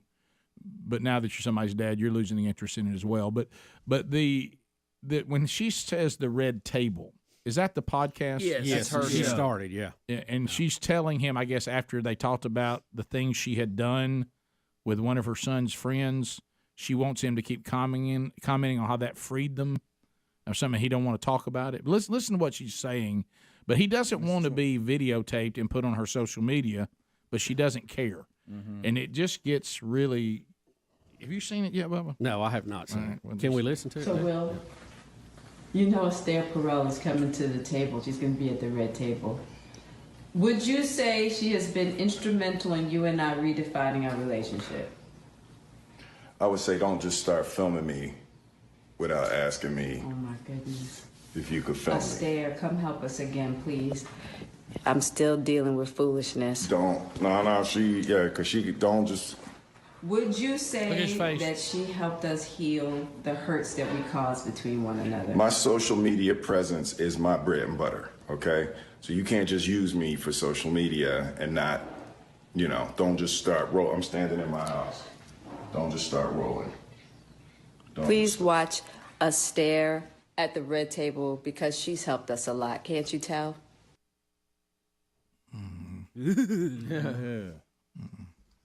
That woman, she's. Will wanted to be filmed. He did not. He did not want to be filmed. But look at this face. I mean, should we go help him or something? Or you remember that time? I don't know who needs the help. Can I tell you what we're watching? And I used this example over the weekend, and Sherry said, "Wow, I think that sadly may be accurate." Jada Pinkett Smith is Bobby Brown, and Will Smith is Whitney Houston. Who said that? I did. You came out this weekend? I did. Not over the weekend. You know, that is a pretty good analogy. That's what Sherry said. In a Sherry strange said, kind of way. Yeah. Here's the thing. Will Smith, I want to like Will Smith. I want to like him. Well, sure. We I all want do. to like his the guy movies. that played Fresh Prince. I want to like the guy who was Hitch. I want to like You the wanna guy get who was, jiggy with it. who was Men in Black. I mean, I like it. You just can't. He's a kind of guy everybody wants to be his friend. But in reality, it's the more you learn, the weirder it is. Mm-hmm. I know. It's just weird. But you remember that's what happened to Whitney. Whitney was everybody's America's sweetheart. Oh, I know. The singing of the national anthem, know. probably the best one. I mean, arguably. I mean, Right. I hadn't heard all of them. One of the best ones that's ever been done. We can say that. What you're saying is, in a strange kind of way, that if Will Smith and Whitney Houston had got married, they'd both be better off today. Both of them would be beloved, and they'd both be doing well. Mm. But they've got these weird people in their life that are manipulating them and making them strange. They've got the bad boy syndrome. They do. Bad girl. Hey, is she's okay. when you Bird. Hey, listen. Let me tell you something. Mm-hmm. I watched one that. Well, can I even talk about it? No. I don't know, Rick. You talked about everything else today. Yeah, Rick. I have. Well, stop I'm you just now. trying to get the week started. So anyway, when she was talking about the fact that she had been unfaithful, if you believe that marriage is what Scripture says it is, okay? And she's saying, with him sitting there on this goofy podcast, that she's done this. And he's sitting there, and the look on his face like he's trying to act like it's not bothering him. But it can't help but bother you because that's being human and being normal. And she says, I wanted you to be happy for me because it's the first time I felt good in a long, long time. And she says that to her husband, talking about how she enjoyed the affair with one of their son's friends. Now, when you got to sit there and listen to that, I don't remember that you can't. There's no way that can't keep from hurting you. I don't remember the details. You can say I made a mistake, but don't talk about how great it was. Yeah, I don't remember the details you have, Rick, and you may be dead on because I don't remember the details. But I remember when she started this podcast. Yeah, and I think it was called the Red Table, right? Yeah, Red Table Talks or something like that. Yeah, that they promoted the very first one, or one of the early ones was, we're going to talk about our marriage. And that was to draw a crowd in. Yeah. And apparently Will didn't enjoy it as much as everybody else, it looks like. Well, what I'm saying is it's not that marriages don't have problems. It's that he's being forced to pretend like it doesn't bother him. That's the problem. You know what I mean? And for her to say how wonderful it was, and he needs to be happy for her because it was so great. And I know he might have had his reaction and started doing his own thing too, but I'm just that's what it felt like. You remember that time they tried to do that? Whitney tried to come and do that special with Diane Sawyer, and she was trying to convince her she was okay, but it was too quick. When she said whack is crack. Crack is whack or whatever. And she was high the whole time. Yeah. And Diane Sawyer realizes she's talking out of her head, and you realize that Bobby Brown came into her life. And, I mean, folks, when it comes to singing, how many people are even in Whitney Houston's category of just God-given talent on the ability to sing? I mean, it's an elite group. Yeah, it is. Yeah. And that was all destroyed, but just because some spouse comes into their life and just destroys them. And if you notice, it's always the person who's the lesser successful that destroys the other one that's more successful. Yeah. And it's just it's and you know, you find yourself. I mean, I'm not saying there's no excuse for slapping Chris Rock. Don't misunderstand me. But if you go back and watch it, he's not upset about the joke. No, she gets upset, and she has this stuff where she likes to play in his mind, if you were a real man, you would get up and defend me right now. And instead of saying, well, I really think that's not even a bad joke. Of course, he was laughing at it when it was first said. Did you hear Ricky Gervais? Is that how you say his name? Yeah. Gervais. Has he said something Did else you hear him about weigh it? on it? No. Of course. Was he holding a drink? Other than what we said the other day? He said he's upset that the joke wasn't funny. He would have made a joke about her boyfriend. Yeah. We did have that one. That's funny. He said the hair joke wasn't even that good. That's not where I would have gone. Yeah. He said I would have made a joke about her having a boyfriend. Or he said her boyfriend will. Right. That's right. He would have called him her boyfriend. I think that was what he said. The bottom line is he said he would have gone after a much more personal shot. And said it would have been funnier. He thought it wasn't a bad joke. Yeah. We'll be right back.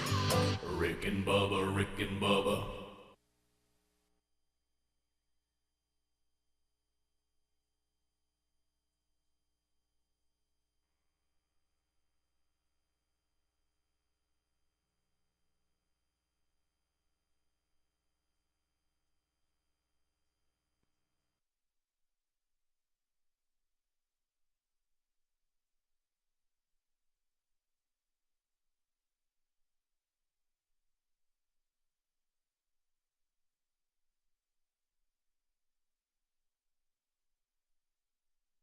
There's them Eagles.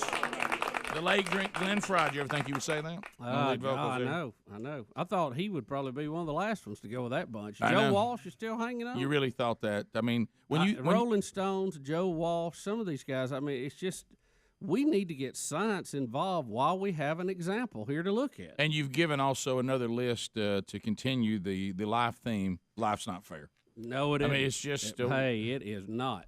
Well, it was interesting. You can't have nothing. We were talking about the different things that we learn, and we talk about what we do for a living. We've talked about it many times when we've been in a group talking. People talk about all the things they've done, and then it gets around to us, and we talk about the things we did at work that day and all that. So Bubba and I both have two sons that are interested in getting into the world of maybe editing videos and this kind of stuff. It's quite a field, and so we said they'd come in and work with Adler a little bit this summer on and off. And so a minute ago I was thinking, man, this is resume building stuff. This is stuff you need. Right.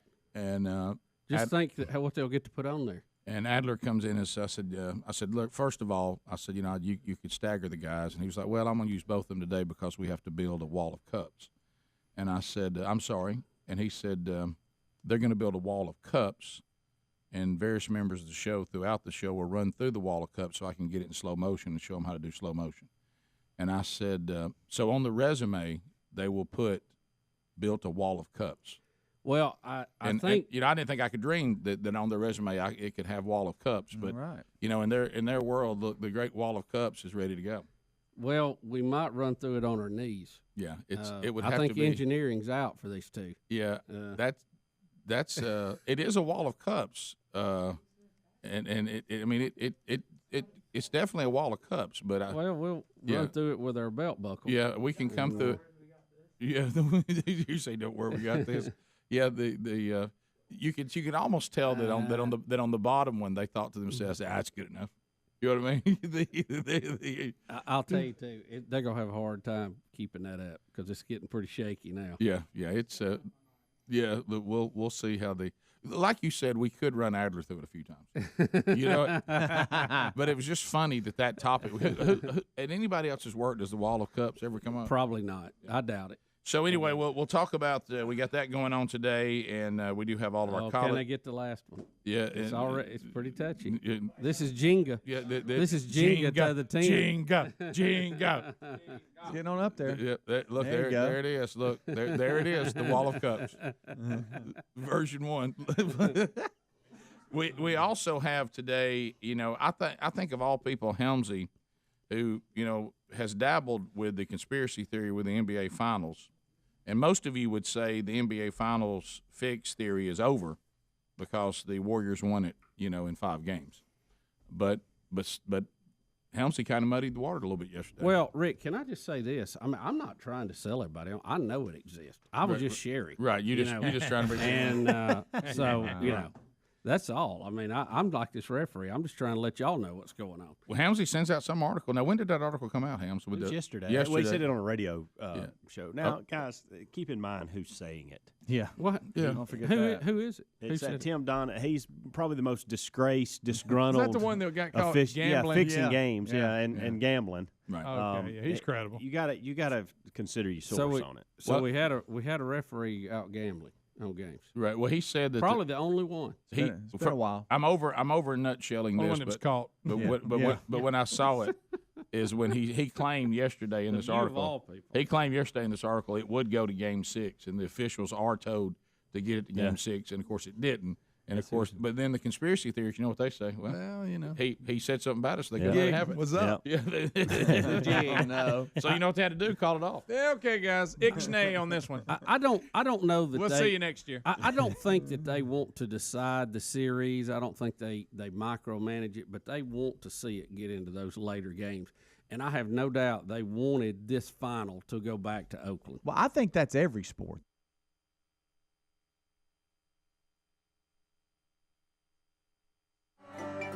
For the Rick and Bubba Show.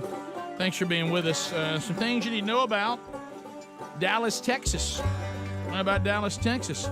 The Student Leadership University's Youth Pastor Summit is there beginning today. And Sherry will be speaking tomorrow. I think 2 o'clock local time.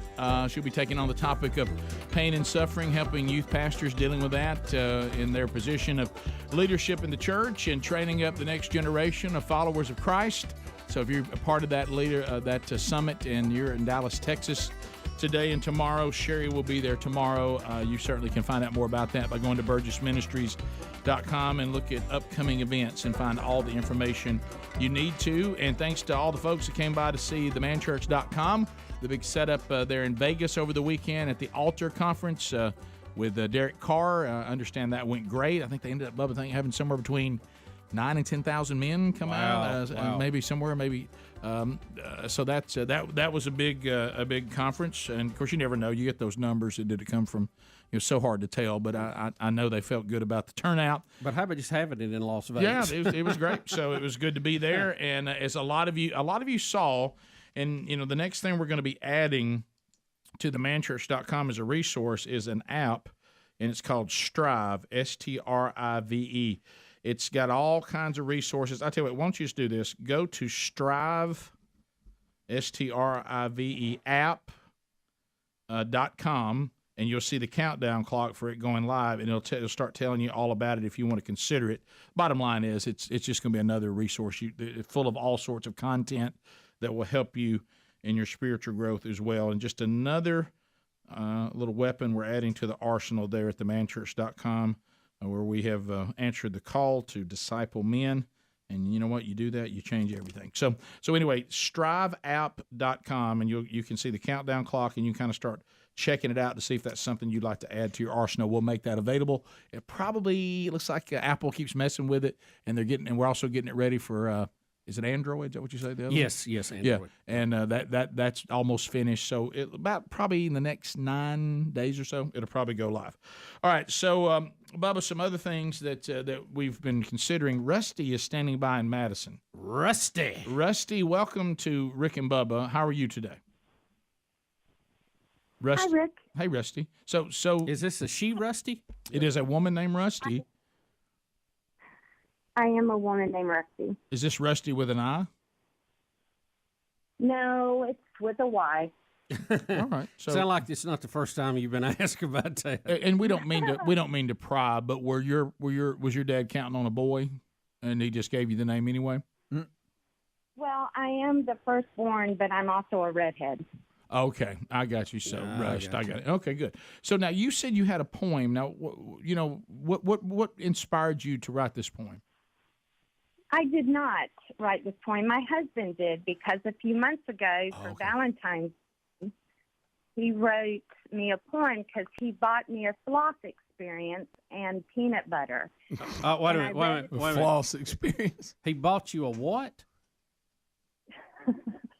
A sloth experience. Like the animal, the sloth? Oh, I remember this. And you were going to get to where there was a sloth, and you got to spend time with it. This And animal. feed it peanut butter?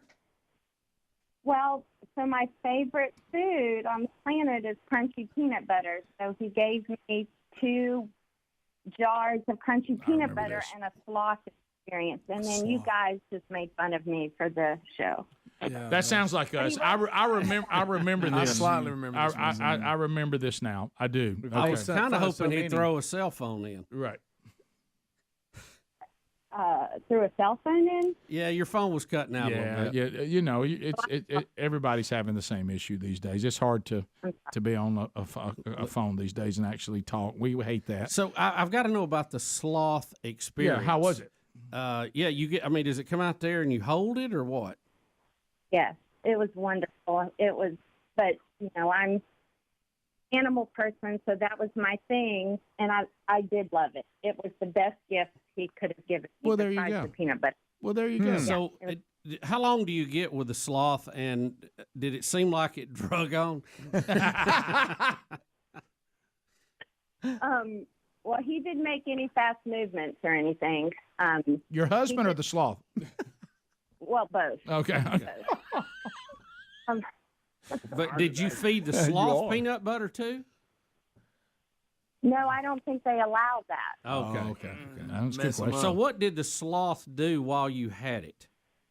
It's good stuff. Well, I did feed him, but it was just little vegetable bites, and that's the thing. But he just hugs. That's kind of what they're born to do. If he had wanted to remove himself from me, if he did it slowly. I didn't notice it. Right. Are they dangerous in any way? Because they've got claws. those long claws, right? Big claws. Well, the claws are only used to be able to hang from trees. They don't use them defensively. Yeah. Or at least didn't towards. Yeah, my luck, I wouldn't want to be the first one. And you wrote a poem about this? No, my husband did. Okay. Because he is talented in that way. And I remember that. he mentioned you guys because you put me on the air because of the last poem you wrote. I remember So he that. wrote a sequel. Oh, this is a follow-up poem to the poem about him giving you a sloth and crunchy peanut butter. Well, can we hear it quickly? Yeah, is it about because we got about a minute. Okay, I'll read fast. Okay. It's a little bit late. I lie here in bed, syllables and schemes march in my head. A few weeks ago, I penned a Valentine's card. It was quick and came easy, really not all that hard. See, my wife loves animals of all sizes and shapes. Her bucket list brims with animal escape. So I'd purchase an adventure, a sloth to hold for a fee at the Hattiesburg Zoo from a romantic, you see. She's got another addiction that you guys already know. Crunchy peanut butter appears, and just as quickly it goes. All was in the poem with love and in jest. I was seeking affection, and, well, you know the rest. Next morning, I find she's been on with Bubba and Rick, reading her ode about sloths and her ticks. You boys didn't think that sloths made your top 10 and creamy peanut butter was the choice of real men. Now she stroked the sloth and she spooned her addiction. In fact, 2 jars are gone because it's quite the affliction. Biggins, let me tell you, she thought my words had no equal. For several weeks now, she's asked, but where is the sequel? I don't find the sloths all that amazing. The things that they do aren't really hair-raising. And I'll say this if you'll keep it on the down low. Not crunchy, but creamy is my way to go. So now I'm finished, and there's just one more thought to explain my odd travels and the tickets I've bought. My red-headed wife, she's very much in her prime. She's my addiction anywhere, anytime. Oh, yeah! I like it. Let me tell you what. Funny you read a poem about sloths quickly. You did.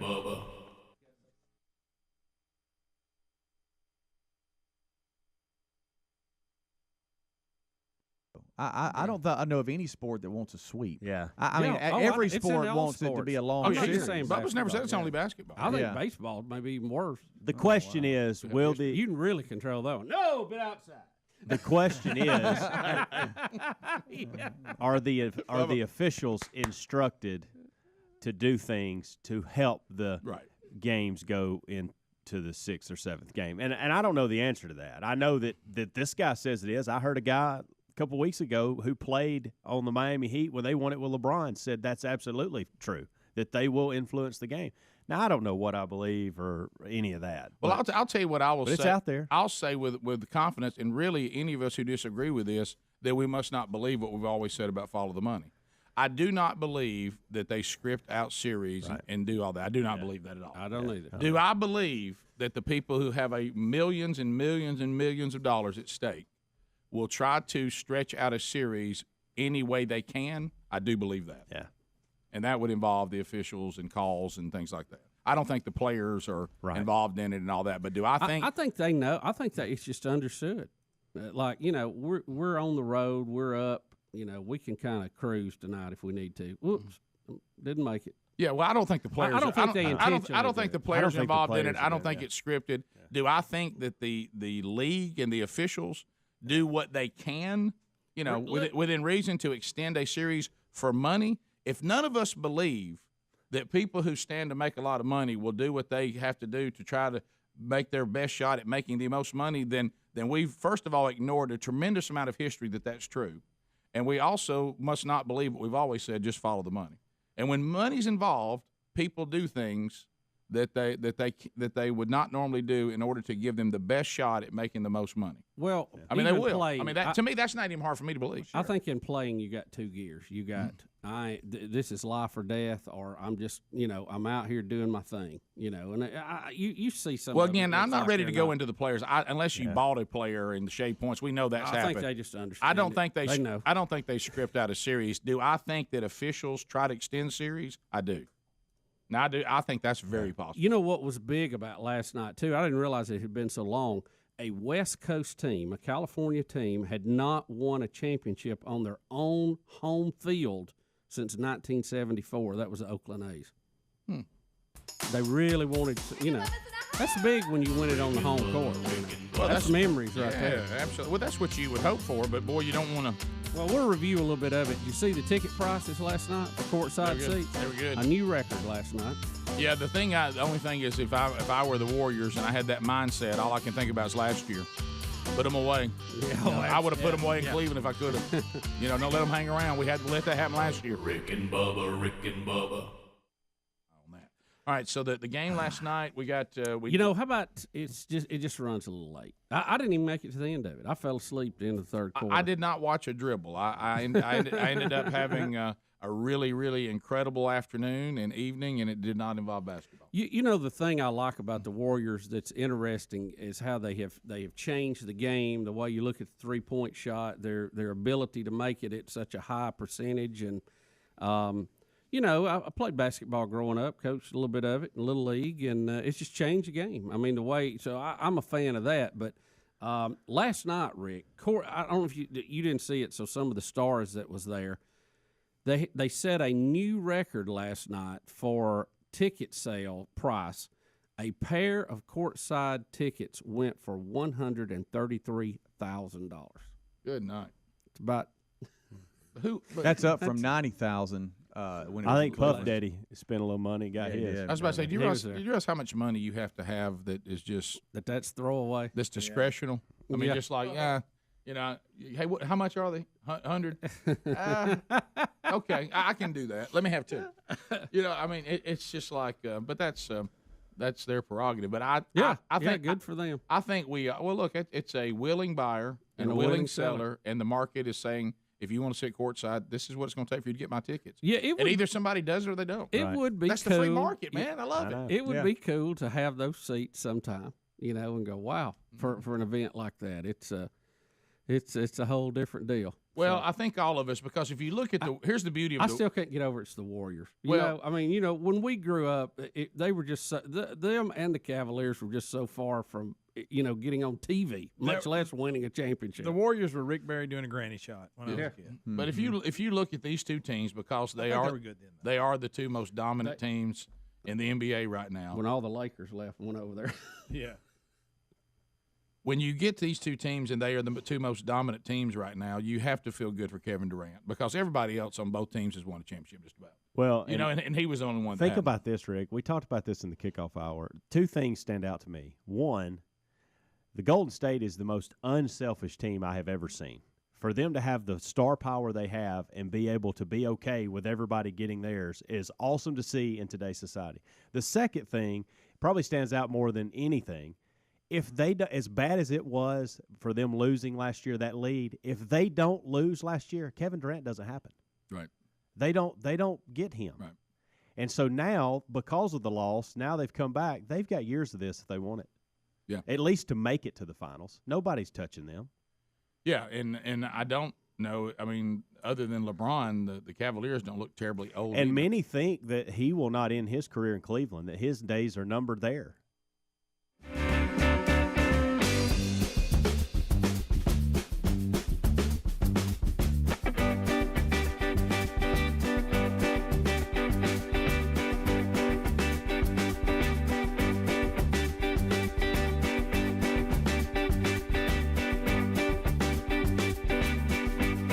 It is 6 minutes past the hour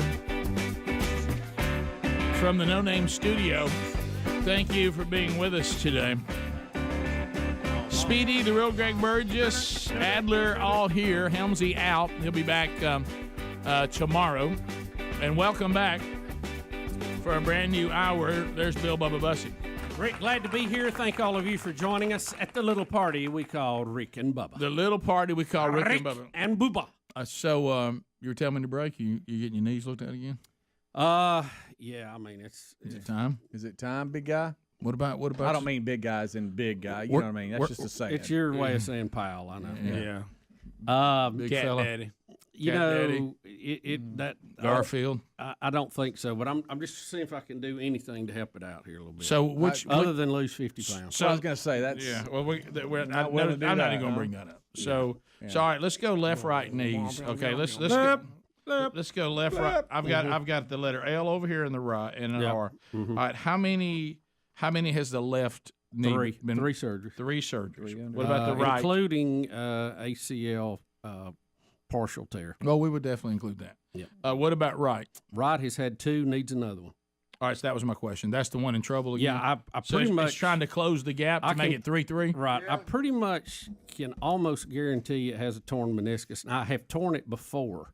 And just the limit in range of motion and the severity of the pain at the end of the range of motion, it feels very meniscus-like. So how does these happen? Thank you. How is it getting hurt? Like, how's it hurt this time? Well, most of them were hurt playing tennis. This one was probably hurt playing tennis, too, when I went back out and tried to do something. This is very strange how I hurt it. It's been a year. And I went out to hit some. It really wasn't running that much, I didn't think. And went to eat afterwards, sit down, got kind of stiff. When I stood up to try to walk, I knew something was wrong. You ate too much. Uh-oh. You ate too much. Couldn't get up. You didn't go to a Mexican place, did you? No. Okay. No, but they may have been quesadillas involved. I don't recall. You never know. You'll find them, won't you? Yeah, I seek them out. But it's just my range of motion in my right knee is very limited right now. I mean, very limited, and it hurts severely when I hit the limit. Right.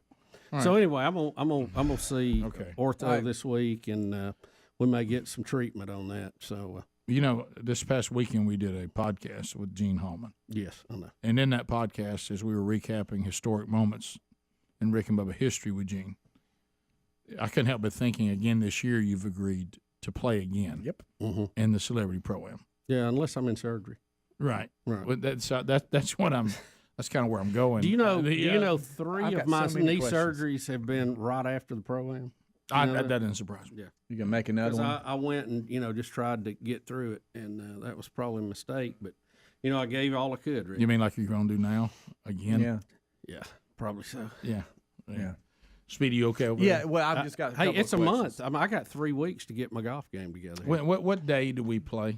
I think it's May 11th. Hold on, that's just off the top of my head. Hold on, let me see. I think it's one. That Yeah, would be May 11th. 1 month from today. Yeah, that's. It's not a Monday. We're on a Thursday, right? May 11th is on a Wednesday, big guy. There I go again with big guy. Let me go ahead and prepare the rest of the team here. Okay. Yeah. I'm not here that Friday because Big Love is graduating. Correct.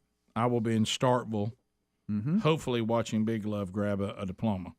Okay, so what a great time if Bubba goes down in the pro-am. Yeah, unfortunate for everyone else. It's a good time game. Yeah, or it's a best of. Yeah, or we'll just shift to a best. We need to plan these things. Well, I We'll mean, just shift to a best of. Unless it completely falls off, you wouldn't have surgery that quick anyway. You'd have to get the swelling down.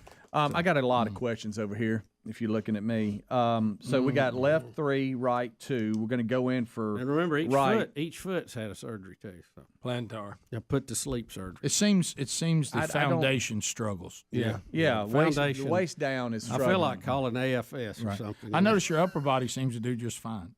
Yeah. It's And not a lot of hip problems. Is there any? No, the hips and lower back are a problem. too. But Well, Greg, hips may have all that's kinds all. The hips don't lie. If Bubba was a house near the water, that's still the Yeah. the stilts that he's built on. Yeah. Right. You know, It's I the foundation. Has that It's been funny you mentioned that rotting because away. I was talking to a friend of mine who's also a tennis player yesterday, and he had a lot of leg, knee, problems. Ended up getting hip replacement on both sides. He said it cured a lot of it. Yeah, I got. that could be your- I and still by the have way, the hip questions. surgery's come a long way. Oh, Most yeah. people have had them said they're not a big deal anymore. That's the best one to have, I think. If, all in all, Are we almost to the point where a doctor looks at you and goes, "We've done all we can do for knees. We've Yep. done all we can do. We got to make some other decisions here because I don't know what else we can do." I tell you what's coming always for got him. that out there. Knee replacement is what's coming. Yeah, that's what. Okay, that's what I was. When are we getting new knees? Yeah. Well, I don't know. I'm not really fired up on the knee replacement train right now. And I would do both same time, get over with. Yeah, right. And you've 1 foot. Oh, What well, do I know they a say- lot of people that's had really good luck with it, but unfortunately, I know a few that it's not. So yeah, what's had your good luck. pushback on the knee replacement? Well, Knee replacement or lose 50? the Which one would you rather do, lose 50 or knee I'd replacement? rather lose 50. No. But it's come a long way, and really, it's almost partial knee replacement now. They resurface Have they? everything. They don't, they don't just cut it out and throw it away like they used to. A lot of them, they're keeping the tendons and all that. Used to just cut everything out. Do you think you can play in the pro-am? Do I think I can play Physically? Yeah. I don't know. There it is. I got that was another not, question. that was not a yes. That wasn't confident. That was not a yes. I got another question. Am I going to have to run around the golf course with you and take care of you and be your caddy? That's a yes. Again, or are you? You on gonna his get bag? hunted I this don't know. time? I don't know be who- on his bag. I don't know who's going to be on my bag yet. This is what kills us too, because a lot of times there's a huge difference when it's cart path only. Huge difference in the amount of walking. Well, you have yeah, to do. of course. And a couple of times it's been Guard great. back, please. It's been great right up to the pro-am and then the range, and then you end up with cart path only, and that's Guard path. that is a huge struggle, CPO. especially on those a lot of hills. Well, yeah. Yep, that's it. There you go. So, what procedure are they going to do on? Who you right going to knee? see and when? Not who, but when you're going to Yeah, see. yeah. This week. This week. Yes. Oh, so you're hurting. Just okay. Are He's they hurting. any suggestions on what or any idea what they might do? Did you say Like, if somebody they threw said- dry needling out there? I didn't know they did that on knees. I didn't either. Yeah, You got knots in your knees. Well, the I've asked Hands on the ground. y'all laugh. I'll engage in a conversation I'm really not qualified to be in. No, sometimes. I've never noticed that.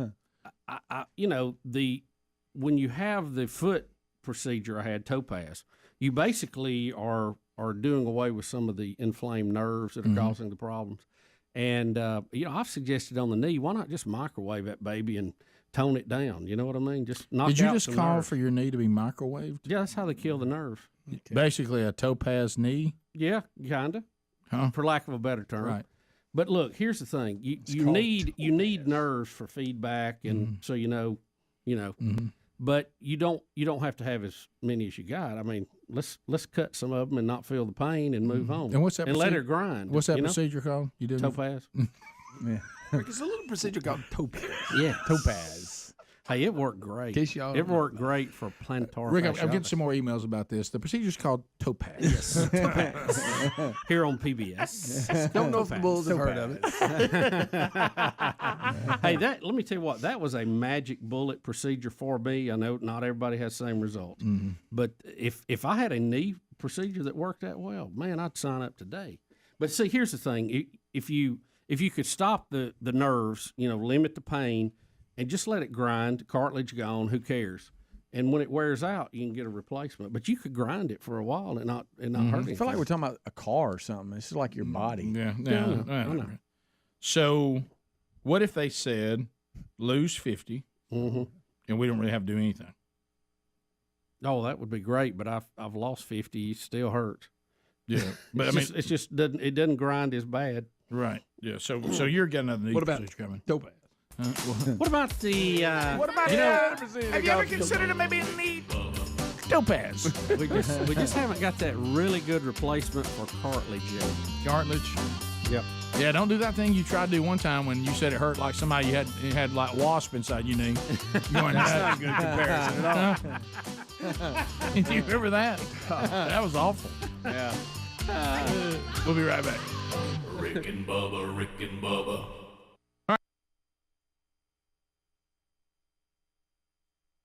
So if they don't get him some help, they say that he's going to find him a place to end his career. The old days, they all would have ended up at the Lakers or the Celtics. Yeah.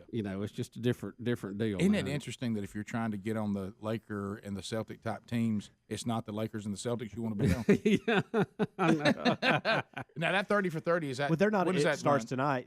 They're not even the third or fourth, fifth, sixth choice No. at this point. Hey, the Lakers, was it last year? Maybe it's the past couple of years. When I see them with lottery picks, I mean, that used to be teams called the Pelicans and all that. You never heard of. Really strange. Really strange. The Hornets and all. I mean, they moved around so much I couldn't keep up with who was where. Well, I hate to bring up the obvious involving LeBron. LeBron, if you were wanting to get on the team where you had more help, you were on that team and you left and went back to Cleveland, where he won. Right. Yeah. Yeah. Well, Yeah. and he I did. mean, Well, he they did won. win. They won 2 out of 3 in Miami, right? Yeah. How about he had last? He's 3-5 with in Finals. championship finals. 3-5, and you don't realize that. Well, but- to me, the most impressive thing in his career, in my humble opinion, and you can take that and we won't mean a whole lot involving the NBA, but is that he won a championship with Cleveland. Yeah. Last year. Yeah. Right, That's impressitive. Yeah. To go back to the team that you'd been on all those years and you never had enough help, and you go back and beat the Warriors after being down 3-1 Yeah, that's as a impressive. Cleveland Cavalier. Yeah. That may be the most impressive thing he's done. Well, I'll tell you, they talked to him after the game, and he even said about Golden State. He goes, "Look, they're all in their 20s. They're set. I mean, the Warriors are going to have to be dealt with for many years to come. It's not like it's over." Yeah. And so if they you're can not- hold them all See, together. San Antonio's got old, and they're trying to retool now. It's going to take several years, I think, for them to be really competitive again. So they don't have a lot of competition there. Didn't see the game at all, so did Cleveland not play well? No, Cleveland jumped out on Oh, it's a them. great game. Yeah, I Cleveland jumped out on them real quick. Had a 10-point lead, and then Golden State come back. I guess about midway through the second quarter. Yeah, is they when went Golden into torch State- mode. It was crazy. It was 5 minutes of the craziest basketball I'd ever. I mean, it was nuts. Yeah, the run that got the Cavs is when 24-3. Well, no, it was a 36-11 run in the second quarter. Yeah. Ooh. But the Cavs came back and had made it 71-60 at halftime. So I mean, it was close, but boy, that run They had what a got 'em. stupid foul that slowed everything down and cooled them off. Wells got into a scuffle. West. Bubba, Rick and Bubba. Super Summer Slam going on this week too. Another great idea if you have a dad that's involved in likes tennis and can attend that or be part of that. That's coming up. It starts Thursday, so then it goes through the weekend. Yeah, big event, and we've got a lot of folks signed up. 8 different states represented, Rick, from Texas to Connecticut. So check that information and upcoming events at rickandbubba.com, and it is this week, so be aware of that. So today, Jeff Sessions, I heard you guys talking about it, the Attorney General out of our state. Obviously, we've had Sessions on the show several times, and people are kind of wondering whether this is the right thing to do. I understand that Sessions, if he is the man that he seems to be, and I don't see any reason why he's not, he's trying to do look, you're not going to hold I refuse to talk over me, so I'm just going to come in there and I'm going to take this stuff Well, he's on. kind of a straight-up guy. I would expect that from him. Take the bull by the horns. Now, others are saying, now I understand that, Mr. Sessions, and I understand you, but this is going to turn into nothing but a gotcha. They're going to get you in there, and as soon as they can get a door open, they're going to go. Next thing you're going to know, we're going to be back in the 70s. I mean, they're going to open that portal, and they're going to start talking about everything you've ever done and want you to explain everything you've ever did, and it's going to turn into, because when I was noticing, like yesterday, Bubba and I, obviously, it was a very interesting article about what we do for a living, but it involved Rush Limbaugh. Politico wrote it, so that's all you need to know. and some of it, as far as our business and all that, was interesting, but you could tell in the article, the article just came out, right? That's not an old article. It just came out, and this will tell you everything you need to know who are concerned about today, okay? Guess what the article was about? When Rush Limbaugh talked about the woman at Georgetown who wanted the government to pay for birth control, and he said, so she wants to be paid to be intimate, which really makes her a prostitute. Right.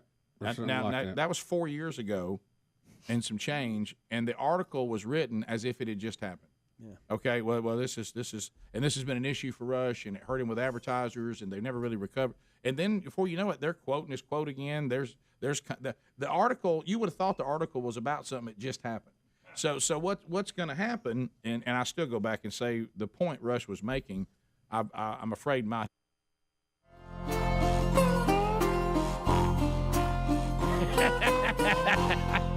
21 minutes past the hour. The Rick and Bubba Show, 866-WE-BE-BIG. Thank you guys for being with us. Hey, Rick, have you tried Topaz? Have you thought about Topaz? Why would you think? Let me just tell you something. You guys missed it, but the people that we're having to work with now, they don't know how to take it. Well, these people are not accustomed to us. And we're weird, Rick. I know. We got a weird sense of humor. I don't think it's hit me how weird we are, because we kind of had our own world, got our own language. We really haven't interacted with other people. We're not used to playing with other people. Well, think about too. Just about time we got accustomed to people being in the office, we canceled the golden ticket seats. Right. I mean, we haven't had. We've been just kind of like. Really, if you look at it, I mean, we're clothed and but it's really kind of like we've been put out in a survival deal. It's just us. We don't really get around other people that much as far as a group. Right. Now, as individuals, but they don't get our humor, Rick. No, they so don't. We don't need to use it. I just did something in the kitchen. I just did something in the kitchen. I'm like, I bet that does seem weird. But she's thinking, what is he talking? Somebody was talking to me, and they were updating me about their weekend or whatever, and I was trying to get some coffee. And, of course, I come out of here where we get to go and stuff, shouting things, chanting, and all that. And they're basically giving me a rundown of what their weekend was. And I said, have you thought about Topaz? And I just said it. And they weren't in on the conversation. They looked at me like, Rick, what's wrong with you? What's Topaz? I was like, it's just something we're saying. We were repeating we're just saying it. I heard you talking in there. I didn't hear that, but I heard you talking. But have you thought about Topaz? That's so good. Which number one, it's a signal we're not listening. No. Yeah, and it's just we just repeat things and get little comments. You just keep saying it. See, I'll do this all day. Oh, I'll do Topaz at least at the bottom of the hour. Sherry Burgess has never been more thankful she's leaving for Dallas. Because if not, you don't get a Topaz. Let me ask you this. Have you thought about Topaz? So, what do you think about? What do you think about dinner? Well, have you thought about Topaz? And it makes no sense. Yeah, but I love it. I say it to Adler all day today. I can't believe you did.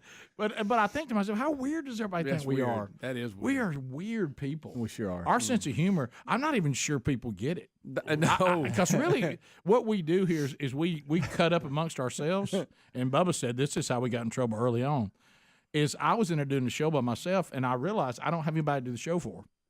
So Bubba comes in, we start talking, and then we start a show based on trying to make each other laugh. And if anybody wants to come along, that's fine. Sure. But really, we sit here and do this no matter what. Yeah. And really, what y'all out there in the audience are getting is what we think the other people on the staff are going to laugh at. Exactly. Yeah. And sometimes it connects, miserably. and sometimes it doesn't. Yeah. Do you remember how long and how much we did Butta? Oh, Butta. Yeah. I missed that one. I'll have to bring that back. No. Coach went out there and then we Butta. All right, here we go. What about now Topaz is back. Anybody considered a little Topaz? Greg, if you'd have seen that face. Because the update was something. It didn't have anything to do with it. No. Rick, nothing has anything to do with that. Rick, that That's what you could think of. If you thought about Topaz. And really, all that is just something we've adopted. We've just what embraced. we've done is during the best of. Right. If you ever replay the one Chicago Bulls, Bubba gets his official voice. It's a procedure called toe pass, and he's telling it to the Bulls. That's what. Hey, because they thought they would listen. Were we trying Don't to know if have? y'all heard of it, but it's called toe pass. Hey, have they won a championship since? No, I don't even know that team. I didn't call back. What's his name's career ended? And I tell you what didn't call back was a championship. No, it didn't. All right, I got an update for you. So we know this. Noah. We know this. We know this thing. Dad was a big tennis guy. Yeah. What now? Wait, a little sidebar. Really? Okay. Can I tell you what I'd recommend? A little just Just a little touch. So really? Okay, sounds good. Have you thought about toe pass? makes no sense. Don't know how that's going to get them moved into their new house, but anyway, so Sorry to get in that thing. The look was like. That is a sign, though, that right, you're not listening. Right now, though, they go back into this. I tell you what, this is freaking Bubba, bunch of weirdos. They their own language. By the way, somebody put on Urban Dictionary. What's topaz, man? If you thought about topaz. I just wanted to say it again. You couldn't stop, even though it didn't apply at all. And I couldn't remember if I had Maybe 10 you ounces of coffee or 12. Yeah, maybe some of you should try it in the office today. Yeah. Just a little Make that the office. When somebody comes to you when they come to you with a problem, Yeah. you know that needs to, what about topaz? What do you consider maybe topaz? So you know how you always look for if a product's in trouble, you know, because we talked about it before. If you try to boycott everything, you can't have it. You can't. Right. No. And there's not a product out there made by anybody that you wouldn't have some disagreement with. Not even topaz. But anyway, so you know, Disney has basically said all the stuff they're doing that their audience loves it. It's not going to affect anything, and we can all have a Coke and a smile. And they're going to take all these things and they're going to do it. You know, we're forgetting it. This is supposed to be something for children and family entertainment. But anyway, I actually saw with my own eyes and heard it with my own ears. And Bubba, you're going to know who this is. Somebody who is completely 100% devoted to all things Disney. Yeah. Like they ought to have an apartment there. Right. Yeah. I'm talking about season pass. I'm talking about the cruises. I'm talking about all of it. Said, I'm done. Wow. Big change. I said, so you're saying not another dime to Disney? Said not another dime. We are done. As a matter of fact, we're taking a cruise, and it will not be with them. And that's they've never done any cruise without them. Now they're going to go on the Monsters of Rock tour. Correct. Correct, Greg. Because all cruises have to have a theme. Yeah, they do have the Monsters of Rock. Greg, so they're leaving Mickey and they're going on a cruise with Jimmy Buffett. Parrot heads it is. There it is. No, seriously. But you know that to me for Disney, this is the kind of person that you look at and say support them for years. Meaning, you know, there's things that have changed this person didn't like for a long time, but when was it finally? Yes. When was it finally it? Have you thought No. That one might fix it. Have you thought about going on the cruise, the Legends of Soft Rock? Bubba, they had one of those. They did. They have everything. Yeah, they had one that had like American. Sure. I tell you the one I like, and it's a bunch of podiatrists, and it's called Have You Considered the Cruise to Topaz? Topaz. We're headed to Topaz, Mexico. Greg, but when I heard him say he's done, because I thought, well, he'll be the last one off the Disney cruise. You know who's going to need it right over there? He's messed his foot up. Have you about to have topaz? Nah, I don't think so. That's something you need to think about. Is your heel hurting? Oh, yeah, it's been hurting. Have you considered topaz? You might want to have it looked at. All right, we'll come back. You want to talk to people, see what's on their minds? Let's do that. If they start every call with, what about topaz? Talking about a little procedure. Did you see the Home Depot in California go up in flames? Heard about it. And Speedy claimed you could see it from space. There's a lot of fuel in there. Wow, you'll in throw that something wood like that yard. out. We'll be right back. Rick and Bubba, Rick and Bubba.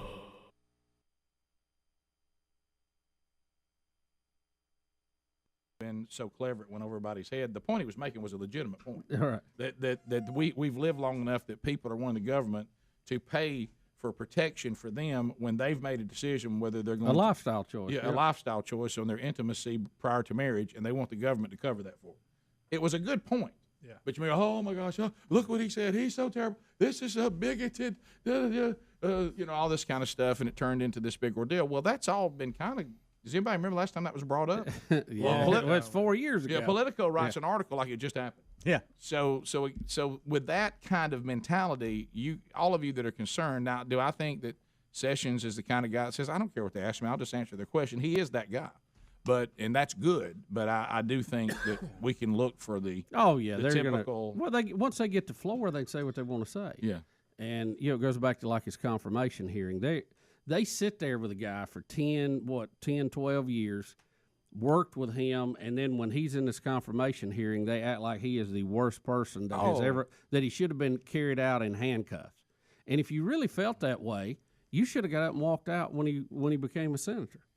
Well, you said something, which is not true. None of it is. Yeah. Well, you said something in the break that is right, and I think this is where some of these politicians are miscalculating the majority of the American people right now, and that is, hey guys, if y'all would spend as much time restructuring the way taxes are the revenue that's done in this country, if y'all would spend as much time on things that will actually make a difference in the lives of Americans as y'all do on chasing the Russian connection that doesn't seem to be going anywhere, and y'all take all these hearings, both sides, and get in there and cut up on all it is trying to get some sort of political advantage, while the rest of us are out here going, will you lower our taxes? Give us a chance. Will you free up the free market where we can get some jobs? Can the economy come back alive if y'all would concentrate on a health care plan is probably going to affect more people's lives than this trying to make Jeff Sessions look bad, or this about the Russians and that. There's been nothing that's been shown to any of us that the Russians had anything to do with who was elected president. I'll tell you what had a lot to do with that is the Republican establishment people and Hillary Clinton. That's why Donald Trump's the president. The Russians didn't do it. We did it. It's the environment politically that we found ourselves in that you guys created. The far left and the establishment right. Y'all created this. So it's not the Russians. So could we get to we're going to get the tax structure, simplified and get in 3 categories and be done with that. Let's get a health care plan that opens up, more choice and opportunities for the free market to drive costs down. Let's get the government out of health care. I wish we were spending as much time on that. And the thing is, every time you try to get to something like that, well, the Congress has got another holiday coming up, or they're not going to be in session, or they're going to be gone. And they got the Labor Day 2 weeks coming up. And you're like, hey guys, we're floundering out here. Right. Yeah. I mean, can y'all concentrate on what needs to be done? So whatever happens today, this is the thing that gets me. We're not going to tie the election to the Russians. All this is going to be, and even if the Democrats have some success tarnishing Jeff Sessions, he's not going to be removed. He's still going to be the Attorney General. And all of this is going to be is a bunch of people getting over and fighting a fight that very few people even care about at this point. And they're going to try to damage each other for political advantage. And meanwhile, nothing's getting done. Yep. There's nothing getting done. Everything's just on pause. Yeah, it's just dog and pony show. The Russians try to influence all elections. Did they influence? Did they have something to do with the outcome? They didn't change voting numbers by any stretch. So I think it's all just kind of a witch hunt at this point. Like I say, the biggest gripe against Sessions is he didn't let the committee that was approving him know that he met with a Russian as a senator. He wasn't even on the Trump campaign then. Right. And, senators meet with Russian officials all the time. I mean, like I say, we've known him a long time. He's an honest guy. I don't think he's got anything to hide. But we know how it's going to go, though. Right. Oh, they're going to absolutely. Yeah, Mr. Sessions, we get that. Why didn't you say that to begin with? Well, and he's tried to explain that is because the way the question was phrased, he thought they were talking about when he was on the official campaign for Trump, and this happened early last summer or something with the Russian ambassador in his office or something. And it was just. So did you forget that you met with the Russians? I know. He meets with so many people. Right. So I don't. So you just leave that out. What did you think we were talking about? Why didn't you just explain that to us? Yeah. Let's go back to the 70s. But now, I got confidence in him. And that's where this is headed. Yeah. I got confidence he'll handle it pretty well. He's pretty sharp cookie. So it's just.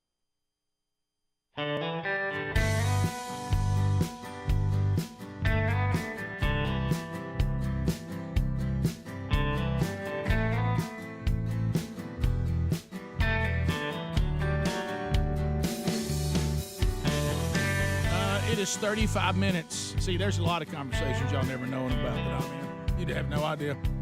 And buddy, 35 minutes past the hour. Thanks for being with us. Much to do to wrap up the hour, and we want to talk to you, find out what's on your mind. So I want you to fire in here right now at 866-WE-BE-BIG, and we'd love to find out what is on your mind. And we'll start with Kim out of Helena, Alabama. Kim, welcome to Rick and Bubba, and thank you for listening to WZZK. Go ahead. So, you like the topaz, huh? That's good. Oh, that's good. Let me tell you about the topaz. honey, you want the topaz? You want the topaz? It's so good for you. All righty. No, here we go. All righty. Better quit while we're ahead. Okay. Well, in that case, somebody says, why don't you quit while you're behind? Yes, good. But there you go. Let's go to Wendy in Alabama. Wendy, welcome to Rick and Bubba. Hey, this is Wendy. I'm in Sims. My 8-year-old granddaughter's out of school, and she wants to tell you what Mama said. Okay. Ain't no step too high for a high stepper. Ain't no step too high for a high stepper. Let's go to Johnny in Selma. Johnny, go ahead. Good morning, fellas. Hey. Bubba, I got some advice for you from my granddaddy was in his mid-70s when he was thinking about getting double knee replacement. Mid-70s. He went ahead and got his first knee done, and he's doing the therapy, and you can imagine a man in his mid-70s trying to do therapy, and it wasn't very fun, and the doctor wanted to go ahead and schedule his second one. He told the doctor, he said, Doc, I don't know what you did to my first one, but you healed the second one. That's funny. That's great. Have you ever noticed when you go to, say you have a cough or something, you go to the doctor, you can't cough for anything? Oh, sure. It's like your adrenaline scares it out of you. Yeah. I tell you what, I wish I could do at the doctor again is have low blood pressure. Yeah. Or even normal. Now that's all I can think about because they got on me about my blood pressure. It's in your mind. And that's all I can think about. Yeah. And it just shoots through the roof every time I'm up there. Yep. Let's go to Craig. I tell them to come to the farm and take it. They'd love it. Craig in Alexander City. Rick, just think about the farm while they're taking it. I tried that last time. It was a little better. Craig, go ahead. Green Acres, guys. Thanks for the call, buddy. Hey. Mm-hmm. What's on your mind? I could be wrong, but from all that I've gathered, it's only a sport if it was invented in the U.S. or if Rick played it growing up. Yeah, pretty much. Yeah, that has a lot to do with it. And you understand. And of course, I'm a big team sport guy, so the individual sports are in trouble right out of the gate. But yeah, it had to be something that I was interested in and participated in. Yeah, and it can't. You know how old people are about new stuff. Let's go to Thomas in Meridian, listening to the buzz. Thomas, go ahead. Hey, fellas.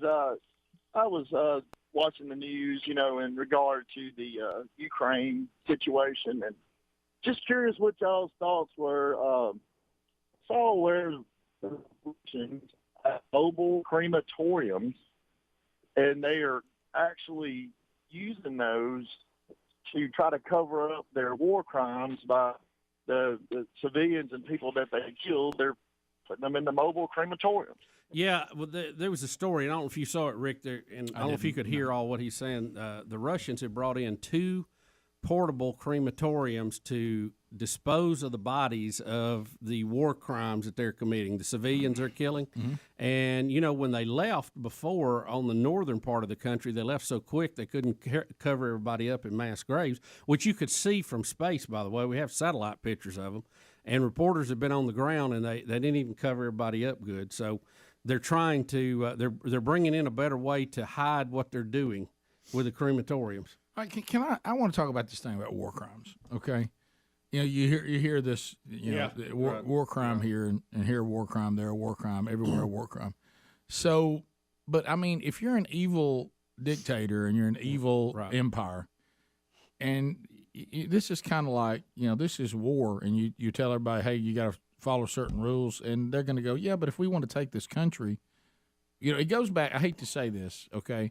It goes back to when I was coaching lacrosse. and I didn't know all the rules. Okay, and someone said this is a penalty on your player. This is really a good analogy on this. We got the ball, we hit a kid, knocked him down, got the ball, and we're rolling with possession. And the referee said he exerted too much force in order to get the ball. Right. To which I said, but we now have the ball, so it seems like it was the right amount of force. Yeah, good point. But then he said, but no, you can't do that. Well, what happened? So if I'm a country that says this is my goal and I'm evil already, I've already proven that I'm evil and I see it. So I'm gonna go about rules. You're not going to give me out a bunch of rules. Is there ever tell me the way, like say with the Nazis, the only way you can really get anybody on war crimes is if you win the war, and now they're no longer able to wage war anymore, and you finally catch them. Isn't that how you finally get them? Because you can scream war criminal at an evil empire all you want to, until you defeat them and then have them in custody, you can't do much about it, can you? Well, this the Geneva Convention is what we're talking about. Is the standard for war crimes, Rick. Right. It's 4 treaties, 3 additional protocols. It establishes international legal standards for humanitarian treatment in war. Now they're not outlawing war. They're saying you know, we know this is going to happen, but when you're in a war, there's basic rights of wartime prisoners that you need to not execute the prisoner, but you need to execute their rights. And the other side's going to do the same thing. Like you keep their prisoners alive. But this never happens. And we'll swap them. But it never happens.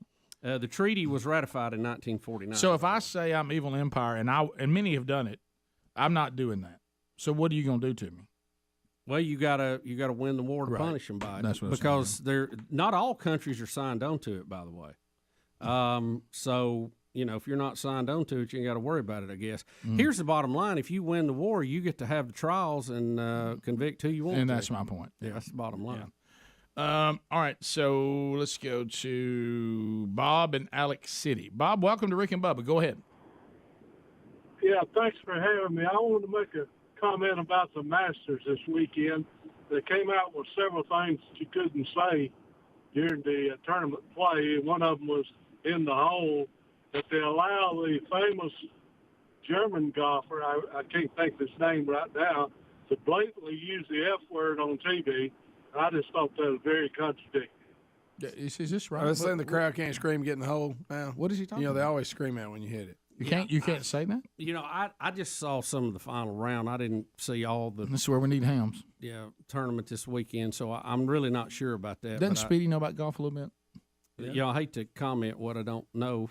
I was never stopped. Never stopped us. He's before. saying they ban certain phrases, but how can you make the crowd not yell it? So they always yell it. You know, when you hit, they start screaming. But wait a minute. Speedy, who was the golfer? Because I did see one clip where they caught somebody with a hot mic. Who was that? Are they banning just hollering? Are you talking about they just don't like what you're saying? I guess that's and get in the hole is something they don't want you to say. Speedy, what about? Do you see it? Do you know the topic? I have not heard anything about you can't scream, get in the hole. Okay. Can somebody call Helms real quick? Yeah. Because you remember we had a contest where we used to putt when a caller would call in. Oh, yeah. I remember how we did that. It didn't last. Get in the hole! And that's what we called it. So I guess we'd have to change it now. Aniston, George. George is checking in. George, go ahead. Hey guys, I'm kind of a blue collar guy, and I guess I can be judgmental, but I've always considered golf to be like a frat boy sport. But it's good to hear about a Christian playing golf and maybe even getting the family involved. So I'm softening it on it a little bit, but what's your take on the party side of golf? Well, yeah, I gave a whole speech on it earlier. You know, it requires incredible skill. If you can wear the same pair of pants that a clown would wear, you got to also think about that. Yeah. You know what I mean? Is that really? I mean, I saw a clown in those same pants. You know what I mean? It's. I like adding that one. That's good. Let's go to Hayden in Alabama. Hayden, go ahead. Hey, I was going to ask, isn't Disney anti-God as well as anti-family? I know there's people in our church, and they're semi-involved, and they give money to Disney. You know, they go to like the Disneyland and stuff. And whenever my dad hears about it, he gets really disappointed because we're kind of supporting the people that are against the family and church and things like that. Well, Disney hasn't always been that way, you know. And I'm not saying that there's some devout followers of Christ. By the way, if that's your standard on products that you'll use or entertainment. You're gonna have a lonely existence. Yeah, I'm trying to think of any sport you could watch now. Yeah, I think I wouldn't do some carte blanche. Nobody should ever have liked Disney. I think at one time Disney did a good job of secular. I'm not talking about spiritually. But, in the secular world, providing, what was about as good a family entertainment as you could consume. Stories with good morals in it, and, patriotic, and all that. But there's been a huge change now. The things they're doing now don't even make sense from a business standpoint. Agenda-driven stuff. To me, what they're doing now is right up there when Cracker Barrel, for a moment, decided not to carry the Duck Dynasty merchandise. I mean, you got to know your audience, and Disney has been on a drift that is relatively new. Walt Disney, I wouldn't put him up there as a devout follower of Christ. I don't know his spiritual convictions, but I didn't look for him for that. But I was looking for some clean, good, somewhat moral family entertainment, and at one time Disney provided that as good as anybody ever has. We'll be back. Bubba, Rick and Bubba. Right now, everybody's but. Mm-hmm. Yeah, but. You can hear. It's a smelly subject. Oh, yeah. Well, I think he is like the rest of them. They want to have their say, get it out of the way, and move on, because as long as you don't testify or you hold back, they're going to just keep beating this drum. And eventually people are going to say, gosh, there's really nothing to this. Why do we keep calling witnesses? But when it's, the big Comey, that was going to be, it's like a fireworks show and it rained. Well, Trump there's said nothing to it. He said it on his Twitter account yesterday. They're obstructionist. They don't want anything done. Right. They just want to stand in the way. Well, that's it. You know what it's like? This pursuit of the Russians influencing this election, and not just influencing, but making Donald Trump the president. It's like you're that guy that won't move on the creek, and he's still sitting there panning. You're like, hey, once no gold has come up after this amount of time, move down the creek, go somewhere else. Right. There's no gold here. Mm-hmm. Okay, you can't just stay in one spot. You got that little pan out. You keep on panning. There's nothing here, so you better go somewhere else if you're going to find anything. And now, like we said, it's just become about obstructing, and you don't want anything to happen. And they can't get back to health care. They can't get onto this next thing, the wall and tax plan and all those things, which really will affect most everybody hearing this today. And so it's just another. And how about this? However it goes with Sessions, the people who voted for Trump will still love Sessions, and the people who are against Trump will hate Sessions. Not one. There won't be one human being says, "Now I felt this way before, and then after it I feel different." It's not going to change anything, except everybody will get to go on record for saying whatever they want to say. Might get a good Saturday Night Live skit out of it. Yeah. All right, we'll come back. We'll go. The Rick and Bubba children are working with Adler in the TV department. Both of them wanting to kind of get in that field themselves, and they just shot a slow motion featuring the Wall of Cups. And I will tell you, the Wall of Cups today in the daily documentary is a biggie. Now they're working on trying to make it higher, which I just don't know. It's gonna the Wall of Cups is going up again. So periodically throughout the show today, somebody will crash through the Wall of Cups. Yeah, so just if you hear that in the background, look for it on the daily documentary. Right. So, all right, now you were telling me that Dennis Rodman, once again, we remember back when Dennis Rodman, for some reason, kept going to North Korea, and none of us really knew why. And we were trying to figure out, and now he's at it again. Rick, after all that's going on with North Korea, you would think now would be the time you wouldn't go back. During a time of heightened security issues with North Korea, or as we like to call them, NOCO. Right. Former NBA bad boy Dennis Rodman said Tuesday he is just trying to open a door by going to North Korea, his first visit since President Donald Trump took office. Now, the guys were talking early in this, why is he doing this, how is he getting paid? The word on the street is that he is being paid by a marijuana cyber currency company called potcoin.com. All right, now, Bubba, first of all the people that go to North Korea and hang out with Kim Jong-un, it's Dennis Rodman. Right. I mean, you've already got the weirdness there that it's Dennis Rodman of all people. Right. Now you're telling me he's getting funded by Popcorn Pot? What? A pot cyber currency website. He was seen with their T-shirt on in the Beijing Beijing airport. Did you almost say Beijing? He did. Say, He did that almost happen? He did. I was really focused on the name of the company here, the pot. You want to get it current. Well, you don't hear pot cyber currency much. It's not in the normal. So what is say. pot cyber? You know, I really don't know. Currency. It's some pot website, and apparently you can buy and sell with, made up money online. Okay. It's kind of like Bitcoin, but it's the pot version of it. Pot like you Rick, talking about Big Chief? Rick, yeah, I haven't spent that much time on the devil's lettuce. Yeah, on potcoin.com. I Right. really don't know. Right. So yeah, one the of them king's good? grass. Yeah, right. Yeah. One of them good ones. Yeah. Left-handed cigarette. Yep. Yep. Okay. There's no telling. Right. There's no telling. Now, Rodman, let's see. There was one thing here. He said, ask if he had spoken to President Donald Trump about his trip.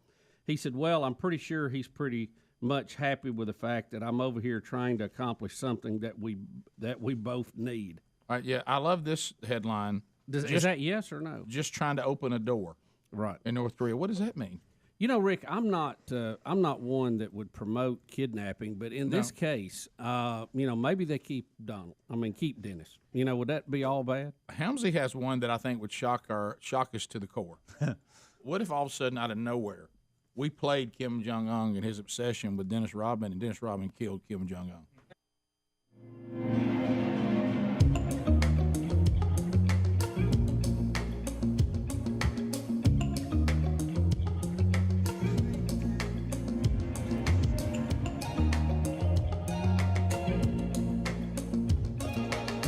8 minutes to the top of the hour. 866-WE-BE-BIG is our number. HelloFresh.com/Bubba. Man, I'm going to tell you, you talk about meal planning made simple and great food and saving money on your total food bill, not wasting food, and getting your family back around the table. 50 different weekly options. You can, you never get bored trying to, because I burn on certain things, and it frustrates everybody. Sometimes I'm like, look, I like that, but man, we have that a lot. Let's try something different. And and you really get a lot of variety and get to try new things and find new favorites. HelloFresh.com/Bubba. That's HelloFresh.com/Bubba. Right now, you get 16 meals for free plus 3 gifts. You can customize it week to week. It doesn't have to be the same. You can drop off. You're not locked into anything. You can say, hey, this week we're on vacation. We don't need it. However you want it to work, but you're going to love this service, and many of you already do. And you hear them continuing to stay with us. And I tell you why, because so many of you are responding, and you love this product. HelloFresh.com/Bubba. All right, so here's President Biden. Once again, I think he tries to say a word, and we don't really know what it is. Unfortunately, he claims this is a single word that describes America.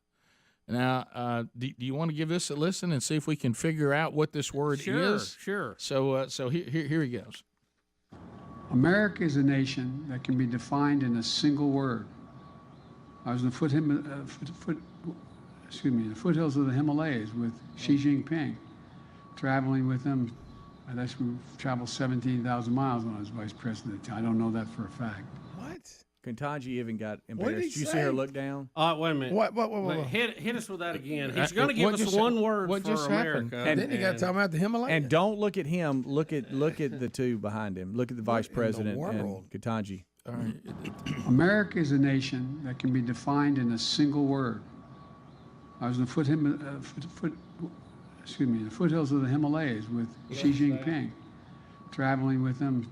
I actually traveled 17,000 miles when I was vice president. I don't know that for a fact. What is he doing? Time out. What are we doing? I think he What's said. happening? I think he was trying to say that he was walking in the foothills of the Himalayas with Xi Jinping when he was vice president, which made him talk about. Remember, he always tells he about how back to many the miles, mileage again? which leads to the train story. I know it's where he's headed. He's headed back to the train story. Watch Kamala's Is he face. saying he's trying to define America by one word, and he was trying to tell that to Xi Xi Jinping as they were walking in the foothills of the I think Himalayas? so. But we never got the word. We never got the word, and then he got about how many miles it was. I don't know. And how then, many. he said he traveled 17,000 miles, and then he thought somebody's going to fact check that, and he's like, "Well, I'm not sure." Something. Are like we that. headed back to Yeah. the Amtrak That was story? headed back to if this tomorrow. video keeps going, do we get back to the Amtrak story again? Guys, that's disturbing. Hit us again. America is a nation that can be defined in a single word. I was in the foothills of the Himalayas with Xi Jinping, traveling with him. I guess we traveled 17,000 miles when I was vice president. I don't know that for a fact. Okay. I am the leader of the free world. That was a train wreck. Honestly, I didn't think. I almost didn't play this video today because I thought surely but I don't want to ever come across it. We're piling on. When he heard, but Rick, his mind jumped. His mind jumped from where he was, and then when he triggered it with that mileage, because that always leads to the train story. Yeah.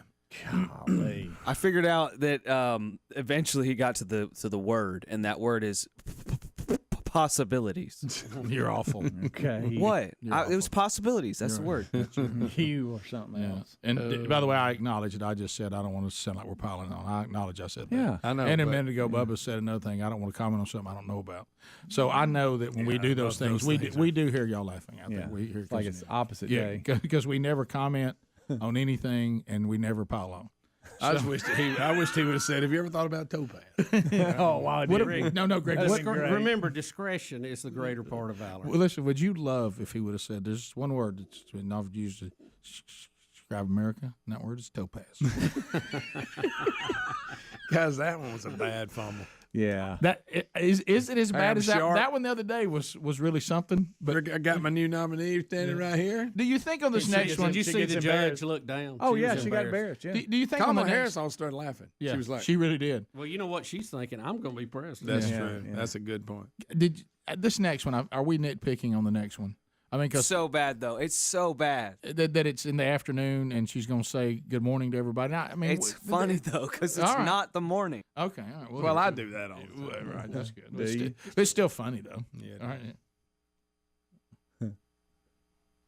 right. Hold on. Sorry. Okay, I thought that was okay. Look, aviator glasses back on, make you feel better about me again. Here we go. Don't know where I'm at. Good morning. Good morning. Oh, I didn't know she would double down on. Good morning, America. Three of them. It's 12:35 in the afternoon. Good morning. Look behind her. Good morning. Good morning, America. Hey, Why did she say good morning, America? Did you see the president behind her? He went good morning. watch. Does he mouth it? Yes, watch. Y'all, the laugh. Good morning. Focus him. It's after the third one. Good morning, America. He just said morning. But it's not morning. He probably was like, morning. That's probably what he was saying. But Kamala is. Good morning. You know how I expect her to get on everybody about the cornhole tournament. I mean, but this is a charity cornhole tournament. This is a charity cornhole tournament. It's so stupid. And that's Stop it right now. We will stop this tournament. This is stupid. So, I mean, good morning. But you know how you're the person after a complete debacle that you're supposed to try to turn it around? Yeah. That's what it felt like, didn't it? It's okay. Look, I know it came across like someone with Alzheimer's is running the free world. It's okay. Good morning. Good morning. Stop it right now. Good morning, America. Stop it right now. You know what? Don't you know the what it nominees reminds me thinking? of? Somebody who falls on ice and It's somebody else okay. goes out to help them up. And They fall too. Yeah. It's all right, guys. Nobody panic. They're behind the scenes. Obama's still here. Remember, we brought him up the other day. You see him walking around? Everybody ignored Joe. Did it make you feel like that maybe he was up here running things? It's all right. By the way, that's what that was all about. Yeah. It's okay. Look, Obama's up there. He's hanging out. It's fine. We're good. Yeah, if something awful happens, Obama, that's all that was about, to make everybody feel better. Mainly Democrats, because they knew we would all make fun of it. Yeah. It was mainly to reassure their base. See, Obama's up there. He's there. It's all right. He's supporting it. Listen to how good he sounds. Top of the hour. Rick and Bubba, Rick and Bubba.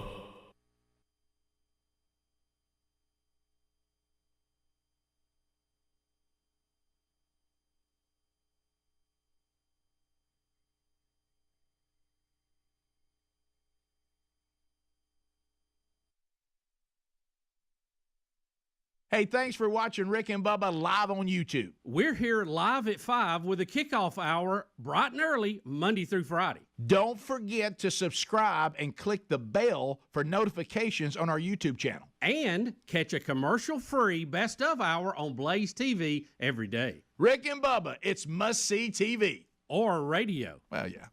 Rick and Bubba.